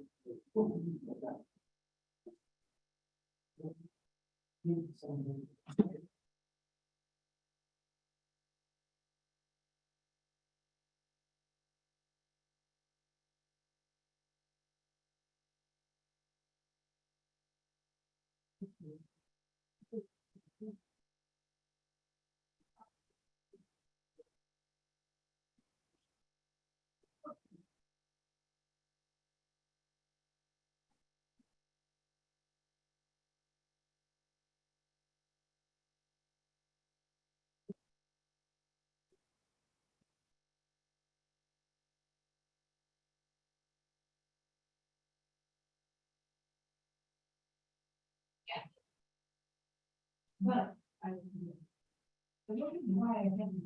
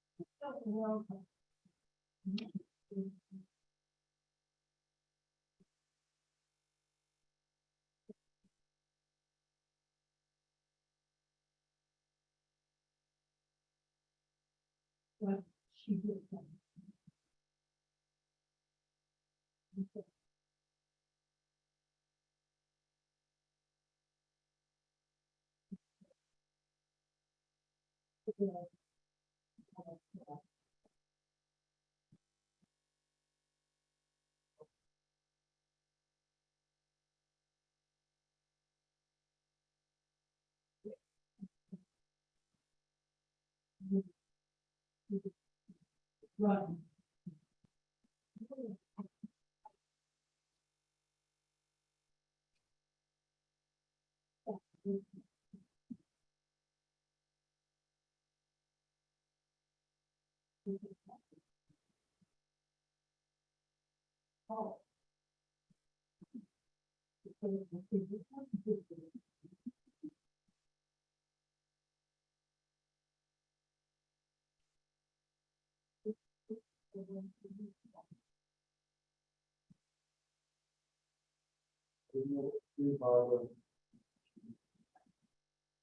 I think it's better safe than sorry.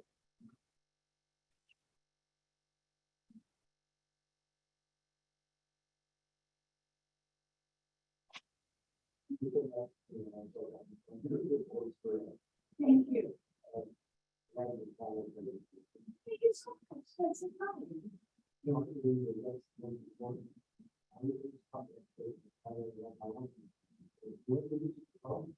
Chicken. Greatly.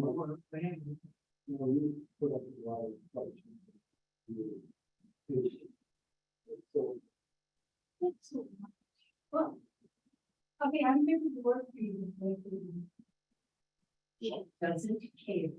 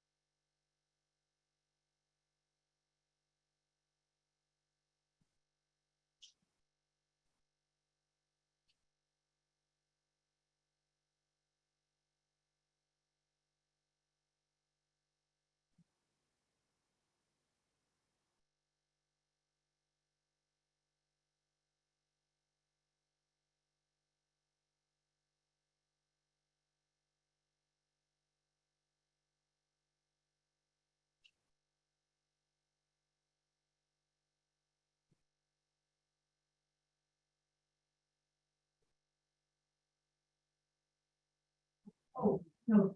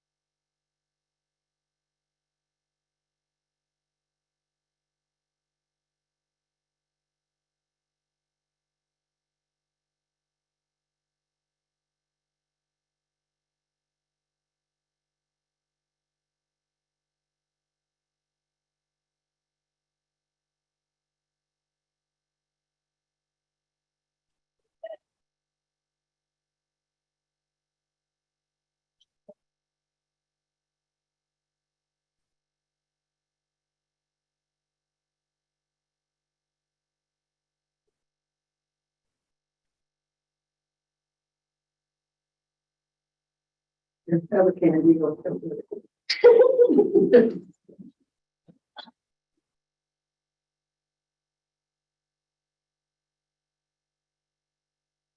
Oh darn, I know I have lipstick in here.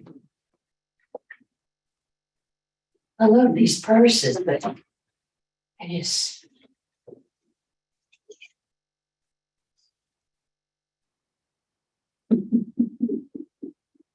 No.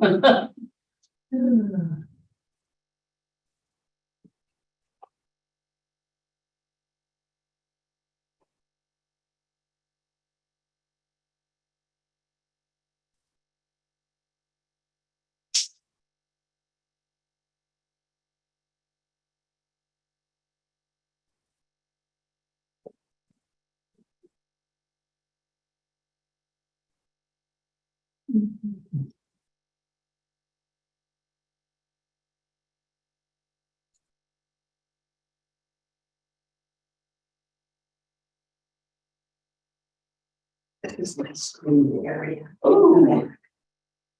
Oh, nice. It's 10 by 16, not Where's including. the top? These are shade screens. Okay. And you can buy them and they're really neat and they have the grommets around so you can put them on. But when I bought this, because I wanted to maintain the light out here. Just not the sun, you know what I mean? And it was enough. I had to go buy a darker one to go over it, but that's what the backyard looks like. Yeah. So this is all shaded here. That's that area you added that you were in it. Yeah. Yeah. So jealous of there. This is when I was painting. Oh, yeah. Oh, yes, I have. Let's see all sorts of. Let's see if I can show you a picture of the outside. Yeah.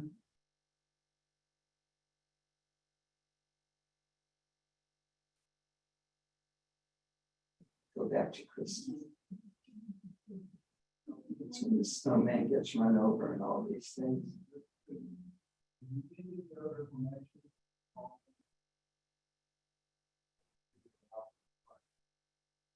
This is what my house looks like. This is what our house looked like, the house we bought. When it was before Harvey. This is what it looks like now. Oh, pretty. Oh, this is. See if I can, oh yeah, right here. And then we had this put on there. Yeah. Oops, where am I going? What is this silence called? Okay. So. Let's see if I can. This is what the house looked like. Harvey. I did not look at it. The funny thing, I call it the fun, this is what the back looked like. We still have the boat left. This was the old house though. Oh, So we're on the wall, yeah. Yeah, it's impressive on the water. I like those I had houses like that. a car, which was not ours. Looked, there it is. Oh, there's a car in my yard. Oh, gee. I know. Well, I left my car at my neighbor's in her garage with her car. Because I was taking the truck in my travel trailer, loaded up to San Antonio, so I had a place to live in. And This here. the roof fell in on the. This dock was damaged, now it was. And look, this is, I mean, it's just horrible. Oh, yeah. But the floor, and I really liked this piece of furniture, but I was not able to save it, no. So it's my kitchen. Actually, the two houses on either side of me were 2 stories and they were messed up majorly. my little ones were divided by now. I know we do have one person already signed. Oh, this is what, Thank you, what was the name of the one that you guys, okay. so what do I need to do? Do I leave the room? I'm gonna recuse myself because that's people we know, a person who's been to the house, and If you know each other, Yeah. it's whatever you're comfortable with. I'm gonna recuse myself. I'm comfortable with doing that. It's not necessary that you leave the room. Okay, but I can sit down. Yeah, but you don't sign in like, you know, that David, no. Don't do that. Yeah. Right. This is my daughter. You know.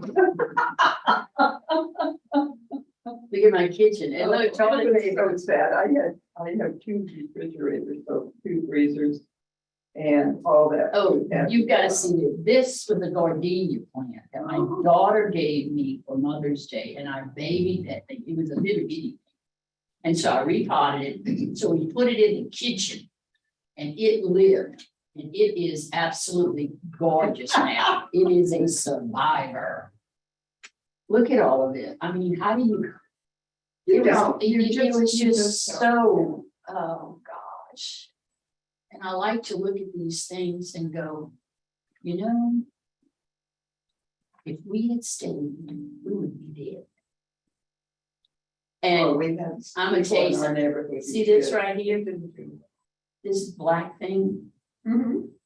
this was a bra that I bought and paid like $100 for it.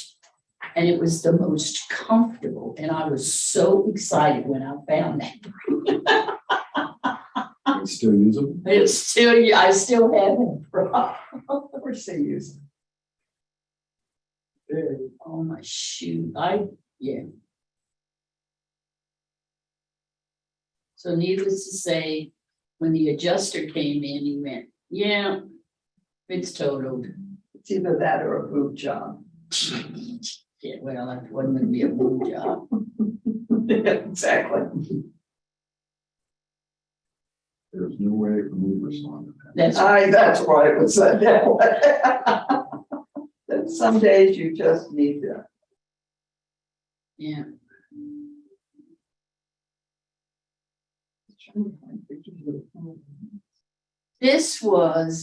This, you gotta see this. This was my kitchen window. Oh, my God. And the wall fell. And on this window here was a ring holder where I put my mother's ring. And when I found that, I just broke down and cried. Because you go, all the little miracles that you see, all the little blessings, even though this is total. Thank you, God.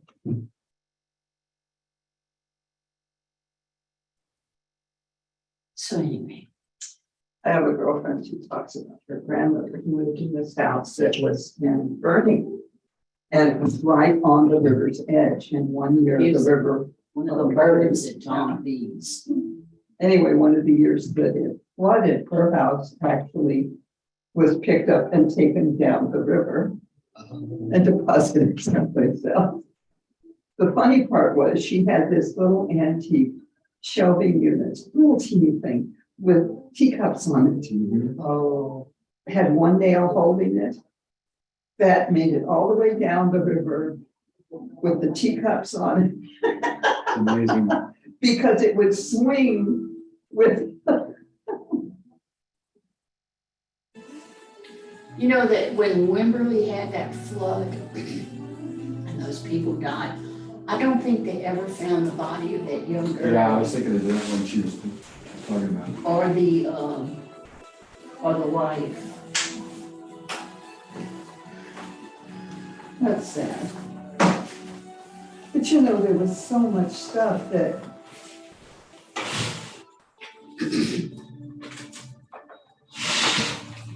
Goodness, well, that was a quick one, wasn't it? Yeah. Yeah, we did. It was good though. We went to Prescott. Where? That little place up there on Market Street next to the tar place, the rock place. Oh, Well, it's not takeout, yes. No. Oh, Fresca. Fresca Eats or something. Yeah. Yeah. Good. Oh, yeah, her food bill Oh, is great. yeah. Mexican or what is it? Mexican, Yeah. yeah, but it's more healthy. They don't do a lot of frying. Where is it? On Market Street? Yeah, it's right next to the tire place. Get your tires checked. Oh, I didn't know that. Yeah. Oh, okay. Yeah, that's our go-to place. And they know it's now, so they serve us pretty fast. Oh, good. I know, we, Brain is fried. I agree. we walked in, I guess it was last week. Their husband came to protest. I don't know if you Yeah. well, anyway. And so we were there and he walked in and we said hi and he went, oh, hi. He said, give them a discount. And we said, no. They were nice to us. Oh, the guy Discount. was going. Yeah, I said, no, don't do that. But she's so sweet. They're very nice people and hard workers and the food is great. When they get out of school, they come and work. Yeah. I didn't have to go home for the dog out. I can do that either. Well, I don't know. Can we do that? Technically, no. Man. Well, you know. You have one? I had a half a sandwich. hmm,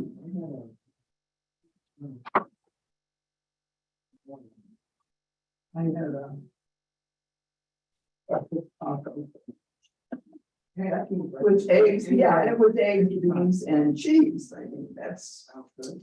oh, and I think we can't figure it out. We think they make their own tortillas there because they are always so fresh.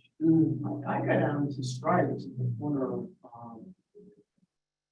Henderson and 35. Oh, yeah. Yeah. They had great breakfast. Laredo Cafe, I think. Yeah, well, they're all, yeah, a lot of them call that. I'm telling you, they're huge. I got two for lunch yesterday.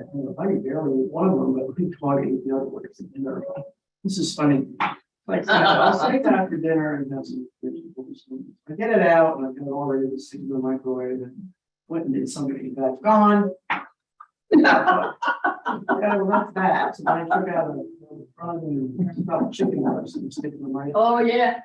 I put that and put it out and did something and gone. Gone. And gone. It's so funny. He's big enough now that you can move counters. So I can check.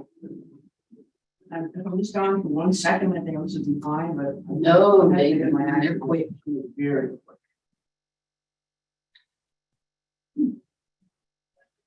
I got dropped off some vegetable sticks for her that she wanted. Oh. Sure. She's still a pup, yeah, they're She just. loved them. Yeah, it's- Did she lost her baby?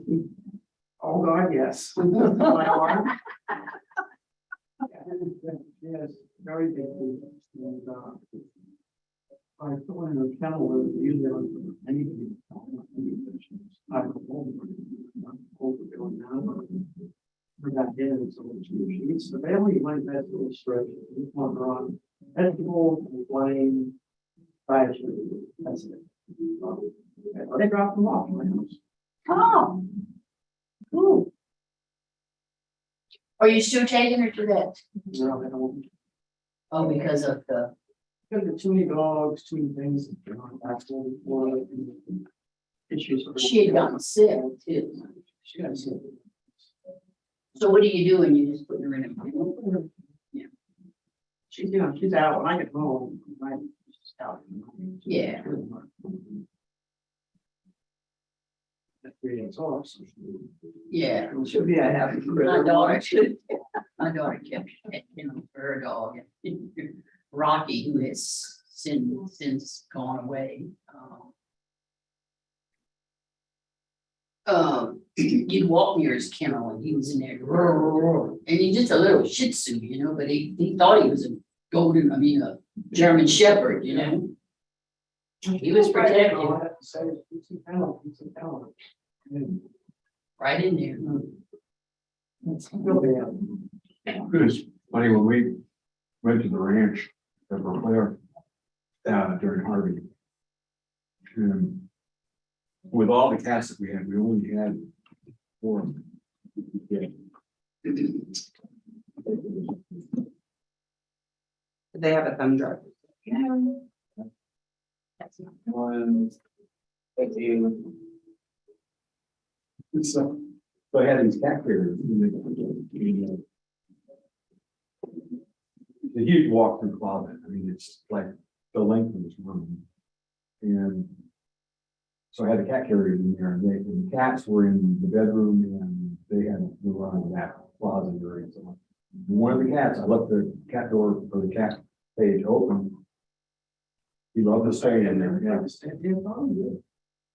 And when I take him to the vet, he's real mellow. And the vet looked him over and just opened the door to the cat carrier, and he just walked right back in.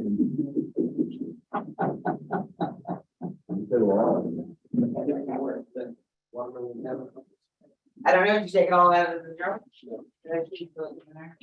Oh, yeah, I heard watermelon was at that little place, she had watermelon tea, what? Yeah. Huh? You don't like, look at the shiny thing?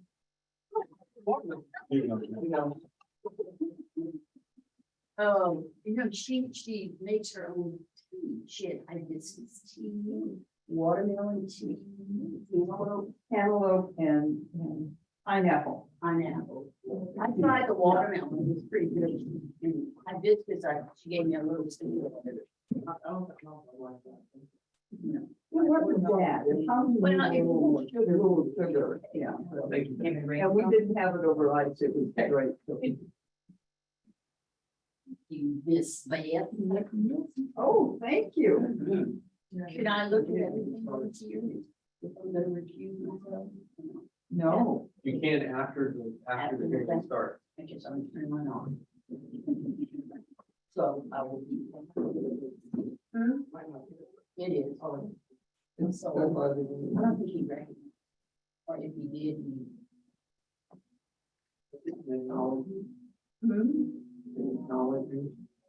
I don't know if he did or not, maybe he did. You know, sometimes you see people and you just don't realize until they walk away, you go, oh. I'm terrible. I'm terrible with that. Like, I know that person. Yeah, Yeah. and then you get in the car and it's like, oh man, I feel terrible. They're gonna think I'm so rude. The naming version? just a map. Oh, this right here? Thank you. If he couldn't put it back together yesterday. Oh, you could? Oh, yeah. No, he didn't do it. He couldn't. No, You talked a little bit. He's been talk, takes him a long time alone to figure that out. How you feeling? And Jerry should have had that yesterday. I did. You don't think here. She said. Really don't.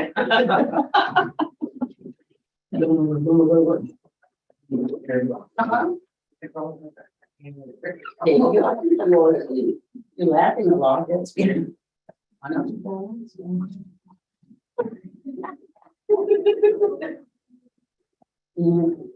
Where you are.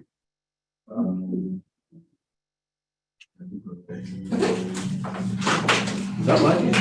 No, it's mine. No, it's his. You right there at the end of the table? Hello. Yeah, this is another step.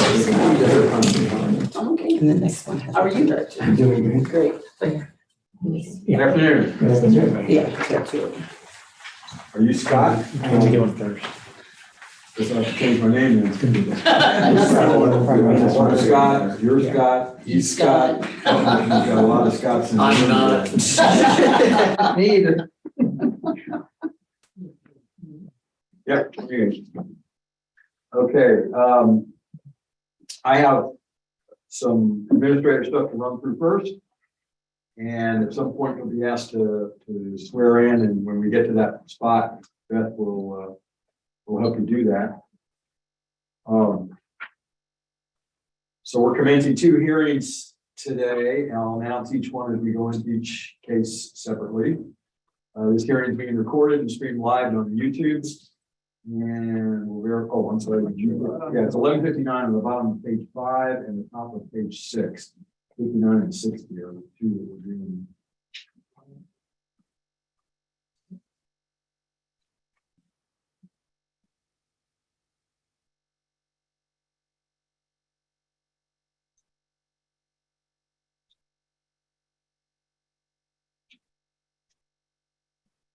This is, market. Okay, Q1 and Q2, market and equity values. We are the appraisal review board that will be hearing your protests today. We do not work for the appraisal district. We are appointed to perform an independent review of your protest. The four of us around the table, minus Peggy. Yeah, I'm gonna recuse myself. We're the ARB. Mike Soto at the end of the table is the representative of the district, and Beth and Scott in the back are also from the district. At the end of the hearing, I forget where I left on that. We do not work for the appraisal district. We are appointed to perform an independent review of your protest. At the end of the hearing, you may complete a survey regarding your experience. And the survey may be completed using that survey form there at the end of the table. You'll also receive a copy in the mail with the determination package. You're welcome to take that one with you or wait for one in the mail or whichever. You can also take it online, and information about how to access it online at the top of the form. The survey itself is entirely voluntary, and we always appreciate any feedback you may want to offer. You also have the right to appeal our decision, and appeal information is included in the package that will be mailed to you to document our determination. In accordance with Tax Code Section 41.45H, all written material and evidence that has not been provided must be provided at this time. So do we have you submitted all the evidence you're going to reference in your? I believe so. Yeah, it's upon. Yeah, it's a thumb drive. Oh, that's right. You mentioned that. You said that. Yeah, I'm right. Okay. The ARB members who are considering the protest have not communicated with anyone about the protest and are signing an affidavit to that effect. I, Scott Wagner, do solemnly swear that I have not communicated with another person in violation of Tax Code Section 41.46F related to case IDs 2022-1159 and 1160. I, Kathy Hoffman, do solemnly swear that I am not communicated with the person in violation of Tax Code 41.66F in relation to case by ID 2022-1159 and 1160. I, Joanne Ferguson, do solemnly swear that I have not communicated with another person in violation of Tax Code Section 41.66F related to case number 2022-1159 and 1160. All testimony from all witnesses must be given under oath. At this time, you have to swear in. Okay, we're gonna have you read that statement, if that's what I do. I do solemnly swear or affirm that the testimony I shall present to the appraisal review board for the Aransas County Appraisal District is true and correct. And state your name, please. Scott Davis. I just want you to reference both case numbers, please. Okay, 2022-1160 and 1159. That's great. Thank you.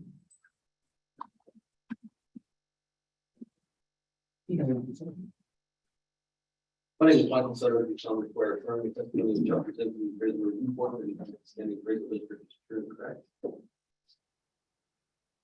Scott, I need to ask if you hold a license or certificate from the Texas Appraisal Licensing and Certification Board. Yes, sir. Okay, thank you. Underneath your portfolio there is a chart, which is the hearing procedure times. It shows how we're going to run the hearing today.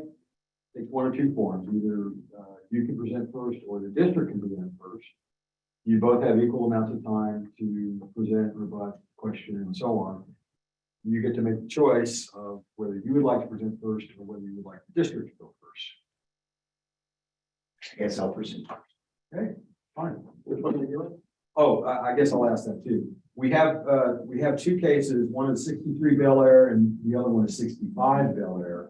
Do you care which one we do first? I'd like to start with 63 because that may take a little, I'd like to spend if we do have time, but 65 is not going to take very long at all. Okay, so we're going to do 1159 as a case ID. Oh, I should pronounce it anyway.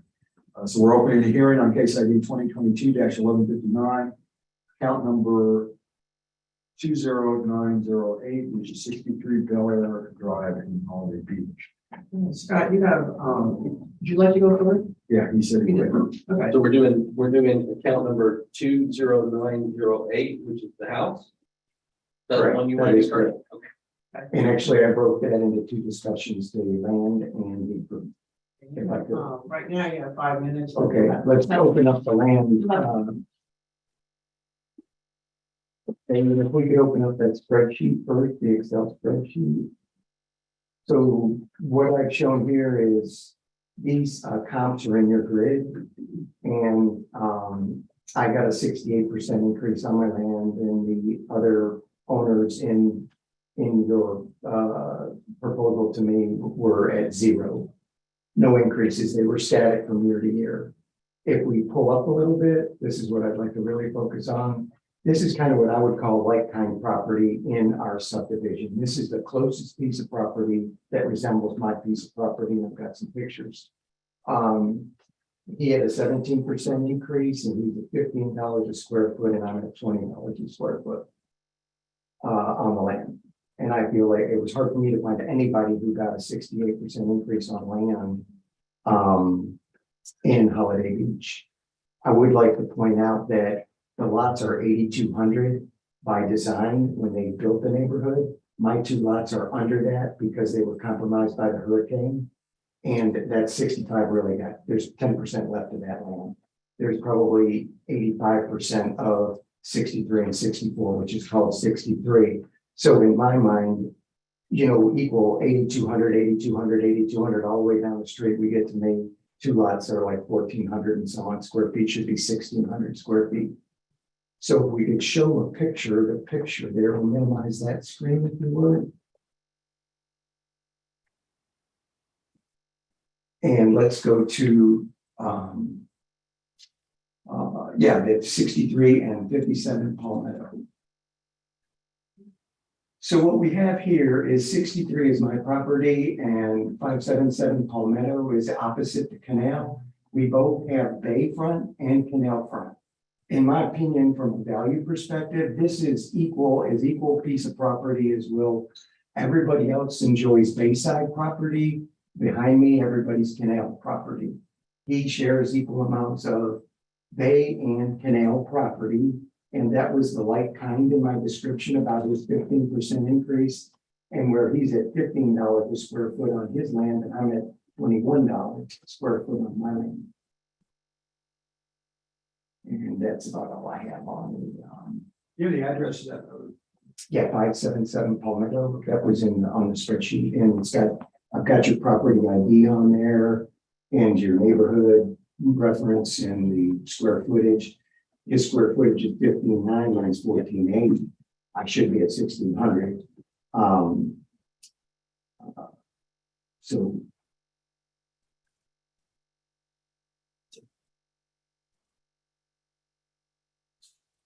okay, we'll go to the building now, the improvement. That's pretty much what I have on the land. I just feel like a lot of people didn't get any increases, and mine was substantial for the property that I've developed over 2 years now. So we'll minimize that. And let's go to the, we'll go up one folder with the arrow there. Yes, sorry. Okay, improvement, there we go. Let's go to the spreadsheet, we'll start with that. Okay, so buildings, these are just talking about homes, structures, improvements. No, that's the land, I'm sorry, we're going to improvement with that. Oh no, the spreadsheet. Here we go. Okay, I'm going to focus on 65 Bel Air. I also have 61 Bel Air as an example. There was 3 homes right next to me all in a row, all built at the same time, all built, ended in 2020. We use predominantly the same contractors because there's only same flat work guy, same septic guy, same piling guy, same at Lynn Engineering, same framers, Kadir. He is at $145 a square foot. I'm at $184 a square foot, substantially higher than the previous year. In my mind, I think this has a little bit to do with my FD class, the classification, well, not FD, just the classification. And I'm also protesting that if we could scroll down, All of these properties, most of them were in your, proposal. The other ones I pulled as like kind are all 5 classes. I'm a 6 class, and I don't know if that's what's upticking me in the appraisal side of it, as far as the classification. But my house, like the other houses, it's a square. There's no extra angles, no what they call, the term they use is individuality. If we could go to a picture, let's go to a picture. Look at 14. I'm going to go to 14, 56, and 61. Let's go to 14 first. We'll just go to like there you go. Okay, now if you go to, they're in their manual, but Barbara was kind enough to send me the manual. If you go to the manual, one of the differences between 5 and 6, it's hard to tell, but part of it is concrete piers. This has concrete piers. I do not have concrete piers. Part of it is the individuality and the angles in the home. As you can see, mine's a square home, like it's just square. This is angled out. It's got roof pitches. It's got a gable. It's got designs. It's got different shake up top, different shake at the bottom. I would think that he has, we both have garages. We both have storage downstairs. So, I mean, these are almost identical homes, only his has more, ticks off a lot more boxes under the 6 class than mine. And I don't think I really tick off any boxes on 6. I don't know who does that or where that comes from. So let's knock that one down. Don't know how much time it's doing. We'll go to 56. We've got 2 pictures here. You can see the angles on this and the gable at the top. These are all things that are ticked off on 6 class. Not 5 class. He's got a garage, I got a garage. It's a square home, but he's got the outlets there. I'm not sure what those are, just sitting areas, or a lot of homes have them. But he's a 5 class. So let's go to the next one. It finished the same time mine was, right? Exactly. Same builders, 61, same thing. Square, got the little gable like I've got. He's got a garage, I got a garage, he's got storage, he's a 5 class. I'm a 6 class, not sure really where the break point is or what I ticked off that. I'm sure if we went inside, and I don't know how they would know, but it gets into flooring and, you know, upgrades at time, and we have the same amount of bathrooms, same type of roofs. So that's kind of my discussion on the improvement side of it. I think, I don't know, I'm inordinately higher than the similar properties, but, and then my class is different, and I don't know if they're connected or not. I don't understand it.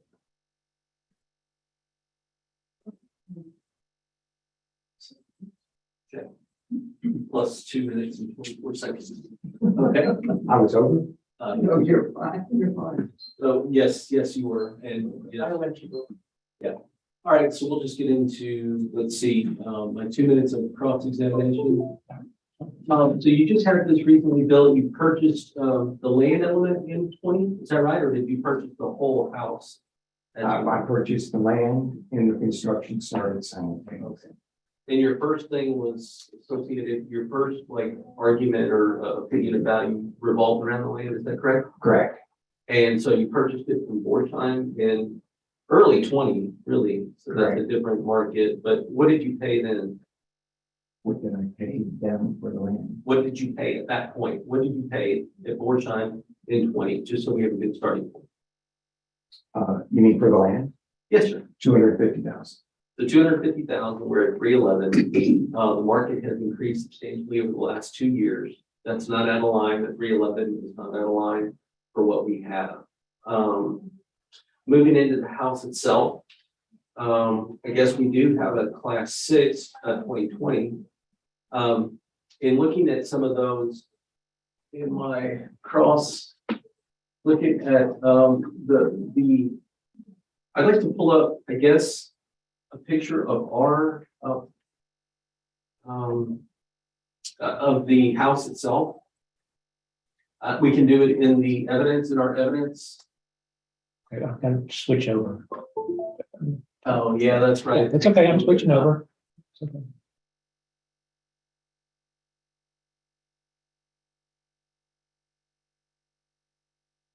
This is the second one. Oh, sorry.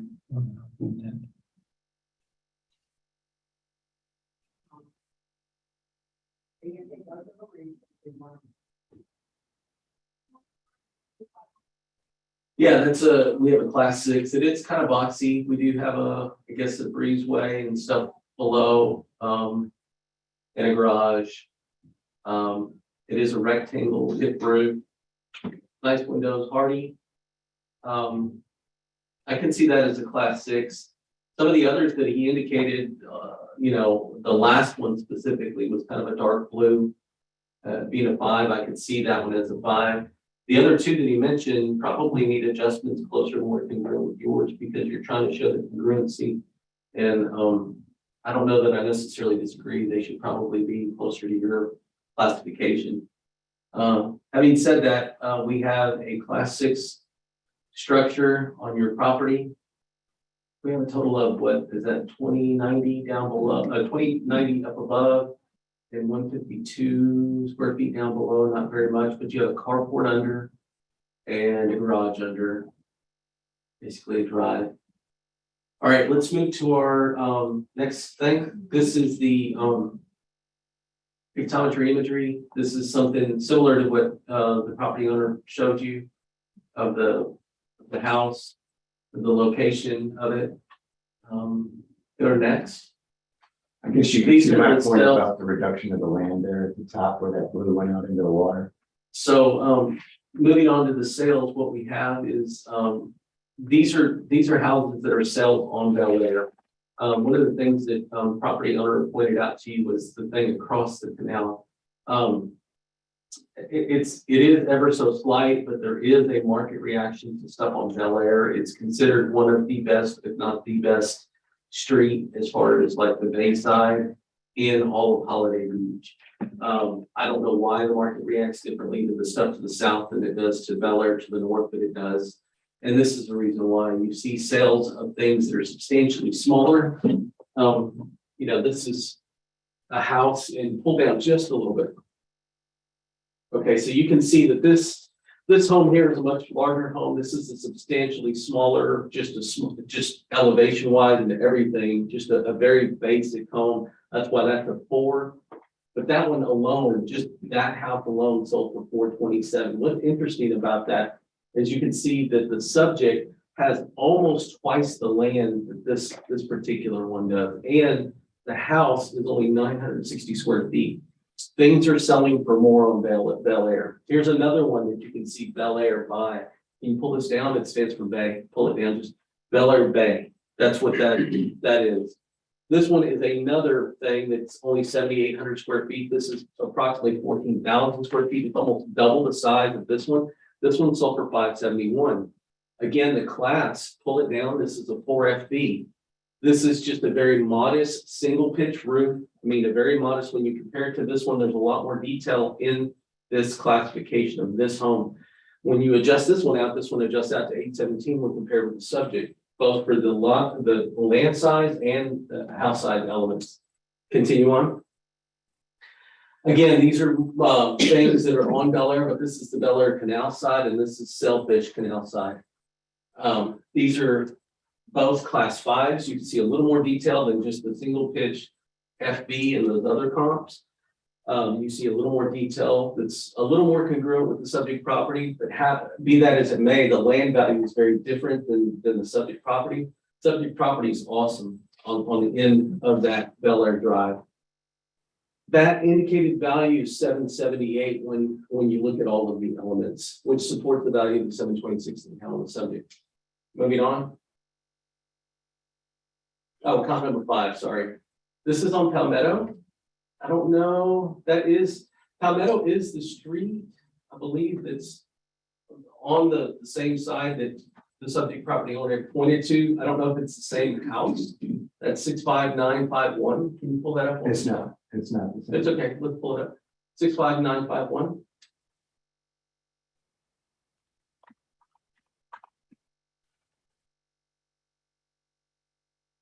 Again, just it's not too far from the subject property. Again, it's 2 lots, kind of like the subject, but this one's on a canal rather than on the bay.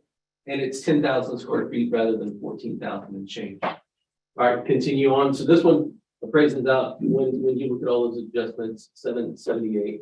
The median value is 778. From an equity standpoint, what we're doing is we're just looking at other houses. We're trying to get in that other class 6 range. I'll start my time.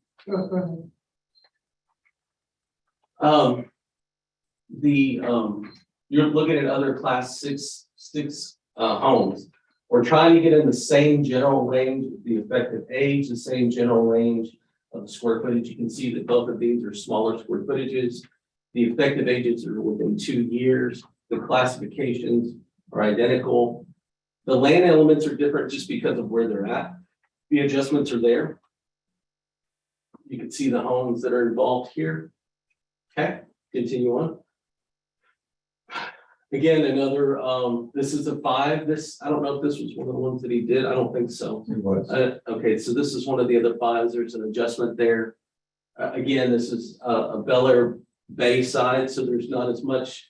There is an adjustment for the land, but that has to do with the difference in the size from 8,200 to 14,000. This one's a little more congruent because it's on Bayside. I'm sorry, Bel Air Bay.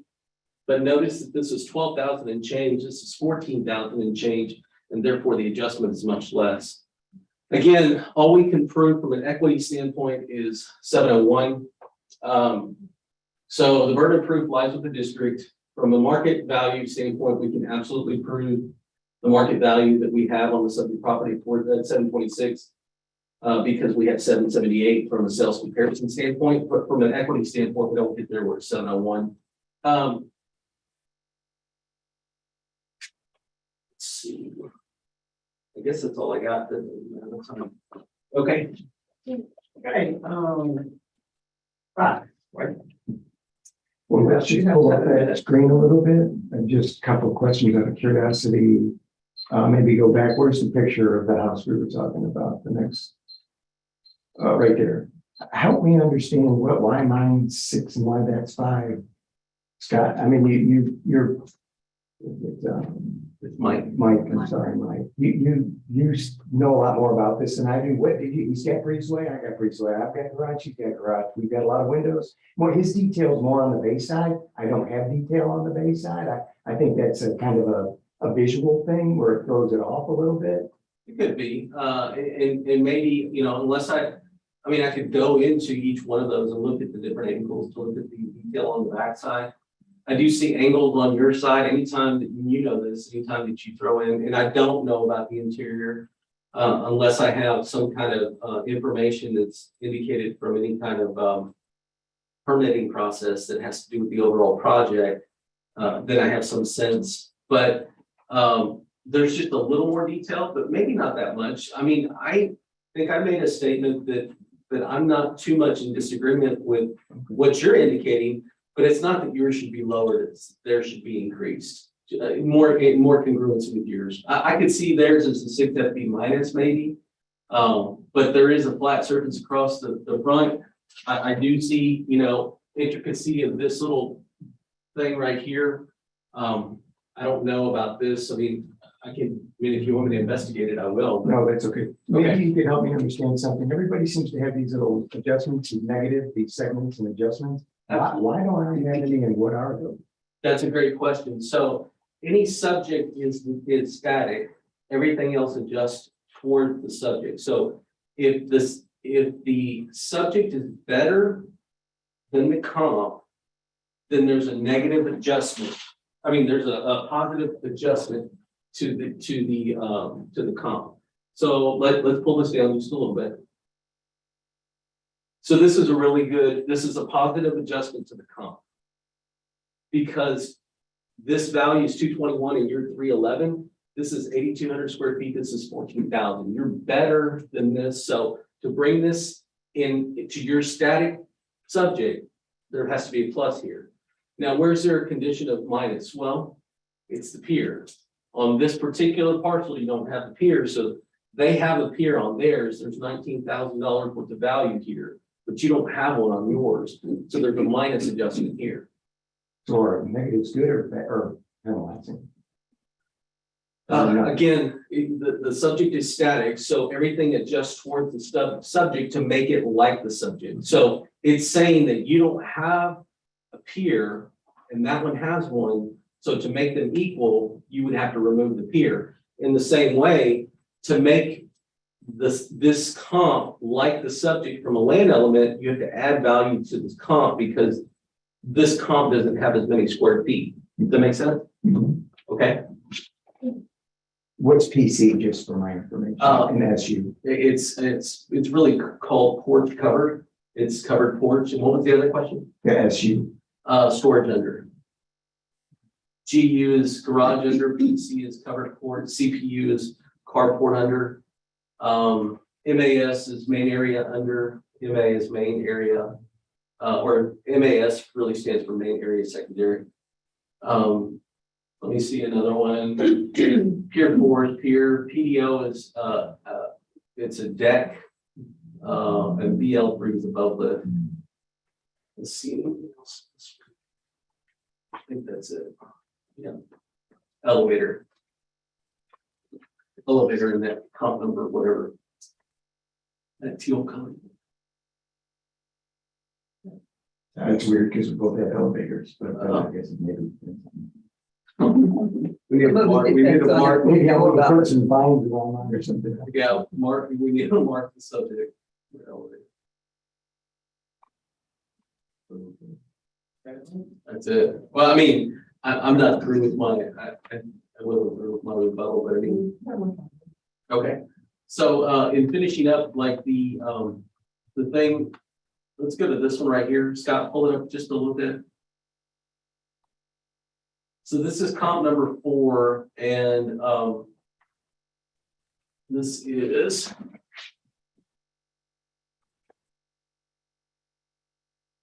So this is a Bel Air Bay. This is an equity grid right here. This is not necessarily a sale, but it is. What is interesting of note is that it's 2020 as opposed to 2019, so there's very little change there. 311 to 275, there's very little change because it's 14,000 and change as opposed to 12,000 and change square feet. ST plus as opposed to FB. ST is stucco, as FB is fiberboard or hardy plank. But there's only 1, 2, 3 subclass differences, so it's pretty close here. The square footage itself is pretty close, and that's accounted for in these 2 elements right here. And this one really adjusts out to 701. It is the best equity comp that we have from the land size, and that is a very big attributor to value out on Bel Air. Notice that this value right here, 701, 225, is the value that we have at 701, 225 in the median equity value. So it is the main driver right here. I think it's a good comp. And notice that one is less class, it's smaller, it's older, and it's smaller from a land element. It's got some other things as far as piers and stuff down here, but it's assessed at 655. So it's just telling you that the subject is bigger. It's got bigger land, it's better class, it's a little bit newer, and it's appraised at 701 as opposed to 655 right there. So it's telling you that there's some equitable treatment on the same street. I guess the last thing that I would indicate would be the one that he pulled up. And if we get a pictometry, you're able to find it really quickly. It's the one across the canal on Palmetto. And you can look at the differences in both the land table price per square foot. Okay, that's all I got there.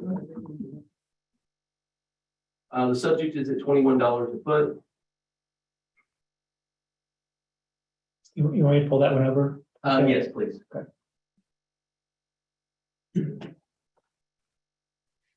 What is this? That's the front of his house. This is the house you were asking about. It's just the front of it. Distribute value. Why is it only 400? Distribute value. Why? That's wrong. Where are we going to? Yeah, go into there. So protested this year? Go into it, please. Settlement. Even it. Was it done at the hearing? That's wrong. Unless he presented something that says it wasn't finished or something. Oh, 55% complete, that's why. Do you happen to know if it's 55% complete? Yeah, I do, but I'm not. Hey, obviously I came in here unprepared. When was yours completed? No, his, I'm asking about. Mine was completed in 20.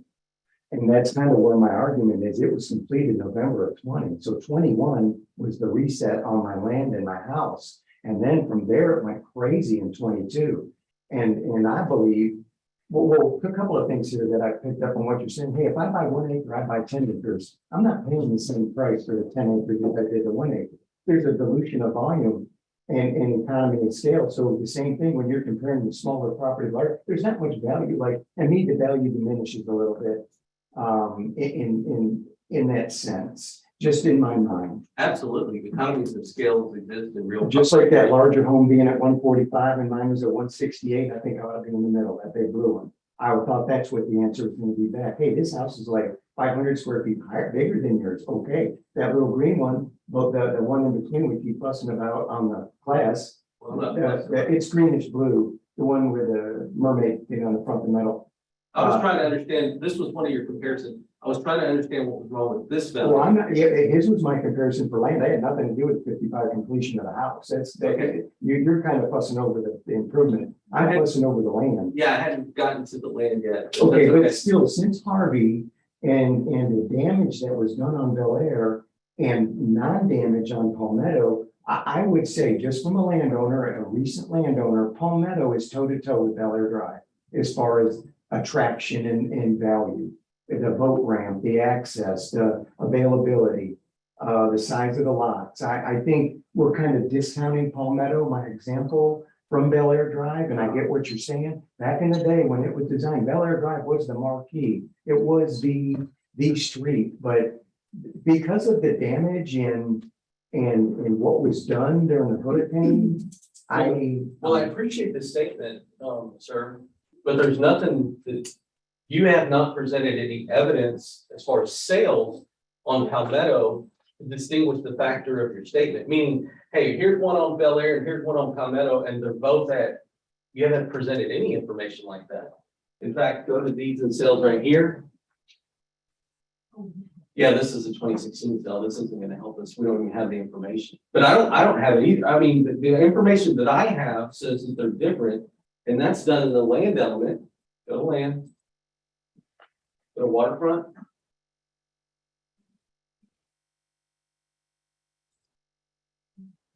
It says $15, but instead of 21. So I appreciate your statement, but there's evidence that's to the contrary of that. And the evidence that I presented has to do with Bel Air. And you're making a statement that you haven't said, hey, Mike, here's a $21 sale. It should be just like mine. That doesn't exist. It doesn't exist in my data. It doesn't exist in your data because I don't think it exists. I guess the only thing I would like to add is I think we're kind of at an anomaly in time with COVID and people buying recreational property and interest rates being as low as they'll ever be. I think that people are paying stupid money for property that's not a consistent kind of measuring stick of what longevity of what's going to continue to happen. And I think when interest rates start to get up painfully high, you're going to see some bankruptcies, you're going to see some fire sales, you're going to see kind of a property value gone the other way. So I think if we look at 19, 20, 21, we're going to see in 21, 22 an anomaly that just a lot of different forces coming together. And that's the only defense I could have as far as these comps, that people were willing, because they're not going to travel, they're not going to Europe, they're not going to Hawaii, they're not going to Bermuda. They're going to buy recreational property here in the United States in a close proximity to their home, and they're going to pay dumb money for it because they were spending that money traveling. I don't know. That's kind of my theory about it. There's two things with your statement. One, I don't disagree. And two, you've made my point for me. That's exactly what it is. It's the market value transaction in and about January 1st of 2022. And you just articulated in a very good way what people are actually doing. Interest rates are low. People are paying stupid money. People are not traveling because of X, Y, Z. And I believe that you couple that with the reduced inventory, that's actually driving market values to the roof. I mean, if you pay attention, you actually articulated very well what's happening. But secondarily, I don't disagree with you. If we see interest rates go up this next year, you're going to see some foreclosures. You're going to see some bank repos. You're going to see some things that are going to change and they're going to impact the market. I can't prognosticate what that's going to look like. I guess that in my response would be, I think your sample, your study is flawed because of the size of the samples. Oh, I mean, we've kind of gone in yeah. and cherry picked four nice deals that happened, and boy, did they hit the moon. This is sweet. We can just rack the whole street here. I mean, we don't have enough volume to determine that. It would be my argument. I appreciate the argument, although there is a methodology by determining factors, and some of those determining factors are location, and they have to do with the uniqueness of a property, meaning that I didn't go outside of Bel Air to really, I mean, I didn't go outside of Holiday Beach. Yes, really. we did. It wasn't that, and that's another question. No, outside of Holiday Beach. I You didn't go did. out- Then these comps, you've got people all over the place. I'm like, well, if you can't find a comp in Holiday Beach, we've got, there was a bunch of them. I don't know. I'm looking at, Yeah, the sales ratio report is not the sales grid that I use. I don't know. Yeah, it's hard for me to understand. All Yeah, that. yeah. You know, Okay. No, you're smarter than you're letting on. You've got this down. no, I don't. Oh, yeah, you do. I have never been, I don't. What do you think? You know, we never got to the point where what you said your property, what you think the property was. I'd like it to be 145 on the dirt. I'd probably take 150, 160. I think I got hammered on the dirt. I mean, I'm just gonna flat out say I got beat up on the dirt, and that's just not right. You got beat up on the dirt. On the land, just compared to what everybody else's, their increases were and the value. And, well, we could get into a lot of minutia, but my bulkhead's compromised, it's been compromised. I mean, there's just little things that it looks like it's great, But but it's it's not. $21 a foot like everybody else. I mean, I don't see where the disconnect is. With the $15 across the bay. Again, that would be a point. That was a huge disconnect. We're not arguing. No, yeah, no. What I was going to say, you were asking me what these numbers, what I think. I think one. You think the dirt should be less than what you paid for it? No, I think it should be slightly higher. I paid a premium for it. I had to. So it's 250. Well, And we got three. I just bought it. And we got 311. Well, you bought it a year and some odd ago. But that's okay. It's an increasing market. You can disagree with the fact that it's an increasing market. That would just be I know. conflict. I mean, you know that the market's been increasing for the last 18 months. Because you articulated it very well. Having said that, the 250 to 311 doesn't alarm me at all. I'm just saying that 701, I'm asking for what you believe that your house is worth. I'm just asking for a reasonable number. Or did you say? I didn't, you didn't ask me. You said 250? No, I was talking about just the land. We got land and improvements, but you're asking for the big No, number. how much land? How much did you take for the land? You said 250? Huh, that's interesting. My latest information shows that you paid 325. Is that not correct? Or is that next door? I doubt it. Oh, okay. Oh, that's another house. That's another thing. That's another- myself. Okay, where we're at here. No, it was 250. Okay, that's okay. That must be another lot. It's sold. I don't know where you get the information from, but honestly, Scout's honor, it was 250. Okay, I mean, I believe you. okay. Mike, you have 1 minute. Yeah, I just want to hear a real number from the property owner. I just want to see if that number makes sense in my head. All we can prove is 701. I just want to hear if he has a number that I have in my head. If he hits a number, then I get to agree with him. If he doesn't, then he gets. Where are we at now? I've got this thing so broken. 701.5.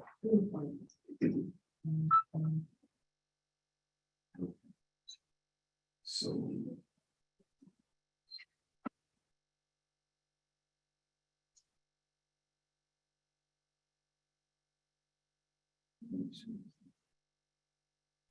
$625. Okay, we're just a little bit off from one another. If he had said 675, I'd have been like, that's absolutely the number. That's a lot of time to spend for 25 grand. No, this is what I really believe. We're gonna talk about the other one in just a moment, but you paid.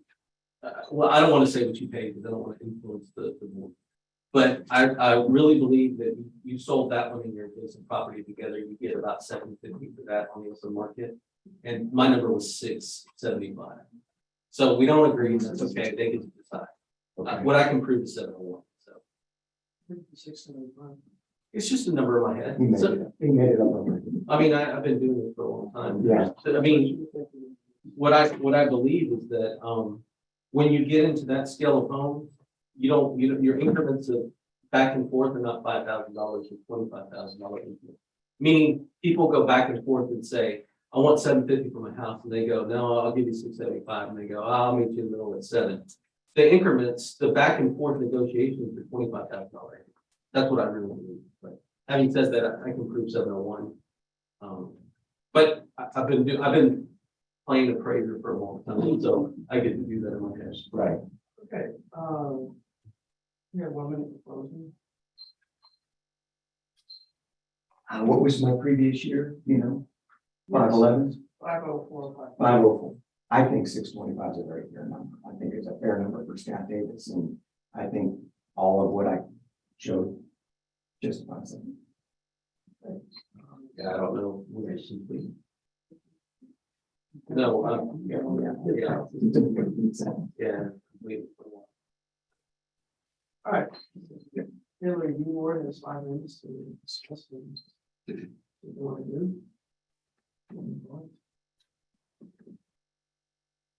Yeah, well, we heard a lot of discussion about land. We heard a lot of discussion about improvements. 6 FBs, the sales grid is interesting, but at the same time, the preponderance of 4 FBs, 4s, a couple 5s thrown in comparison. There was only really, there wasn't any 6s in the sales grid. So having said that, I don't know how to come down off of 414 for the improvements. So I could live with either 650 or between 650 and 675. 675 is what the district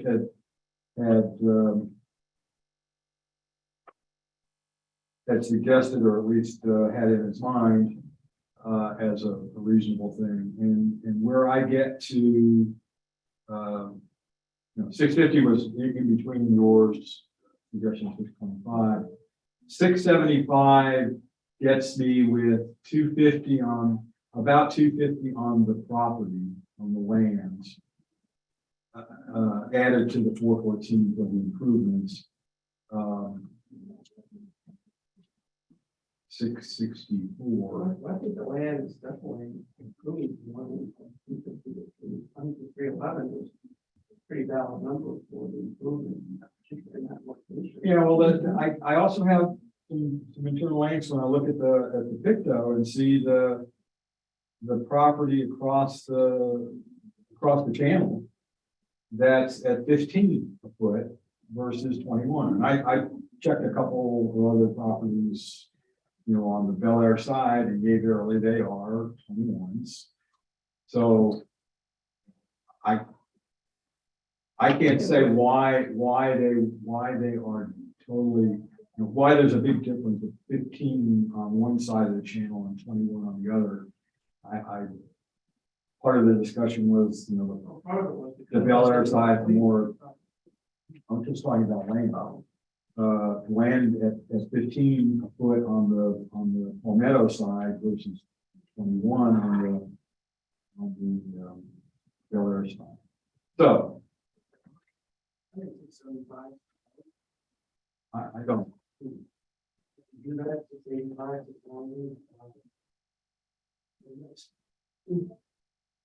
I recuse myself. And let me, before Joanne, gets her on the water here, yeah. The other thing is the strangeness with the classes, right?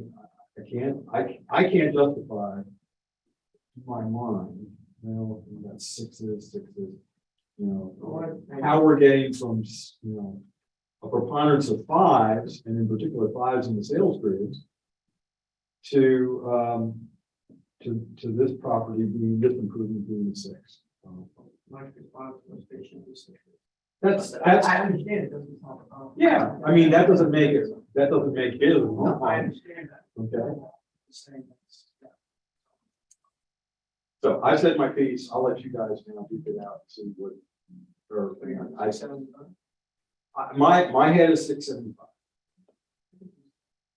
Okay, I won't go lower than that, but. All right, we make a motion on the case ID 2022, 9.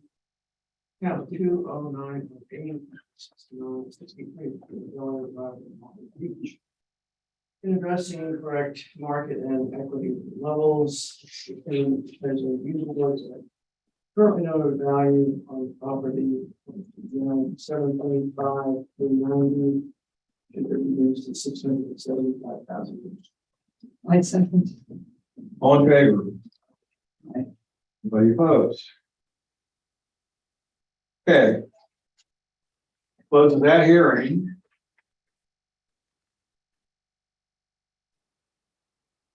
Now we're going to open a hearing on case ID 2022-1160, account number 20909, which is 65 Bel Air Drive. Should have passed. We'll find out.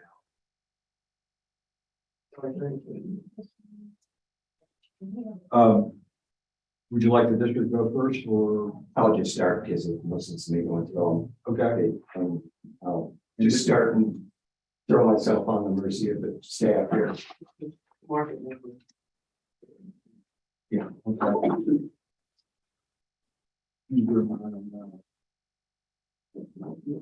Is Mike going first? He's going to have it. Michael, level here. Okay, so let's open up 65 Bel Air reduction. One below that. That's what's left. Basically worthless. I think, you know, as we learned throughout my first discussion, every one of these properties is a snowflake. We could go back and forth. There's never going to be the same, like, there's no two duplicate land and improvement. Here, I think 65 is mine, 66. The next one, there ought to be a new category, just deemed worthless property. We're going to lose 65 all the way up to the cul-de-sac, number 66. I've thrown in some concrete there. It's not it's cost prohibitive to put in a bulkhead. If it weren't, I only bought it out of privacy defense because I didn't want, one, I don't know how anybody who wasn't a landowner could own it, because I don't know how you could occupy land when you don't have a residency inside Holiday Beach. That's a homeowner issue. But Pat Dill down the street owned this. She was kind of an add-on to the house where you could walk down the street and go fishing on the pier. That pier goes right along where you can see that bulkhead where I'm at. It's probably 10 feet from my property. I just couldn't imagine building the home I built and having a bunch of people hanging off the pier that I don't know, but literally touching my property. So I purchased that property, not for value, not for any useful purpose, just because I did. It made no sense. Am I to the red one? Red sweat. Yeah, and the one we talked about previously is to the right of that. Yeah, but is there a house on that property? There's nothing. A gazebo. Why does it indicate that? Well, there's a pier and there's an awning. Okay, so we can go to some pictures here. Let's go to 65.2 there. Okay, this is what we're looking at. Let's go to 65.3. That's one picture. That's what's left. That's what it's protected by. let's go to, that Bel Air, 65 Bel Air PDF. Down, one more. Yeah. There it is. That's another angle. That's the gazebo that's there. That's the riprap. That's the bulkhead that's compromised, by the way. Mike, I was talking about why the value of the land there. That's my bulkhead. It's not like everybody else's bulkhead, but that was our last discussion. So that property, you can see how close it is to my property. There's a pier. The gazebo and the pier were severely compromised during Harvey. I think there should be a depreciation factor on the improvement. I mean, there's some more pictures we can show where the light poles are hanging. I mean, it just needs a lot of work. It's either take it down and build another one. I could have easily have built a new pier like the other gentleman did that you gave the discount to bring Lifetime up out of 63, the previous property, and had a brand new pier. Let's see what else I have in here. We'll get rid of that. I will point out, let's go to 11 Bel Air. This is one of the comps that you used. Now look at all the piers that are there, the piles. You're going to build a piece of property on there, so the resale value or the footage, there's no way you can compare that riprap to this. That just makes no sense to me. That was one of the properties that was compared in the grid. Nowhere near on the square footage, but it was one of those kind of example things. And just to be clear, I'm not sure I want to. That's a vacant piece of property, like 65, kind of just empty lot, and similar empty lots in the comparisons. Those are there, they're gonna build a big home in there. They're gonna build a big home in that property. So you own this property? No, I don't. I'm just. Okay. The property we're having a hearing on, you own this property and you own the one right next to it. Is that correct? Correct.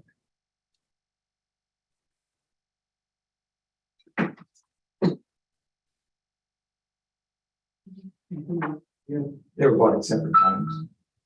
Okay. I mean, well, Okay, let's see what else. Let's go to the Newcomb Bend or the Palmetto. Go down to Newcomb Bend 74. Another one that was in the comp, vacant property, empty land. They're gonna build another home there. So, I mean, I don't know. The only thing I can really say, I don't know if there's any comps or anything we can really. I just think that this property should be deemed useless and it may be even frozen on a value perspective. I don't know how it could increase in value over time or what it brings. I don't know. Fine, so for the moment, let's hear some minutes. Sure. All right, let's see. Going to your evidence or staying here? So you recently purchased this lot as well from Gil, Pat Gill, and what did you pay for the whole? the whole thing. What did you pay for this, which is account, let's see, it's gonna be 65 Bel Air. What did you pay for? I believe 65, and I see a number 70 something. I don't know where that came from, but it's not okay. That's not what you paid. You paid 65, and we have 54. Well, it wasn't worth that. I bought it. She had me over a barrel. I know, I'm sorry. Just trying to establish that, because all we're talking about is market value. So for market value, the subject sale is always relevant, always relevant. The subject sale is always relevant. Can we get there? No, we can't get there. Why? Because we take into account other sales on the street. And we have to consider equity when we're doing it. What's different about this thing? Well, there's obviously only so many square feet that's available there. And then the fact that you really can't have a house that you can build on says that you should give it an adjustment. That's the reason if you go into the card, the property card, right here, we only have 2,600 square feet.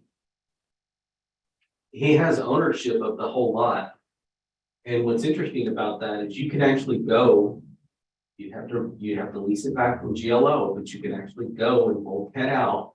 Mike, that's not true. I don't know if you can say that. I have turned the entity or And, oh yeah, that is not a true statement. Well, And that's why Pat Gill bought it, because she was told she could. And it ended up But that- being no, that exists in other places in the county. not there. You cannot, I tell you, it's impossible. Who did you talk to? Because now I'm just curious, because Land in GLO, I talked to, well, Jesse, I took Jesse Solis, I went all the way up the ladder, I talked to the Corps of Engineers. I've been around and around. Hey, I would love to reclaim that property and I pay for it.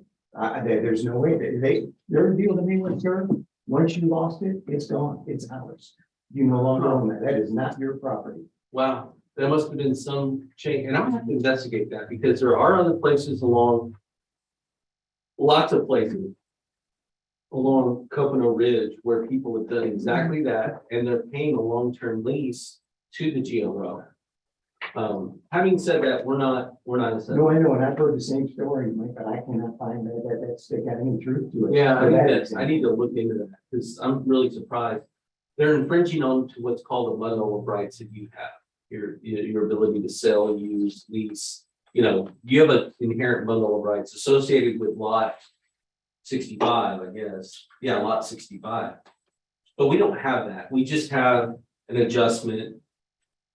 We have only 2,635 square feet, and we have that even further adjusted because of the nature of it's not a buildable lot, for a house. You just can't do anything with that. But it's hard for us to get away from. And this board should consider the fact that you paid 65 and we have 54. They just should. But when we paid 65, it was larger, right? I know it wasn't larger, but I'm gonna say that nobody in their right mind, but it was worth $5,000, $10,000. Nobody would pay that. I did it out of defense, privacy defense, and that's the value I paid. I paid $60,000, probably $40,000 more than I needed to, because it was that important to me, and nobody else has that value. Nobody, so I kind of disagree with that strongly that. It's okay. I get to. You can see what I'm saying. But I disagree with your statement because I do have people like what you have. And I'll show you. We'll go into the Bel Air comp grid. Comp number 1 is the subject. We have 78 subject property owners under testimony saying you only paid 65. Having said that, that would be 65, would be the actual, let's see, 78, 86. And the last one is 62. So the median value would still be 65, which would still support the 54 that we have on the subject. What's the difference in that? Well, we've got $35,000 worth of land, 35 change. The remainder is pier.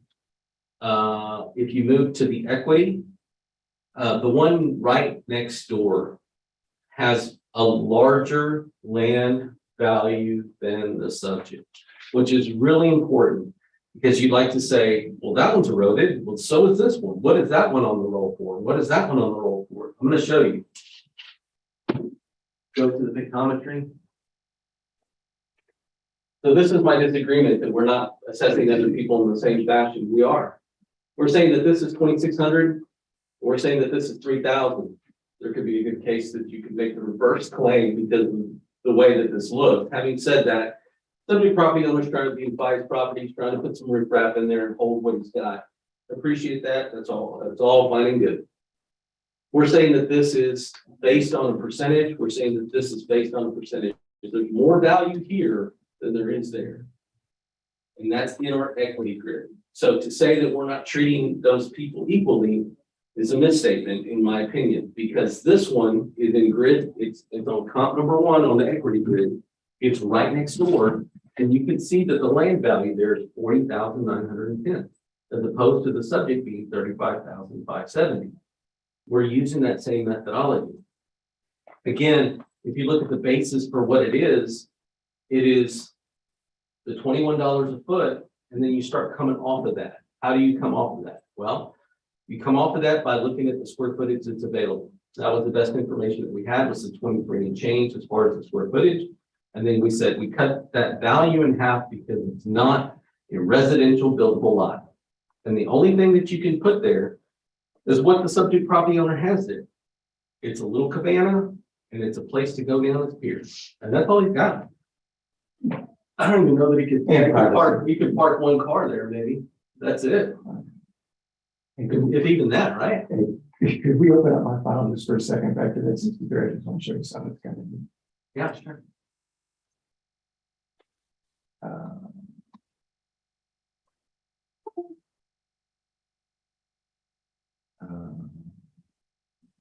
let's see. Oh, I don't know if I have it. I've got the GLO came in and drew the line for me. I want to know where I can protect it, the bulkhead. Nice. And it's moved back quite a bit off that visual you showed. And I'm not calling it trickery, but Oh, yeah. there's not that much land. When you see where they drew that line, and you know this, it's up by the grass. Oh, So if man. they put that picture up there, their line, well, not that one, the one that he was showing, it ought to be flip flopped and all that, the aerial view that you had. Yeah, but there's another arrow you've got from GLO. Oh, yeah, and it's got a big fat red line on it. It says you put one concrete bag on the other side of that and you violated, they swarm in on me. And I'm like, I've gone to the end of the year to try to buy them, to extend that property. Terrible. Well, Did you say buy or lease? I would lease or to expand it back to its original form and to do whatever the process is. Yeah, I'm really surprised by that, but I don't understand what you're saying. I'm just surprised by it. So, in any case, the district doesn't have anything else. I'm gonna go do something. I think this is the last case of the, at least the 130. But what I would just say this, if you change this, you would be doing a disservice both from an equity standpoint and from a market value standpoint. The subject property recently sold. It sold for an excess of what we have. It is the best comp. Secondarily, the one next door has a market value that's in congruency with the subject property. It's the best equity comp. That's all I got. You have a minute, Jonathan? Mr. Davis, thank you very much, sir. Yes, nice to meet you. Likewise. Scott, anything else? Yes, I think we should be approved for 45. Are they? 40,000. And that's mainly because of the structures. The land, I think, is probably worth about fine. ARB has.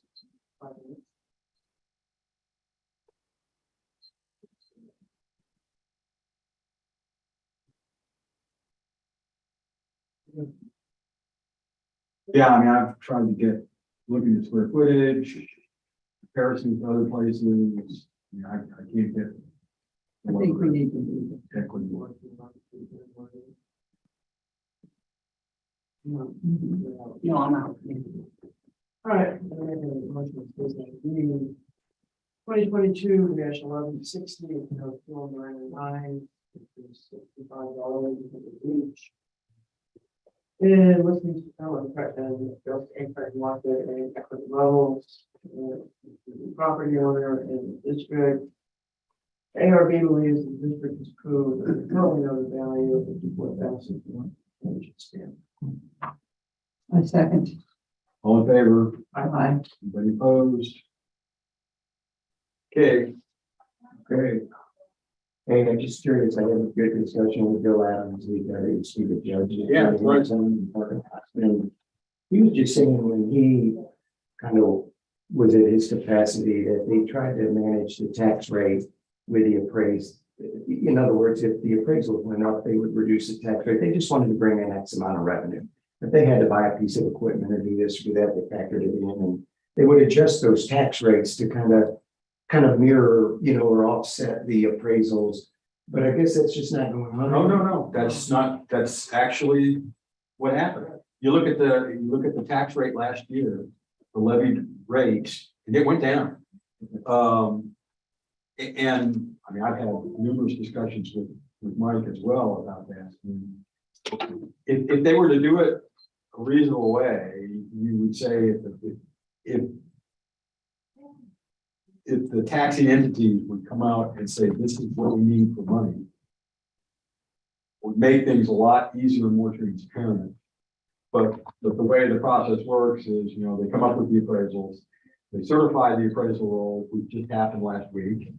And now that gets passed over to the entities, and then they come up with their tax rate. Be that as it may, it is actually true that the tax rates did go down last year. the appraised values went up quite a bit, and we don't know what they're gonna do this year. I got you. Yeah, we don't know, because it's crazy. Yeah, what happened, all the latest, what is the, you know, assessed for? We don't know. They don't. Yeah, we know within probably close to 5%. Well, it's actually less than that, 3 point something percent of what the cash value was at the beginning of this protest season. And it's gone up. It was, I think, 4.2, and I think it's almost 4.8 this year in terms of the total appraised captured value. So, but if they're prudent government officials, they won't be like, you know, a kid in a candy shop, right? Right. If they, yeah. Yeah, and last year said that they would, and, you know, they were like that. They didn't, because even last year, the appraisal base considerably increased and they didn't go nuts. They actually went down in well, pretty much all of the entities. So just recapping, we left off at 375 and leaving 65 the same. Is that what we agreed on? I mean, what you. Yes. It was, they didn't let you introduce yourself. I guess they don't. Scott. Well, our name's, Yeah, Kathy Hall. Nice to meet you, Kathy. Hey. And Joanne. Yeah. Thank you for your time. Okay, thank you. I think I got everything. Okay, you want one of these surveys, Scott? Sure. Yeah. Okay. Thank you. All right.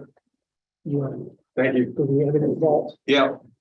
And that thing's still sitting there waiting for you to finish.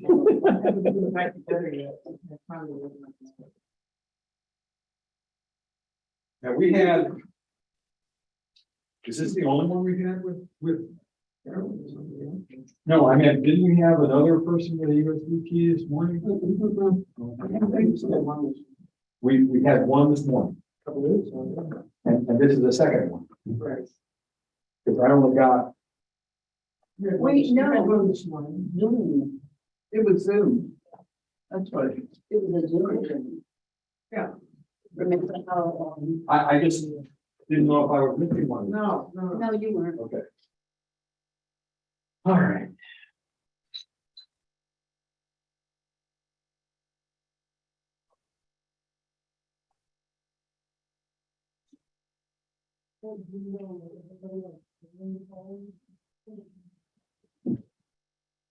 It's interesting that we get two in a row almost of people who have this property that's washing out. Yeah, true. My experience is kind of in line with what he's saying. That's what they all told us because, and it, you know, she makes an excuse, but the fact is they've had it 20 years, the one yesterday. Yeah. And they hadn't done anything about it because I watched that since I moved there in 2003. Work its way in. Yeah, the hurricane didn't do that much to it. It was already way back there. And our property would have had an erosion issue if my father-in-law through the years, because that property, they got that property in the late 60s. I have 3 rows of bulkhead. And I think that's the only thing that kept from my stuff washing out is much like the neighbors. Oh, really? We would take the bag. I figured I'll do that. I'm sorry? I said, we're good right now. I figured I'll do that. Oh, yeah, but. We have a letter. But I was gonna check with Mike to see if he wants. I have no idea. And we have 3 o'clock possibilities. There's always possibilities. Yes. I just went over that with David. Possibilities? Possibilities. Always.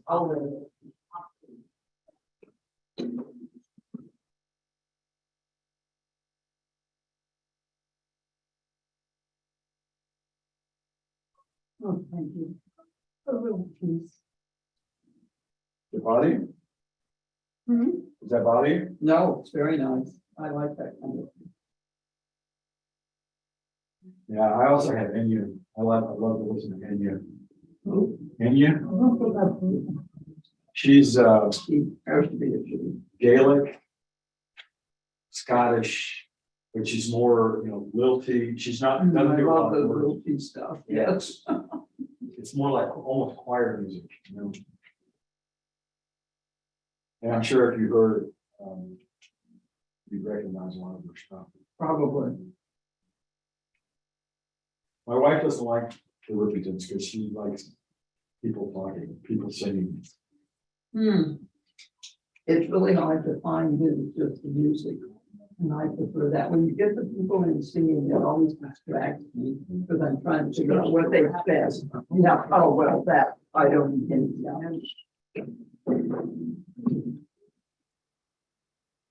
Don't bother Kathy. Very together. I'm reading an article. He broke it. Amen.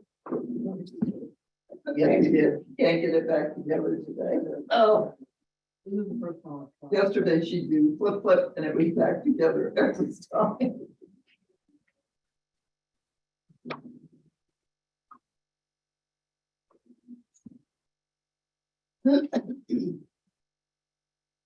We had some hard news today. Yeah.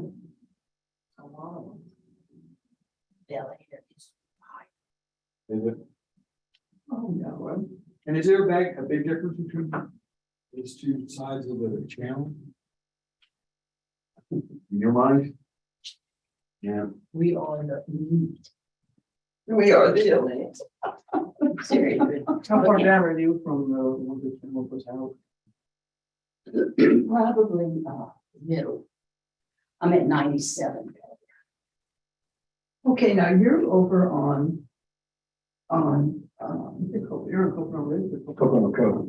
We're across Salt Lake. You're on Salt Lake then? Yeah. Yeah. Okay. Do you get the big winds? We get, because I owned property at one time on the Salt Lake side of Coconut Ridge. And it was hard when I was renting it out for people to stay there because they couldn't sit outside. How far down Coconut Ridge was it? And Salt Lake, was it towards the front part of Coconut Ridge or? Oh, it was about halfway, 326 or something, so it wasn't that far. That's interesting. You know, You can make new things. Oh, that was neat. As you come around the curve, it was probably 6 or 8 up on that side. And of course, the more wind, the more slushing you had of water, and that was the Really interesting, the channel that goes out to Coconut Bay from Salt Lake is right across from us. Oh, okay, so you're way down. Yeah, we're down Yeah. there. And there's actually, I won't call it a barrier island, there's like a salt sandbar in between our shore and the far shoreline over on Coconut Ridge. So during Harvey, a lot of folks on Salt Lake, and I guess, that part of Coconut Ridge as well, but primarily Salt Lake, because Salt Lake was way around the back. And then there are a lot of channels. A lot of people got flooded really bad back there. I don't think we had 3 foot of water rise in front of our property. Because the only thing I could surmise is that the water came in through that channel from Coconut and then just spread out left and right. And there were about 5 of us right in a row directly across from that channel. That we had no storm surge at all. I mean, I've had higher tides than what we had from Harvey. Well, they talked about storm surges over at us, but really very few got wet. And it wasn't that they were the 2-story, because we had a lot of 1-story. Yeah. But it took so many roofs off that, who can I tell thought the that during the difference? storms or in there and kind of sucked all the water out and then threw it back in. That's what happened in Holiday Beach. Yeah. Oh, that's I right. mean, it was almost, I heard flat dry. Yeah. Pretty much by Holiday It Beach. sucked all the water out of the canals. And then when it came back in, it shot with a vengeance. There wasn't one downstairs that stayed intact. Oh, gee. Every pier was gone in Coconut Bay. And then in our area, it just sat there for about 2 hours over that area. Oh, more than that, it's probably almost 2 days. Yeah, Because we were, we had people who stayed and they said you could hear the tornadoes. yep, The railroad sound. the guy, 3 houses down. Yeah. Yeah, that's cute. I knew some. And it tore up his house, the backside of his house, he stayed just 3 houses down from it. And you know it was tornado dancing around Yeah. because Yeah. I lost a section of shingle on the roof. It wasn't the whole roof. And you know that tornadoes were dancing around, and if you look across the street, you have house, pile of sticks, house, you know. There was, you couldn't even tell if there was a house there. No Yeah. wall, no roof that you could discern. Yeah, because we lost a lot of cinder block houses, which had made it, they were here from the 50s and it made it through all the storms and everything. But this one got them just. That's what happened to us. The 2 houses right next to us stayed standing. Ours was just wow. Yeah. I mean, they lost. I don't know if some you- roof, You know, drove but- up Enterprise by the high school. Yeah. That was amazing because going from the high school up to Pearl, the houses on the right were, you know, nowhere near as damaged at all as much. The ones on the left side of the street were just decimated. Yeah, well, our houses on the street side, they were pretty much okay. But if you went around to look at the other side, they weren't there. Yeah, And it was just. yeah, you know, on Coconut Ridge. Yeah, Yeah. oh, God, it was so. It was sad. Amazing. Irville, towards, yeah, through Sinton. Mhm. And as you came towards Rockport, towards, Highway from Sinton. There was a swath of land on the highway. You could see from both sides of the highway, Yeah. lots of different, a lot of ways that direction, a lot of ways, which was a tornado that went right through the middle of it. Yeah.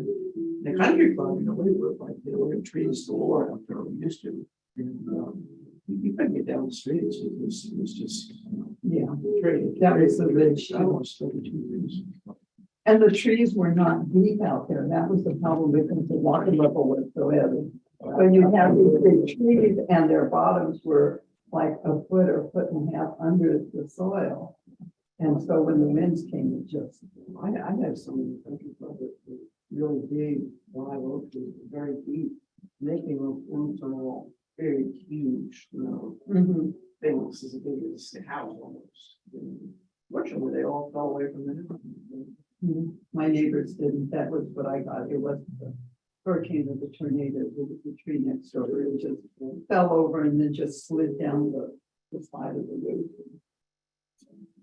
It was all repairable.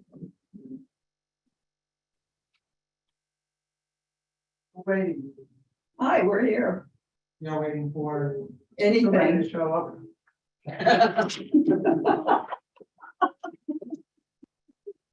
What do you want? What do you ask? So we had We wanted to know what we were waiting for. 3 o'clock. Is that right? Yes, we're waiting for 3 o'clock. Oh, wow, no, 1:30. 1:30. Unless, well, yeah. that's 1:30. fine. 1:30. There's 3 o'clock. Starts on page 8. We have 1. 4. The same. 7, 8. Ooh. Good count. Look at that number on page 11. I know. The top one. Look at all the Check things. everything. What is that? I think they added. I don't know. One of those files. Yeah, Well, when in doubt, let's check it. Check it all. $24,000. Well, we'll see what shows up.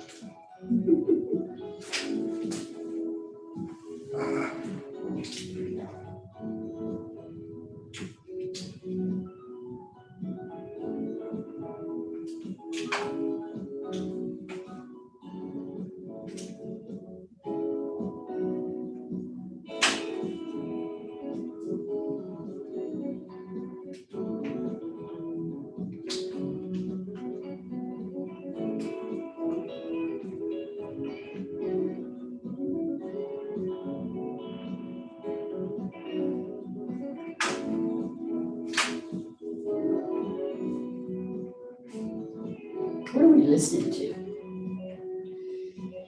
Is that like a Pandora maybe? What? The music? No, I can't remember who said it was. Oh, okay. It's got no singing, so it's okay for me. Mhm. I don't like singing. I have to stop and listen to the words. You don't like singing? Yeah, yeah. I just like music. Do you care about the contract? I was doing this for Scott, I believe. Are we doing some more? I believe so.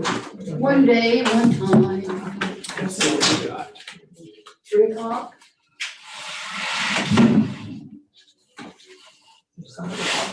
Yeah, there's a couple folks. Wow. Yeah, let's get this. Yeah,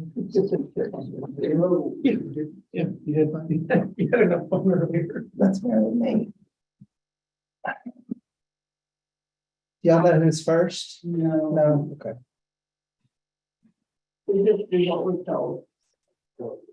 Sometimes. We'll go after we can get started 5 minutes early. Yeah, We have sure. several property owners with multiple properties. Yeah. Oh, they didn't tell us. I'll notice that.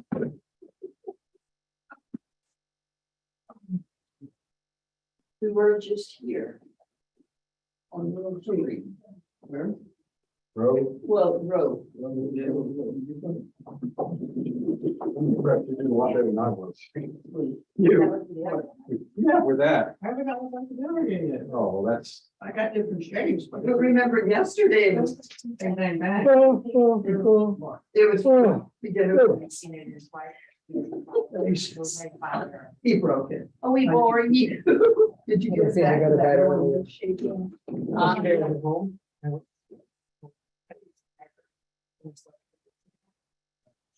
When? Did Oh, we for try last you night? out? No, I was trying to.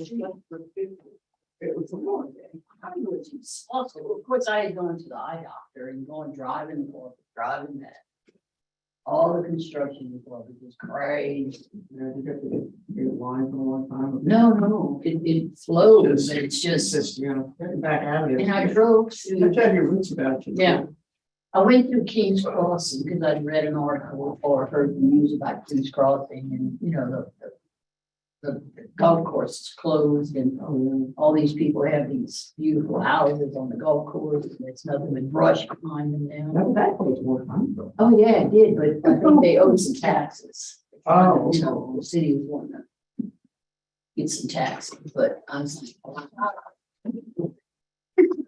That's a lot. I mean, you know, you got a beautiful house and that was your golf course. First one is 2 accounts. It's number 1398 and 139.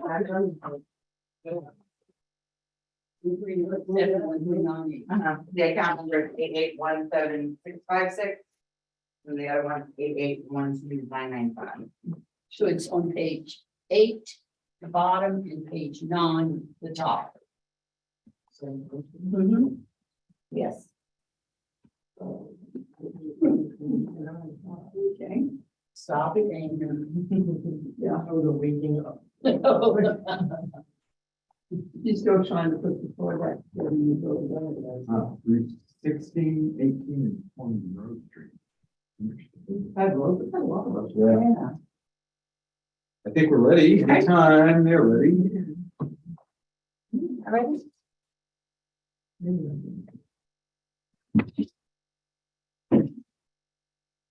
95. We're gonna put you right over here. Hello. Hi. Well, no. Thank you. Hi.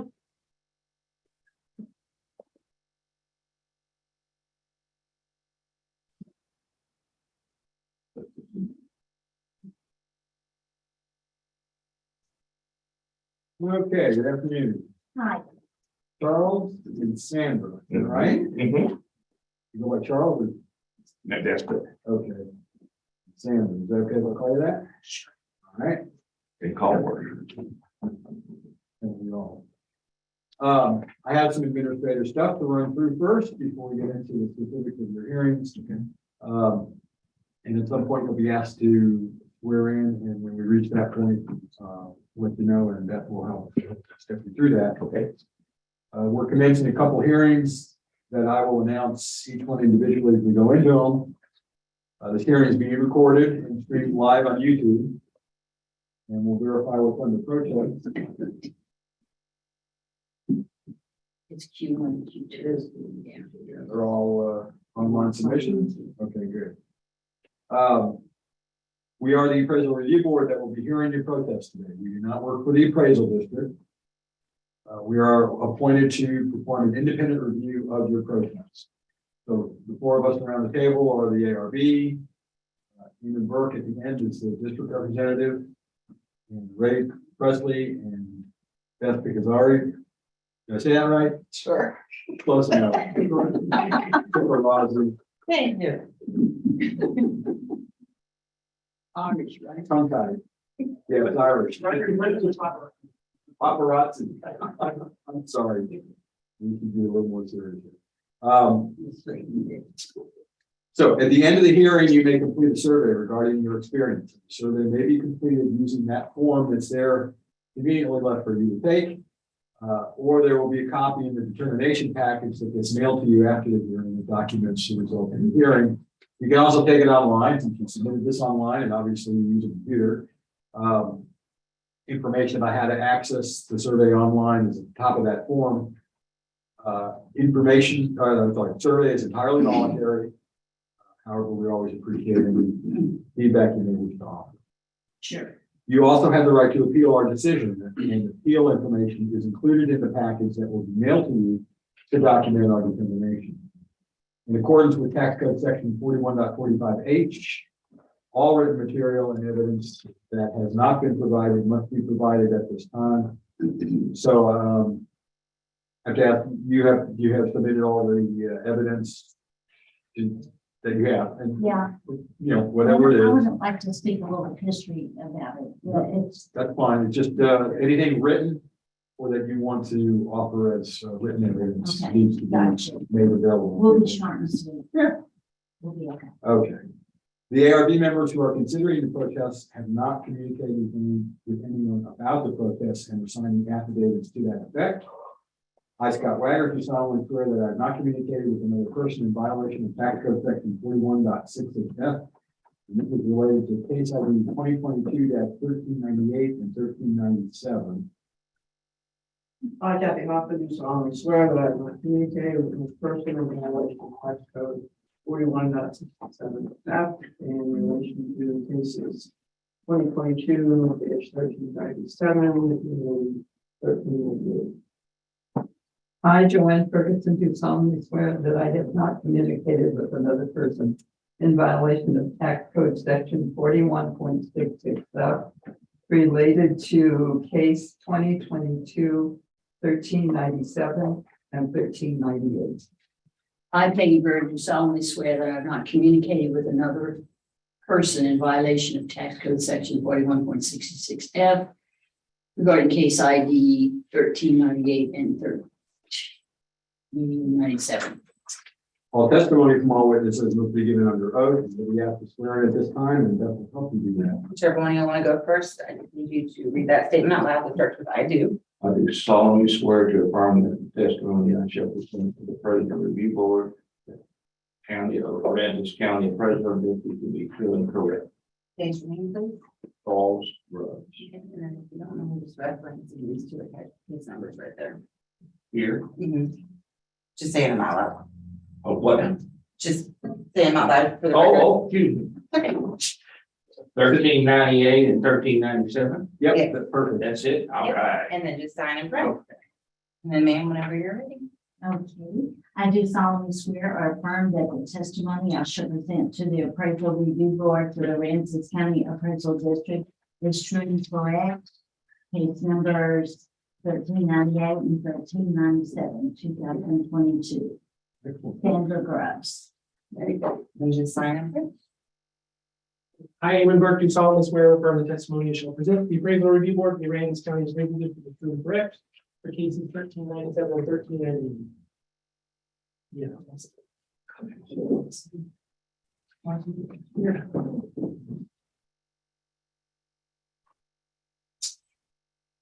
Thank you. Okay, I need to ask, if either of you hold a license or certificate from the Texas Appraiser Licensing and Certification Board?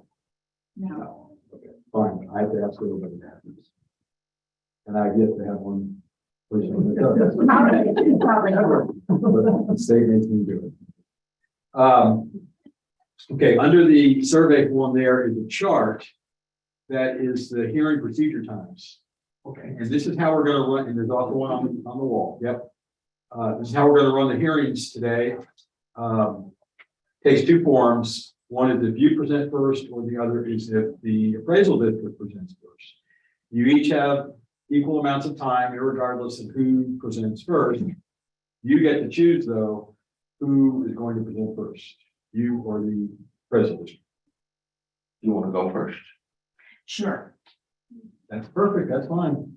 Oh, I should also ask, Yeah. we do have two hearings that we're gonna have here.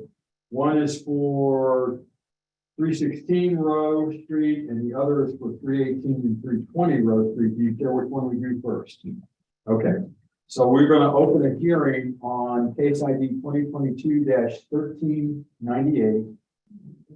Count number 8817656, which is 316 Rose Street. See, that address is wrong. We're not. Yes, we are. Well, our physical address is 318 for all three lots. Yeah. But one of them is C16, that's a little small one. Okay, so now we're at 1398. We're doing 1398 first, yes. Okay. And go first, you have 5 minutes right now. And then Thank you, Rich. I didn't know how much time. I retired government teacher, so you didn't have. Okay, so on these lots, perfectly happy. We love the trees. We love just right where we are. We have a little house and store our RV and enjoy our trees. And right next to it, if you'll see right up there, is Elizabeth Street, and it's a close street in Rockport. I can't remember the exact day, but we were not in Rockport, we live in Houston. Stop the pen right there if you don't mind. And this person moved in after a beloved black man lived there and lost his little house to back taxes, and it's in Harvey, and his wife passed away and everything. Anyway, it stayed vacant for a long, long time. And the next thing we knew that this man moved in. And you can obviously see that he has problems. He's got no trespassing in pink on the house is not livable. And on the back side that I couldn't get without being in danger says kill.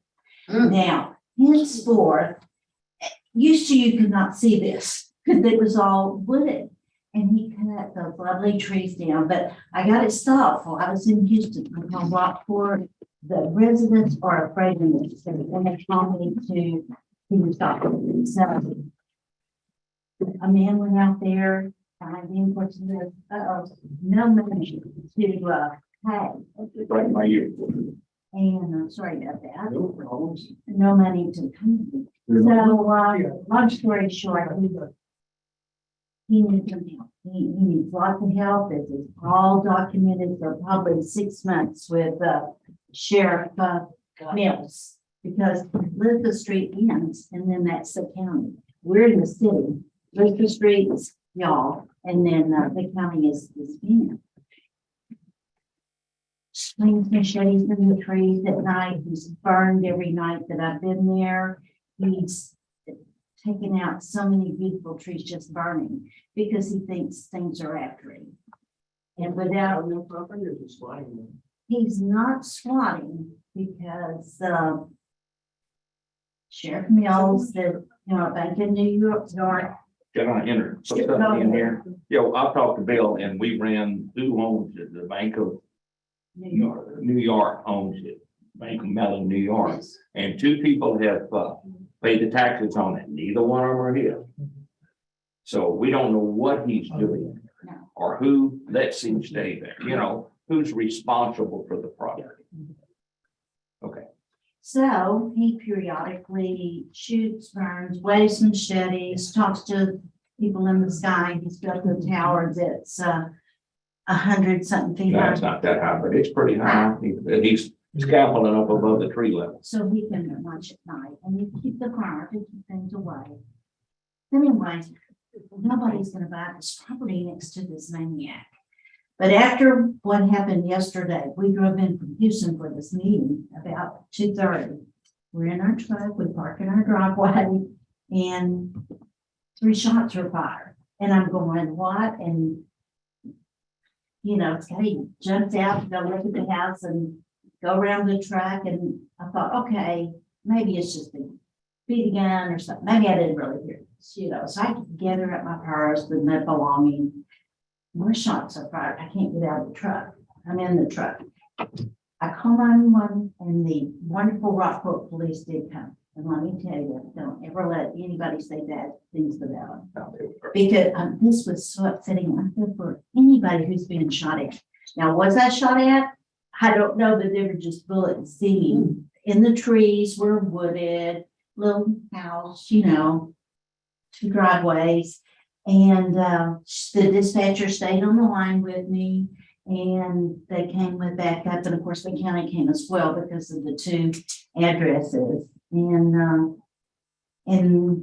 there was another person that I didn't know living or in that house that the worst thing you've ever seen on TV come out of it. He was skeletal, and I have been a counselor. I've seen a lot of bad cases, but not as bad as this. And this other person who extremely needs help. And I talked to the neighbors around and said, oh, we've been shooting a long time. We're just doing fine. We haven't been down about 5 or 6 weeks. But burned everything inside, you know. Did they do everything for the guy who shot the gun?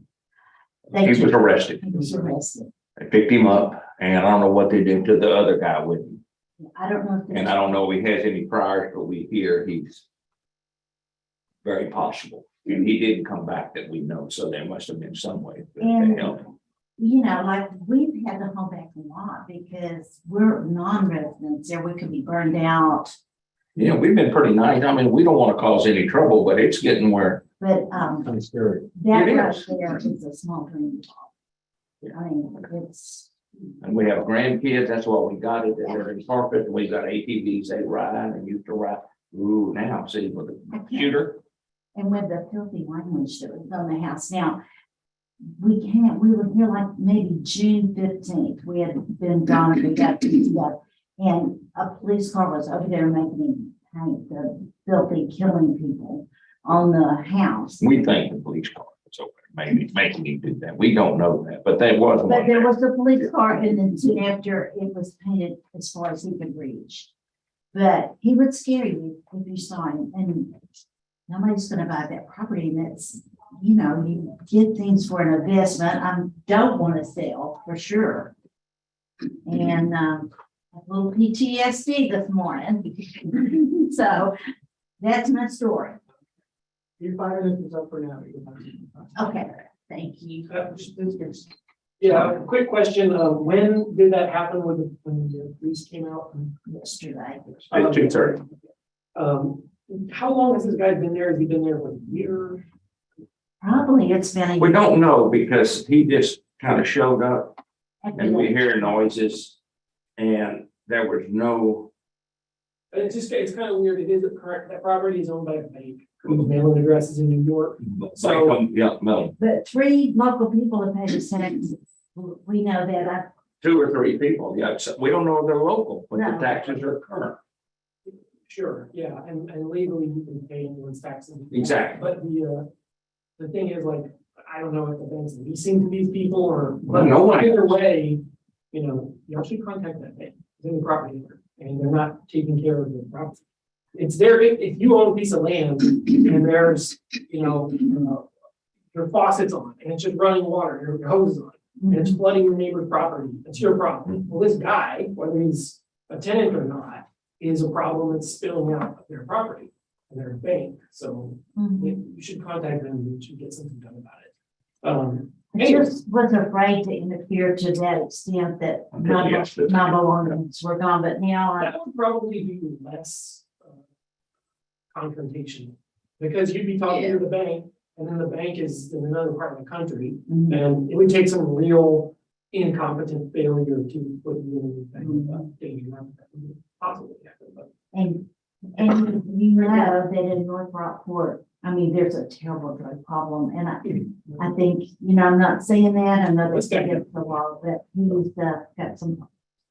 And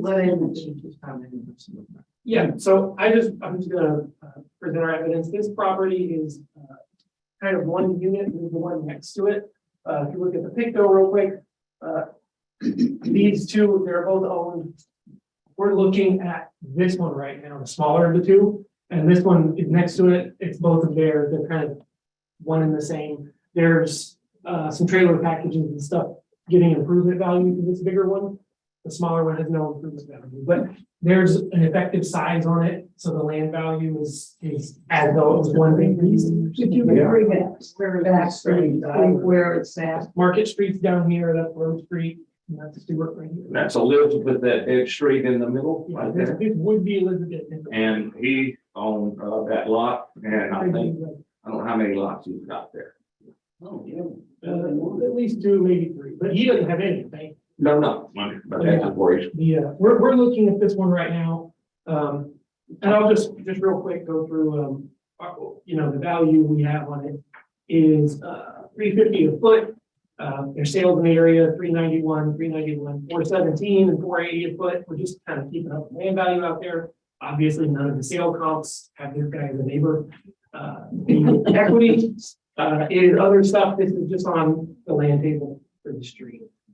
And there's no considerations for this other than there's still land, because there's no improvements. Like I said, it's been functioning for size. What would, you know, we just let the impact of the neighbor is economic obsolescence. So to what degree that is I'll leave it to you. That's it. I'm confused. Were you confused? No, that's all right. It's, that's the next one. Oh, which one? We're on All the ones. 97, right? Yeah, at the top of the page. Oh, we doing 97 or 98? We're doing 98. There was another Okay, small 98. piece, was just land. Okay. Gotcha. Oh, okay. Okay. We're doing the gander first. Who's next? Yeah, all right. Okay. Is that it, Miriam? Yeah. So the equity is 21,000. But there's Sale obsolete. What's it called?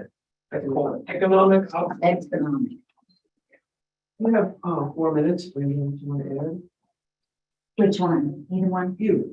Okay, Oh, you got it. I just want to tell you that I cannot believe these people are so terrified and not reporting it, but because they don't want to get involved. There's babies on the street, there's overtime people, there's people with prosthetics. This is a retired part of Rockport. You know, it's Mr. Moore's land, right? It stores right here and you turn on the road and it goes to like about. Oh, that's half fair. a mile. That's roaster. And I just feel like if we would have to sell now, the way everything's going downhill for retired people, that's a possibility, but I hope not. So this is just land. You have a mobile home. Yeah, I have a mobile home, but it's moved once a year, yeah. But it's not on. It's on the Oh, no, I'm sorry, maybe not. improvement value. It's on the other property. This is just. And we have a deck and a storage, That's on the little property. house, and that's a bathroom. Yeah, it's on the, Mhm. Used to have a minute or so. Okay, I'm just saying a whole lot for Rockport and Aransas County Police and they have worked with us as far as they can go. And I know there's rights, there's certain things you can do, and you can't do, and you know, I just hope y'all consider a little bit and give me a little help. So what value did you put on this property? I believe when the total company is, I said 39.70. No, but just for this section. Lot. Oh, No, just is this this for lot. that section? Yes, this lot here, that, we're taking this one, Oh, one at a time. um, The district has 21,000 right now. So what value did you put on it? I believe I put 17. Did I put 71? Do you not have that copy? I mean, 17,180. 17 and 80. here it is. Oh, okay. I can pull it up, but No, I understand. But anyway, thank you. thank you all. Anything else you want to do? No. Anything else you shove it in there or two? None of you ever get shot or shot Got around me too. or shot. A shot and see the dispatcher for the shot, so. Oh, it wow. Oh, just you counted them. was not a lunatic. I like you call, you know, Yeah. so. Okay, so the ARB has time now to discuss and decide what they want to do. Well, 17, 180. Yep. Joanne, you okay? I'm fine.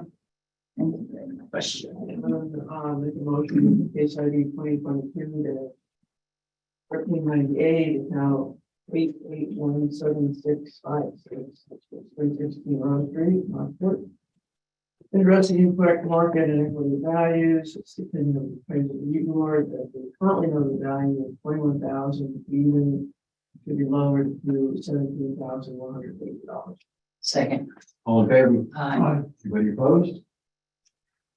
Okay, we'll close that hearing. We'll open a hearing on the other account, which is case ID 2022-1397, account number 8812,995, which is the other piece, 318 to 320 Rose Street.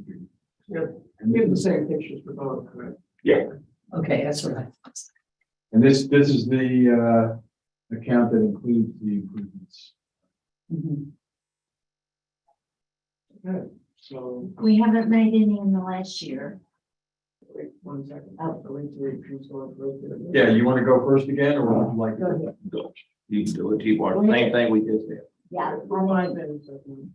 it's right there. It looks like 2 nights old people live there. We hate that Elizabeth Street is, you know, there now, but hopefully it'll grow and we're gonna try to put up a fence, but it's so expensive. Well, the city took that in because of what to put in sewer. There's sewer on Stewart. And that Elizabeth Street is in the city. They included that when they did their annex last year.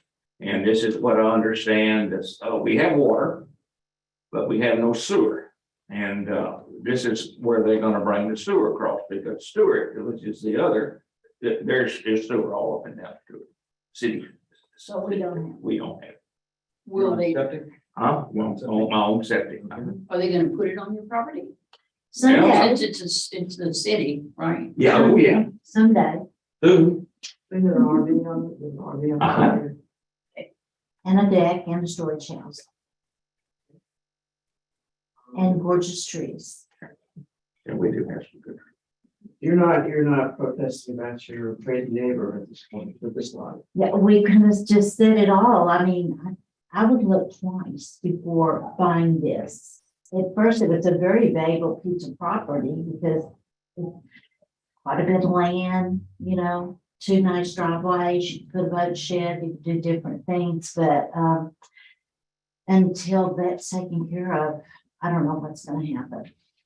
It's just absolutely junky.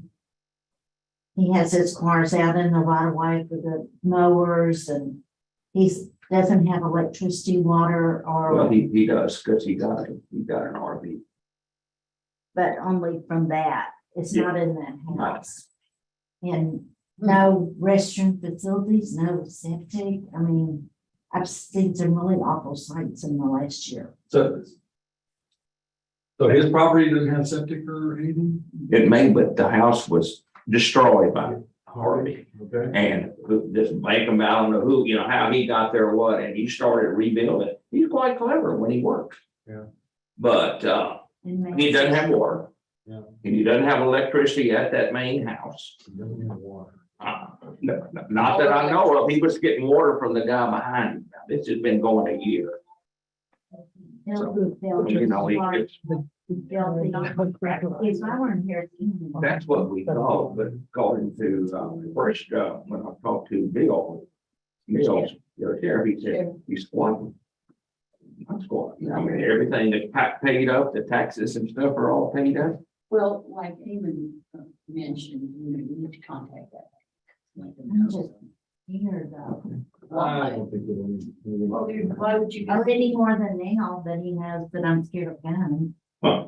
Or scared of bullets. Not I'm knowing. scared of getting shot. Yes. I I mean, we live in Houston, I mean. And Houston's terrible, but we live out. We live out, and I mean, we've lived there 46 years, but I mean, this is our happy place.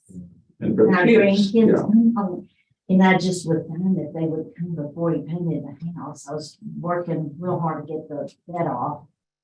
Well, and I don't know if it would be helpful or not, that in the county sometimes gets backlogged. It's not responsive in some respects in many ways, but environmental health may be another. And what is that? Part of the county. I would write a letter.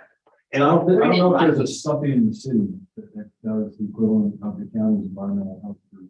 Well, he's not in the city, there's the kicker. Ah, okay, well, in that case. He's, no, this the three is the last city. Yeah, now, I can tell you the little office, for environmental health is by, you know where the transfer station is, the dump? Yes, yes. Okay, Yes. so as you come in. Oh, yeah, I know where it There's is. a Yes, building on the right. exactly. Okay. That's who we dealt with before. We were And if taking. there are issues with water or sewage or something like that, they might be interested in getting an order in the water on that. Anyway, that's just a suggestion you might want to do. But we would have never bought this property with that. Yeah, You know. understand. And now that he cut the trees down, it was bad enough, but it was all heavy wooded. Okay, it's not bad. Now he came in and he cut all the trees. Because He thought that was. strange it. people were coming for him. And then he does have those Issues issues, yeah. and issues that What if need. he's a veteran? I still don't think so, because he would have gotten help short. He's young, he's young. Okay. Okay, and we have, 7 minutes actually. Okay, yeah, it is actually closer to the problem property than the previous one. You know, sales grid, we're trying to keep up, land values out there are going up really fast. The equity grid is just, it's on a land table, everybody's on the same thing, except this one has an economy of size applied to it, obviously. And I'll just point out that the last property was reduced for this problem. And so the equivalent change for this one would put it at 44,000.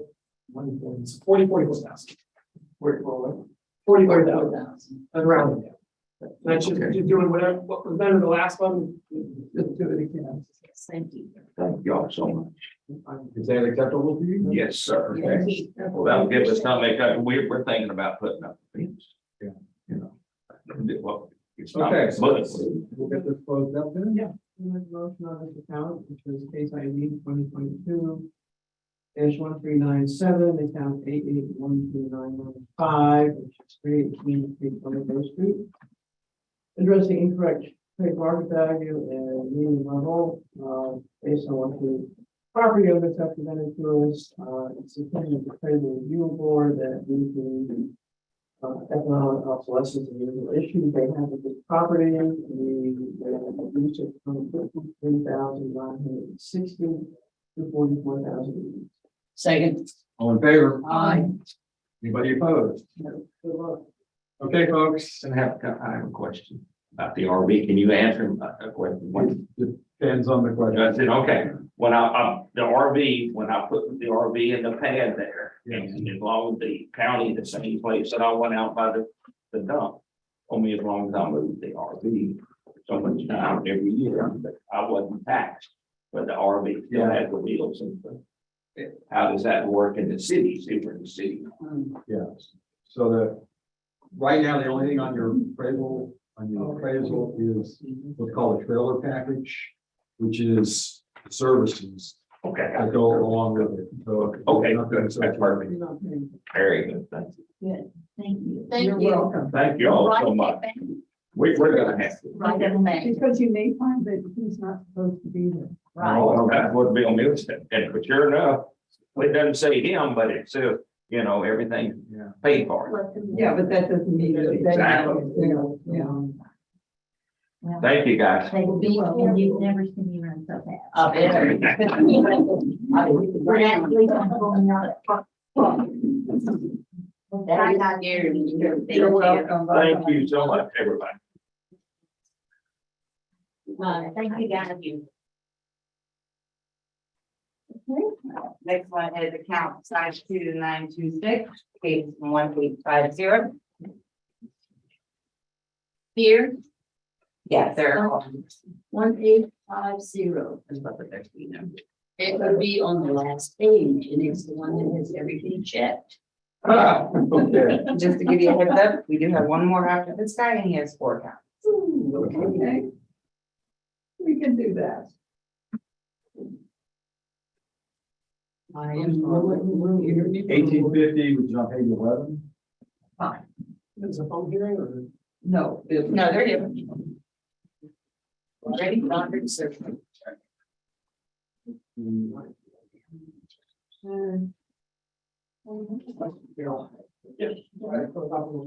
Yours just doesn't look as wide or deep, but it's long and.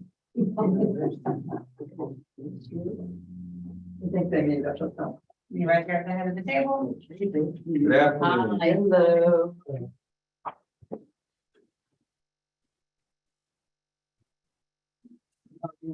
Well. Good. Staying in my cooler. The joke, right? We're ready for. We just skipped through August and September. It says the following is that. It's not really a one. Did you complete a protest form? It's not online. Good heavens. Yeah. It's on somewhere, it's very on. Yeah, no, it wasn't online. Says received blank notice of favorable and instructed and protest as well as the sort of reason for protest. Received blank notice of favorable, what happened there? I didn't understand that, I'm sorry. Oh, it says here that you received a blank notice of the appraisal value, what happened there? What was that? The blank notice, I'm not even know. Yeah, we're trying to make sense of, this is the information about the protest. And all of the values Oh, here that it you could is. specify. It just popped in. Oh, Yeah. Oh, there it is. We're too bad. We're saying, what the heck? Sure enough. Yeah. Thank you, Beth.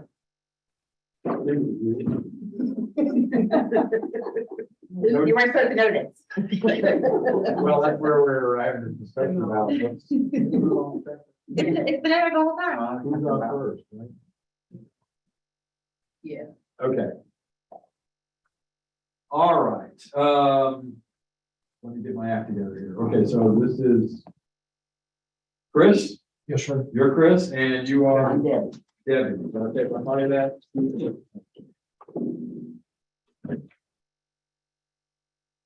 All right, I have some administrative stuff to run through before we get into the specifics of your hearing.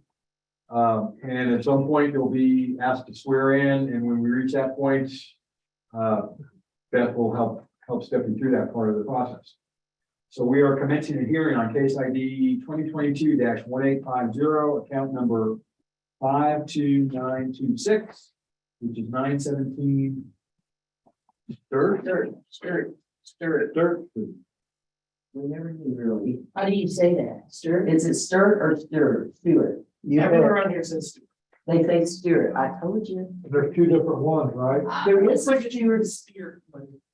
Yeah, it's here. And it's right over there next to that other place. Right. Okay. What happens when somebody misspelled something on an official document? That's what I think. I don't see like. Probably.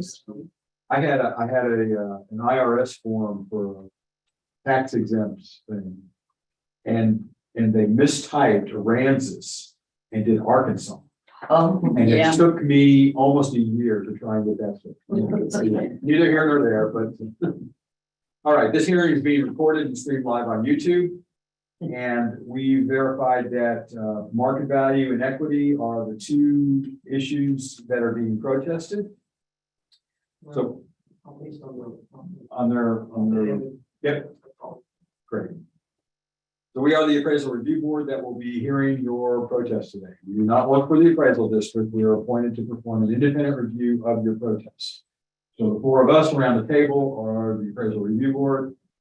Eamon Burke at the end of the table is the representative from the district, and we have Beth and Ray Presley in the back, who are representatives from the district as well. At the end of the hearing, you may complete a survey regarding your experience, and the survey may be completed using the survey form, which is there on the table. Or you can use, there will be a copy that's also included in the determination package that will be mailed to you after this hearing that documents the results of the hearing. You can also take it online if you like, and information about how to do that is on the top of that form. The survey is entirely voluntary. However, we always appreciate any feedback that you may wish to offer. You also have the right to appeal our decision. And appeal information is included in the package that will be mailed to you to document our determination. So in accordance with tax code section 41.45H, all written material, I'm just poking through this myself. It's just there. No, there are a couple pictures. Yeah, okay, great. All written material and evidence that has not been submitted must be submitted at this time. So it is important you have submitted all of your evidence that you're going to reference. Sure. Perfect.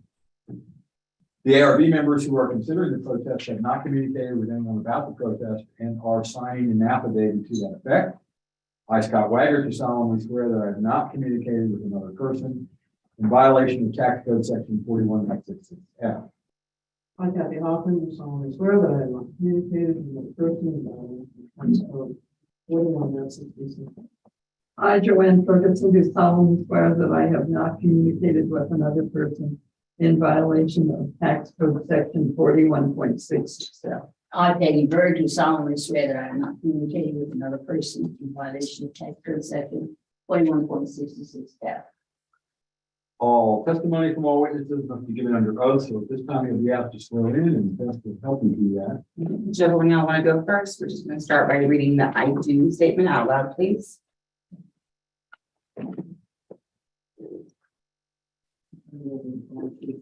I'll be the first.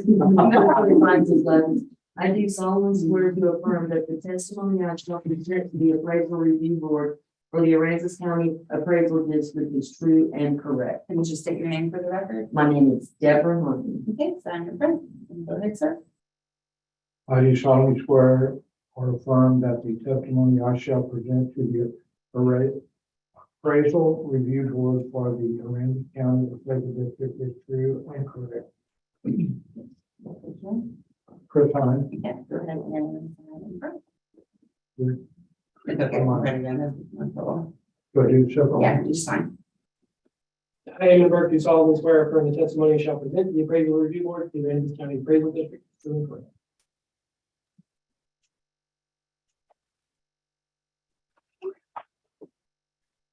Do I print it? I need to. Yeah. Thank you very much. We'll wait for the rest of you. Okay, I need to ask either one of you hold a license or certificate from the Texas Appraiser Licensing and Certification Board. Okay. I get to have somebody come in and say that they do. Anyway. Underneath the survey form is a chart, which is the hearing procedure time. This is how we're going to run the hearing today. And shows that two ways we can start. Either you can present first or the district can present first. You both will have equal amounts of time, regardless of who starts or who presents first. You get to choose whether you would like to present first or whether you would like the district to present first. Doesn't matter. You still have to choose. Where did you do yours for? Yeah, obviously, yeah. It's fine. Perfect. You have 5 minutes right now, and then you have additional time. All right. Okay, go. My only, I guess, issue as far as, protesting, I guess, the amount that it went up from what, the 10,000, what, almost $11,000 to 24, what, 750? Is that the paved road ends, and it's a mud hole at the end in front of where our property is. Compared to, like, the other property that was compared in the comp, the 917 Rose Street, which would be the next street to the west. And, you know, it's got paved road, and it's set up for RVs. That's basically, I guess, really all I had, or, you know, what I would say that's different about my property than the other one. Okay, there is no paved road. Is there any paved road up to it or not at all? Well, it goes to, the paved road goes up to, let's see, I put it there. Yeah. It stops at, right there. Like at 9, that was crazy, man. Everybody, yeah. Where's your entrance or do you? Look, yeah, the blue, it stopped about, this picture kind of showed it right here. Yeah. It showed it about like 2 lots maybe before the property line, like, that 28,862. Okay. That's your property right Yeah, there? there's the fence. But it probably, it's back this way, maybe, 2 lots back from the blue one, from the blue lot. 2 lots back to the south. Probably somewhere in there, it ends. You see it right there. Yeah, you're right there. You're exactly right. Okay, so it does come up to your property and past your entrance. No, it No, doesn't. it does not. It doesn't. Okay. Yeah. I don't know why they did it that way. That's just the way it is. So this second picture with the little building, is that your That's- property? No, ma'am, that's the 917 one Okay, that that's y'all the used old- at the comp on the next street on the. Okay, thank you. So you said there's lights in that little area there, is that right? Or did you not say that? It's wet there. Yeah, it That whole road area. What happens to drainage at the end of this, at the end of the road, that's at the end, right here, which is, that's our lot, the 917, when water all just stands there, it has no place to go. When it does rain, they used to do that, but, That would be nice if you did it now. well, that's why it's all green, that's the only place it's green, is right there. Anything else you want to add? Is that it? No, ma'am, I think that's all. Okay, so this, yeah, it's where it is now, it's the Stewart Street, it's, vacant land. Just look at the sales grid real quick, if we actually point stuff up here real quick, because I'm gonna make a qualification here. All right, so these are really good comps in terms of size and location, Mission Street, trailer, and the next one, the one on Stewart as well, Stewart and Row. They're 6,000 square foot, 400 feet, it will correct for the 400 feet, it's not a big deal. But if we look at what they're being sold for, 25,000, 38,000, and then the next one's back up. They're 25 and 20. So that's just what people are paying right in here for 6,000 square foot lots. So the reason the land table changed is because of this. The days of this thing being $1.50 a foot is just gone. So we did make an adjustment. This is showing a value of 28,000 for the subject. I will point out though, this is 6,000 square feet, the sale of 28.8. So it says the subject should be 28.8. There is no adjustment being made for the fact that this sale, I don't think, is unpaid. I'm assuming that this is paid. So if this was corrected for there is a not paid adjustment in the account. But if it was corrected for it, that number would be 21,200. Not 28. Unpaid. Yes. You comfortable with that number? What would it be at once? 21,200. As opposed to 24,000. That's fine, If the sales show I got that you. in your areas. I understand. And we made it. It's only good as if you're selling, and we're not willing to sell, but I mean, I understand what's going on in the community, I understand. And there was an adjustment for no paved roads. Okay, that'll help you. Yes, All right, I'm gonna make a motion on page 2022-1.0. Count 52926, which is 917 Stewart Street, Rockport. That's the correct market equity level. It's the opinion of the district as well as the treasury review board that we currently know the value of 24,750. Be reduced to 21,200. A second. All in favor? Aye. Anybody opposed? Okay, folks. I will get you out. Thank you so very, very much. You're welcome. Thank you for waiting. Yeah. Okay. Y'all have a great day. You too. Let it rain when you get it.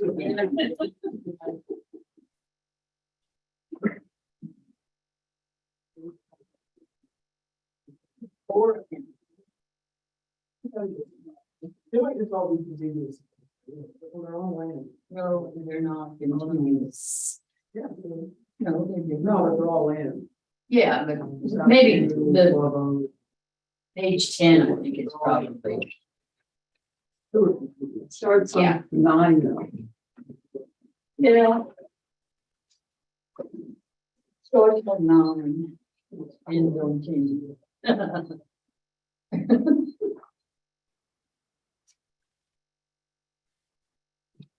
Okay. So you got, start with page 9?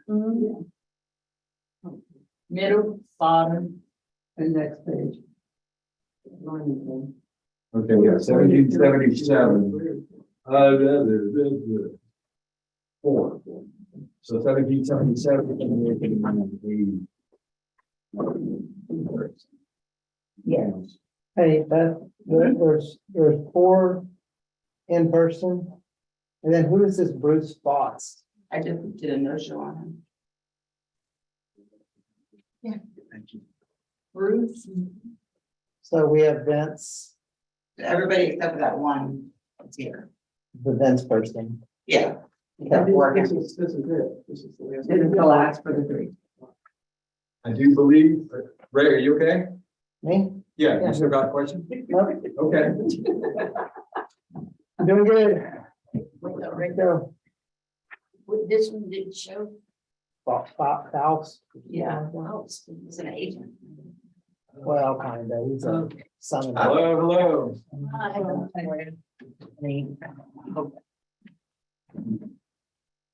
The first people talk about, you didn't have burger all the time, but I mean, living like, oh, don't. Okay, well, why you're wearing But we'll get to it. I'll let you know. Have one substantial. But you change their fry oil too much. It doesn't have time to brown. So their fries are like, they never get golden brown. They're all- No, all you do is ask them to do when they're down the second time. Right, so they'll get, they will never bring out the entire reaction. Okay. Oh, yeah, really. Who we got here? Vince. You Vince? I am. Okay, good guess, since that's what's on the page. I have some administrative stuff I'm gonna run through. And.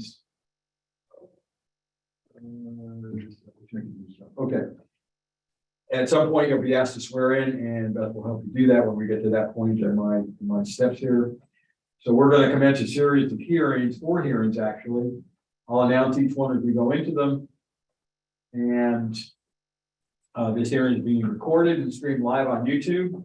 And we'll verify what's under protest. We're doing, 50344. Yes. Yeah, let's start with that one. All the same, I hope.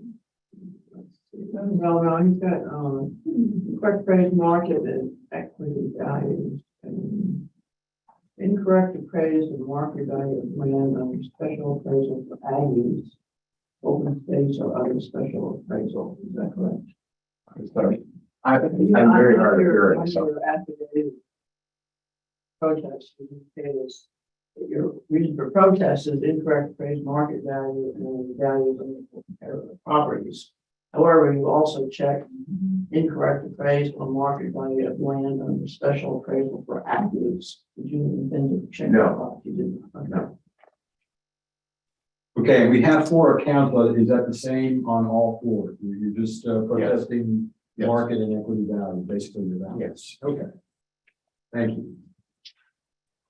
We are the appraisal review board that will be hearing your protest today. We do not work for the appraisal district. We are appointed to perform an independent review of your protest.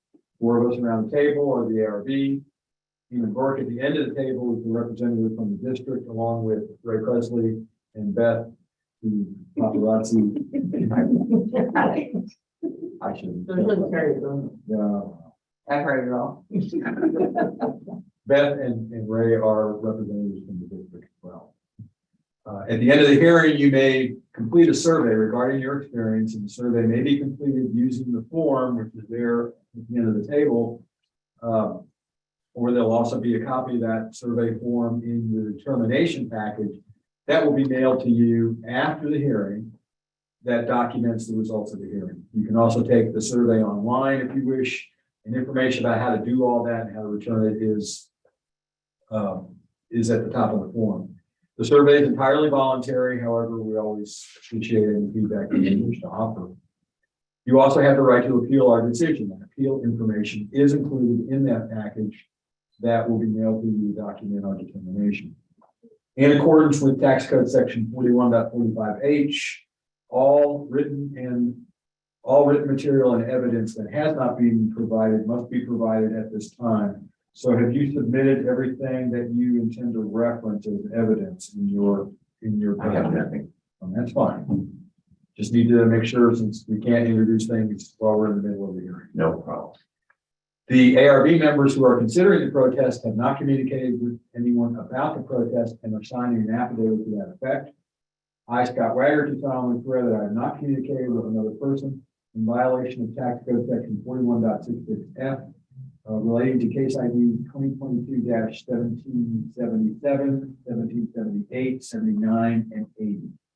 I, Kathy Hoffman, do solemnly swear that I have not communicated with a person in violation of tax code section 41.66F in relation to cases 2022-1777, 1778, 1779, and 1780.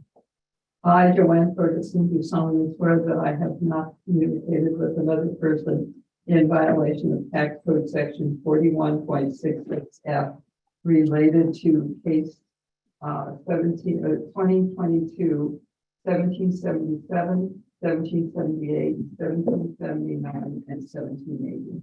I, Peggy Bird, do solemnly swear that I have not communicated with another person in violation of tax code section 41.66F in reference to case number 1778, 1777, 1778, 1779, and 1780. All testimony from all witnesses must be given under oath. Eventually will be asked to swear in at this time. That will show you how to do that. Who's gonna start with that? I do. You want to read it? Yes. Oh, I did solemnly swear or affirm that the testimony I shall present to the appraisal review board for the Aransas County Appraisal District is true and correct. State your name, please. It's Fairhaven. Okay, we're gonna go ahead and just read these case numbers out loud. Case number 1777, 1778, 1779, 1780. Okay, and you sign and print. Hey, member, do solemnly swear or affirm the testimony you shall present to the appraisal review board for the Aransas County Appraisal District is true and correct for cases 1777, 78, 79. This would be okay. This for you to have. Okay, Vince, I need to ask whether you hold a license or certificate from the Texas Appraiser Licensing and Certification Board. No. Okay. Ask everybody that. Underneath the survey form is a chart, which is the hearing procedure times. This is how we're going to run the hearing today. Take one of two forms. Either you can present first or the district can present first. You both have equal amounts of time to present and question and rebut and so on. You get to make the choice of whether you would like to go first or you would like the appraisal. You guys go first. Sorry? You guys go first. Okay, no problem. Thank you. Okay, wait, what account? Oh, I guess I should ask. We have 4 accounts. Do you care which one we address? Not at all. Okay, so we're gonna do, account number 50344 first. All right, so this is saving account 50344. Last year it was certified at 29,000 even. This year it was noticed at 35,000. It is a vacant lot in Holly Beach. The one is on Southview Drive. And this is the lot. There's a large undeveloped area out here. This is Southview. The highway's over here. Yeah. There's a little storage. You come into the neighborhood a little further up here and then you turn. That's Southview. So you got. Excuse me, can I interrupt? Well, I mean, you're not supposed to. It's 4 vacant lots. Yeah, sorry, Okay. sorry, I'm being loose with my language here, it's one parcel. Okay. But it is multiple lots. So this is, yeah, Sherwood, Redfish, Pompano, Dolphin, they run this way south and kind of loops around the bottom, that's the subject. If we look at the property card, just for a minute, because. Oh, no, this is Holiday Beach Drive. So this whole area is over here in, Holiday Beach, so. If we look at the land table, we'll be real familiar with this in a minute. It says SFT 2711, look right here, subdivision number 2711. Everything that's in this neighborhood or this subdivision is on the same land table. So this, go back up real quick. So this one's at $1.75 a foot. Obviously, it's going to be graduated depending on the size. This one is, pretty big, but what happened year over year is this changed to $1.75 a foot, or whatever it was before. So let's look at the sales real quick. And the sales here on Pompano, West Misty Oak, there's another one on Dolphin down here. The best comps here are going to be 4 and 2. Both of these, because they're the exact same size. They're 20,000 square foot lots. Someone bought one for 36, and someone bought one for 42. So our old number of whatever it was on these, 29 was not cut. So they're at 35 this year. There's some smaller lots. You can see they're getting more per foot. This one's 252. Comp one, I think, was actually $1.80 a foot. We're $1.75 a foot. So we're not even at 100% of these sales, but this is why the land table changed. It's because we have to keep up. Land is just worth whatever people are paying for. That's all it is. You buy more lots, you pay less per foot, that's pretty much it. That's why the land value changes out here. This one's 370 a foot, I think it's pretty small, little bitty thing on Dolphin. And yeah, equity wise, this land table is actually pretty large. It covers all of this whole area, the Holiday Beach dry area. It's just one land table. Okay, that's it. Then you have 7 minutes or any discussion or questions or presentation. Would it be possible to see the lots that you took the comps from the overhead? Sure. Which lots are you pointing out? You want the sales? Yeah, you The ones that sold? the sale comps. All right, you ready? Here's the first one. This is 2, 3, 3, 6, 7. This is Pompano. Right there. So it's right here. Uh-huh. Next one is Misty Oak. So that's right there, and All the ones with the oak names are gonna be written this way. south, whatever it's called, is this way. Oh, Right here. Yeah. So So just zoom out a little bit so we can, and maybe take the parcels off because it's real cluttered. This whole thing is one land table. All this is one land table. I'll go to another one. Are you ready or no? Yep. Okay, this is 2, 3, 3, 5, 3. This is Redfish. Zoom out. Subject to right here. Here to here. Redfish. And this is Swordfish. That's the one, yeah. Yeah, so pushes a little ways away. Yeah. And. That's fine. No more? No, that's fine. Okay. I think if you'll notice that each one of the comps that you posted there is on a paved street.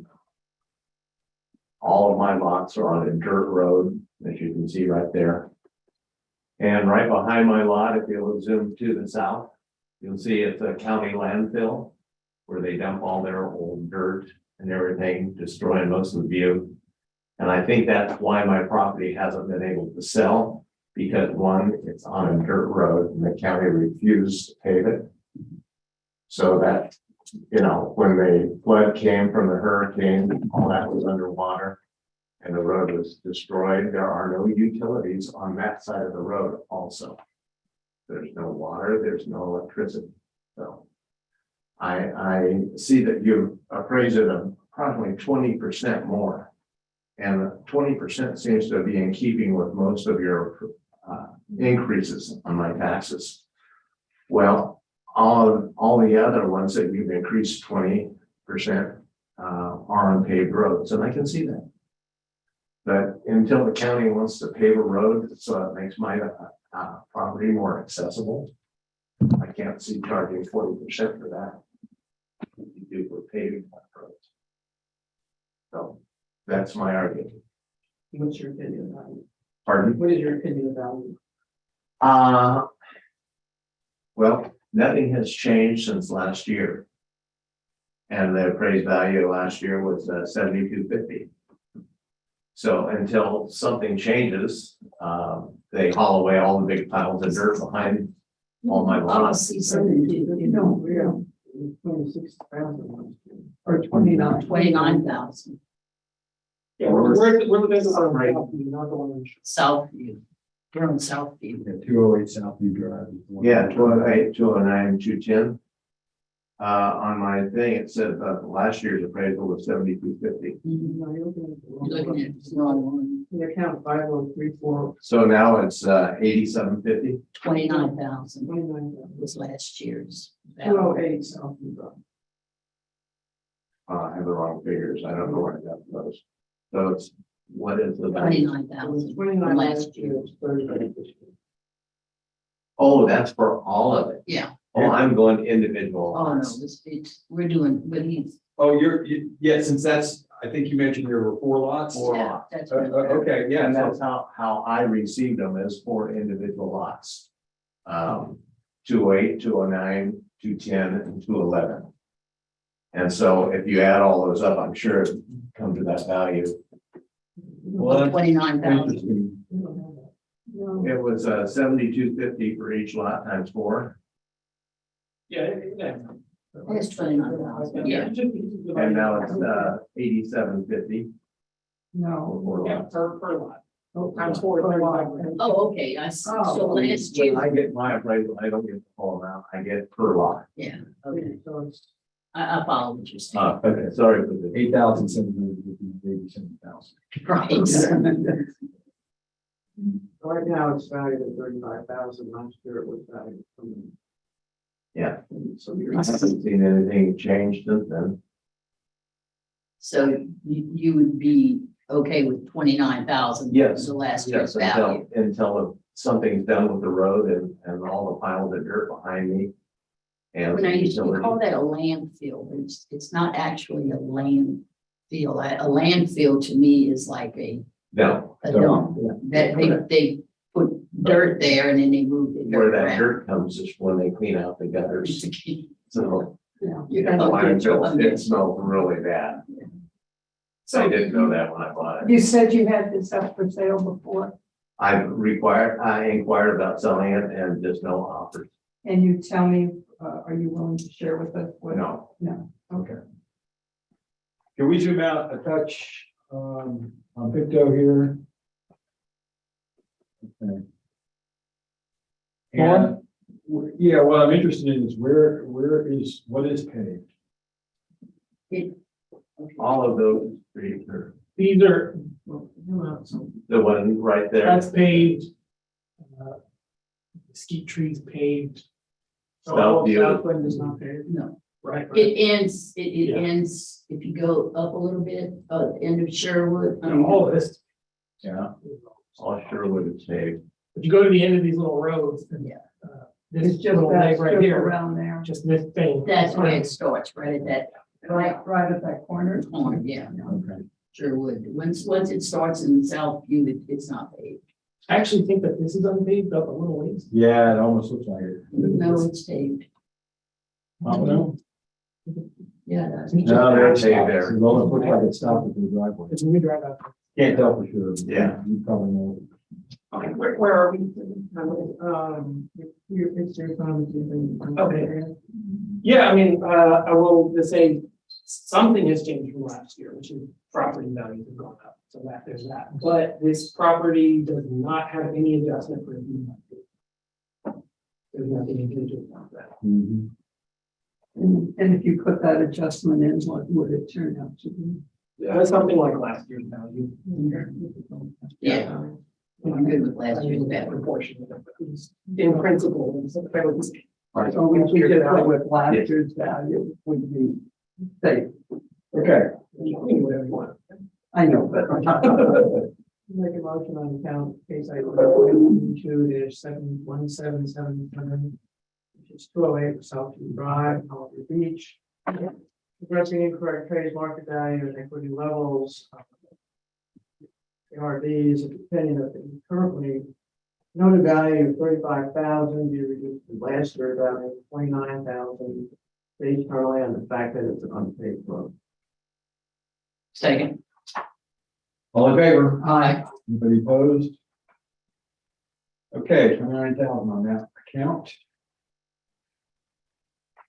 I'm gonna open a hearing on case ID 2022-1778. Account number 52256, which is 255 West Club Oak Lane. Am I going first again? Would you like the district to okay? This is account 52256, another vacant lot in Holiday Beach. Last year it was certified at 8,050. This year notice at 13,300. There's a note here saying that it was purchased in 2006 for $7,000. And let's see, it is also on this, it is at $1.90 a foot. Okay, so this is actually, it's a little further north, but the value is pretty much the same. $1.90. Yes. Yeah, this is on, it's on West Cloak. So the comps are gonna be, they're gonna sound like really similar. West Rustic Oak, West Royal Oak, West Live Oak, West Royal Oak. So, yeah, these sales are all from 2021. All kind of second half of the year. And the price per foot on these purchases is $1.80, $2.19, $1.76, and $1.80. We're $1.33 in the subject property. The equity grid is on there, it's other stuff on Club Oak, they're just on the same line table as this thing. And that's it. Just looking at those sales, and what people are paying for these properties out there. Whatever they go for, we put on. Pretty good. Okay, Vince, do you have a minute to do? Okay, this property went up 38%. If you look up, no, 65%, I'm sorry. It went from 4,025, and that's per lot, to 6,650 per lot, which is an increase of 65%. And that's, we're using different figures, and we got $88,050 last year and 13,000. Yeah, so I think it's two lots. Yeah, if you combine them. So most of the property's going up like 20%. And all of a sudden, these two lots jump 65%. Now, the house right next there, I own that too, kind of. I sold it to a gentleman, and during the hurricane, it was damaged really badly. He couldn't make the payment, so I just said, go ahead, I gave him the money to fix it, and then he lives there for free. He pays the taxes. But the house is in really bad disrepair because he's old and he can't do a lot with it. So, anyway, I just think that a huge 65% increase. And I don't see anything else going up 65%. Okay, anything else? Pardon? Anything else? Nope. Okay. Okay, so can we, what's the property ID of like this one? This one right here, Yeah, this one, not the one. okay. Since we conveniently asked you to turn the ID off.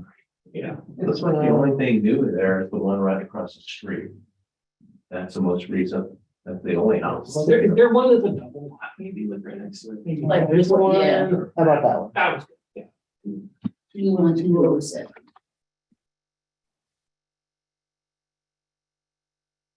And that's at 19. Why not 19? We have a 30% adjustment in the owner's lot for low area. Oh, there's a 30% in the subject? So we're reducing the value. Oh, I just didn't see that on the Yeah. property card. Okay, No worries. so, yeah, this is pretty low. You look at another area. But this type of vegetation is, because it's wet. This is pretty low and wet. Yeah. It's Flooded about 3 foot in Harvey. Yeah, so this thing is actually gonna be less.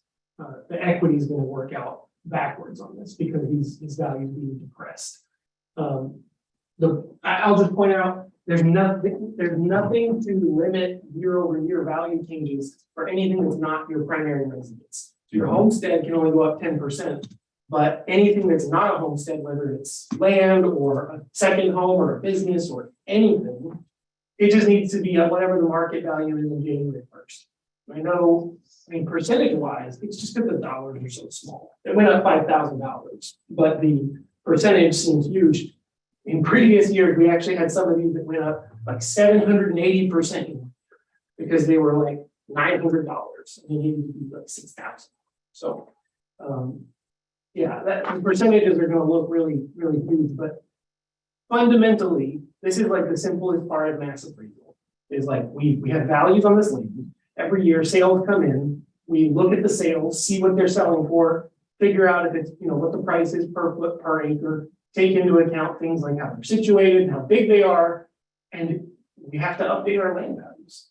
That's pretty much it. Land value is always appreciating. But yeah, I percentage wise, I don't know what to tell you, but we're just supposed to put this thing at market value every year. So I hope that makes sense. Is that comparable to the market values to the lots down the street? They're actually higher per foot than yours because yours has an adjustment depressing the value for it being wet. Okay. Yeah, they're paying more per foot. This guy right here is the exact same size lot that you do on the same street. Right. And if you're standing out there, you'd be like, I can't really tell the difference between these two. The reality is it's not like you can just put a house on that. You've got to do stuff to this lot. Like all of this is wet. All of this is low. All of this is marsh. But this guy is $5,000 higher than yours is. 6,000. So to be able to find out what the value of the house across the street sold for the lot Is there? Yeah. The house is the same. Or the property, or would you have that?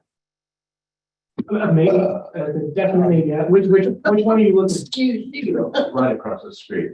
That one. 21. The one with the house on it, or this thing sold? Yeah, that was just sold last year, I believe. So this 21195. So this property right here sold for, we don't know how much the land sold for, the land and the house sold for $250.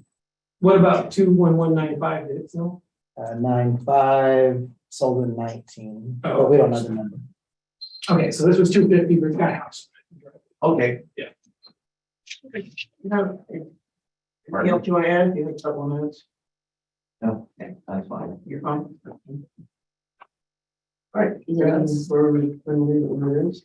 Oh, yeah. All right, account 2022, we had 1778. So I think I need count 52256, 255 against Oak Lane, Holiday Beach, addressing incorrect market equity levels. The opinion friendly review board is the district has shown that the currently noted value on this property is $13,300. Seconds. All in favor? Aye. Anybody opposed? Okay, Vince, Go right ahead. next.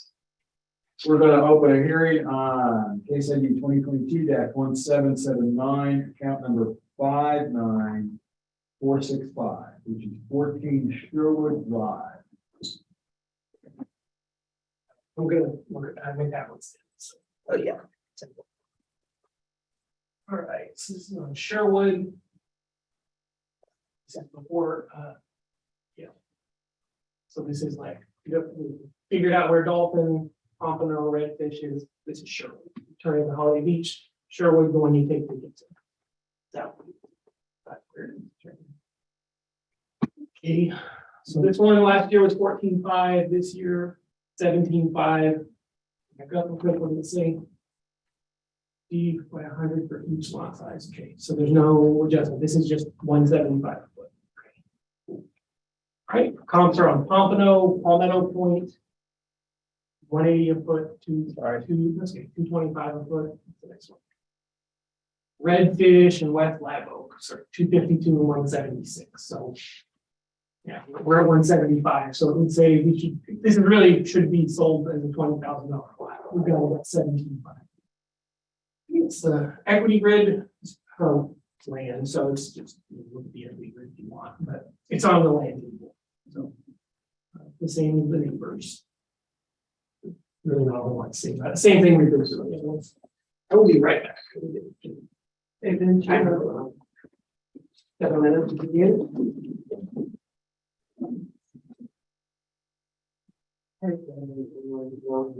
Yeah, leave it at that. Yeah, that's. Case ID 2022-1779, which is 14 Sherwood Drive in North Beach. Addressing incorrect market value and equity level. It's the opinion of the appraisal review board at the current noted value of $17,500. Second. On favor? Aye. Anybody opposed? Okay, that closes that hearing. Last one is case ID 2022-1780, account number 23295, which is 13 Sherwood Drive. Is that next door?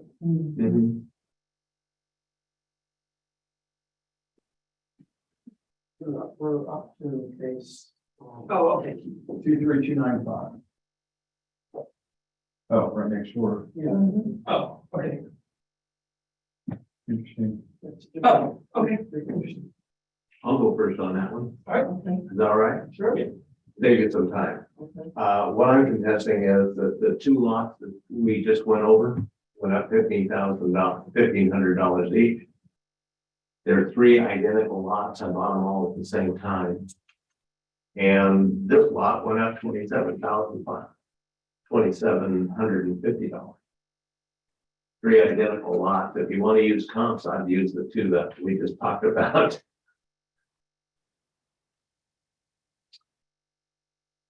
About the same size as the one next to it?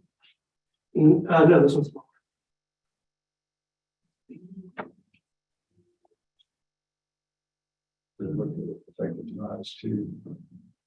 I don't know, it is. I don't think it would have done anything for this one, but it's probably gonna do something Okay. value wise. What's the dimensions of this lot, right? Exactly the same. They're 5,000 square feet lots. So 59465, 594, probably 15,000 square feet. So it's 8750.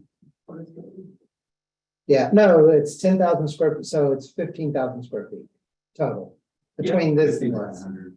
Yeah, no, but this one, the value for the smaller one would be 8750. To put it in line with the bigger. Oh, okay, yeah.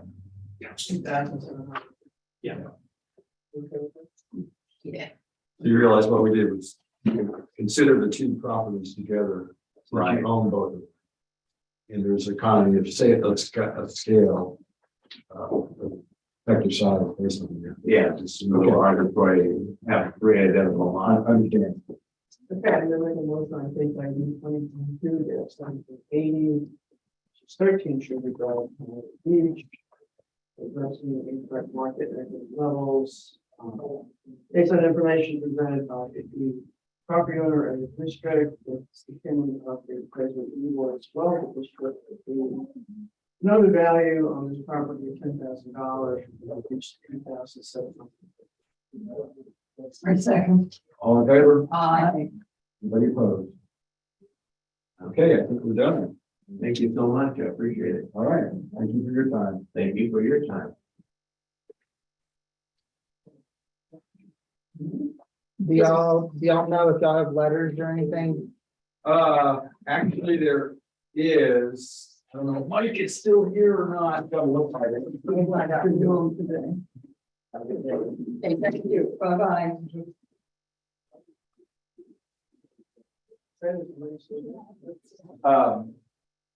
There may be another, there was yesterday that was, he was gonna scan. But Mike looks like he's gone. If you like, you know, these letters. Yeah, you can just say, I mean, Yeah, we'll do it. no, oh. I just got a infection, maybe he's saying the power's out of my house. What? Power's out. Mike, you think you go? Okay, Mike's so we'll gone. deal with it tomorrow. Friday? We'll deal with it Monday. Just making sure. So are y'all gonna Yeah, we're gonna, do your thing and so I can get. You wanna close? yes, you move that we adjourn. I second. Is anybody opposed? Okay.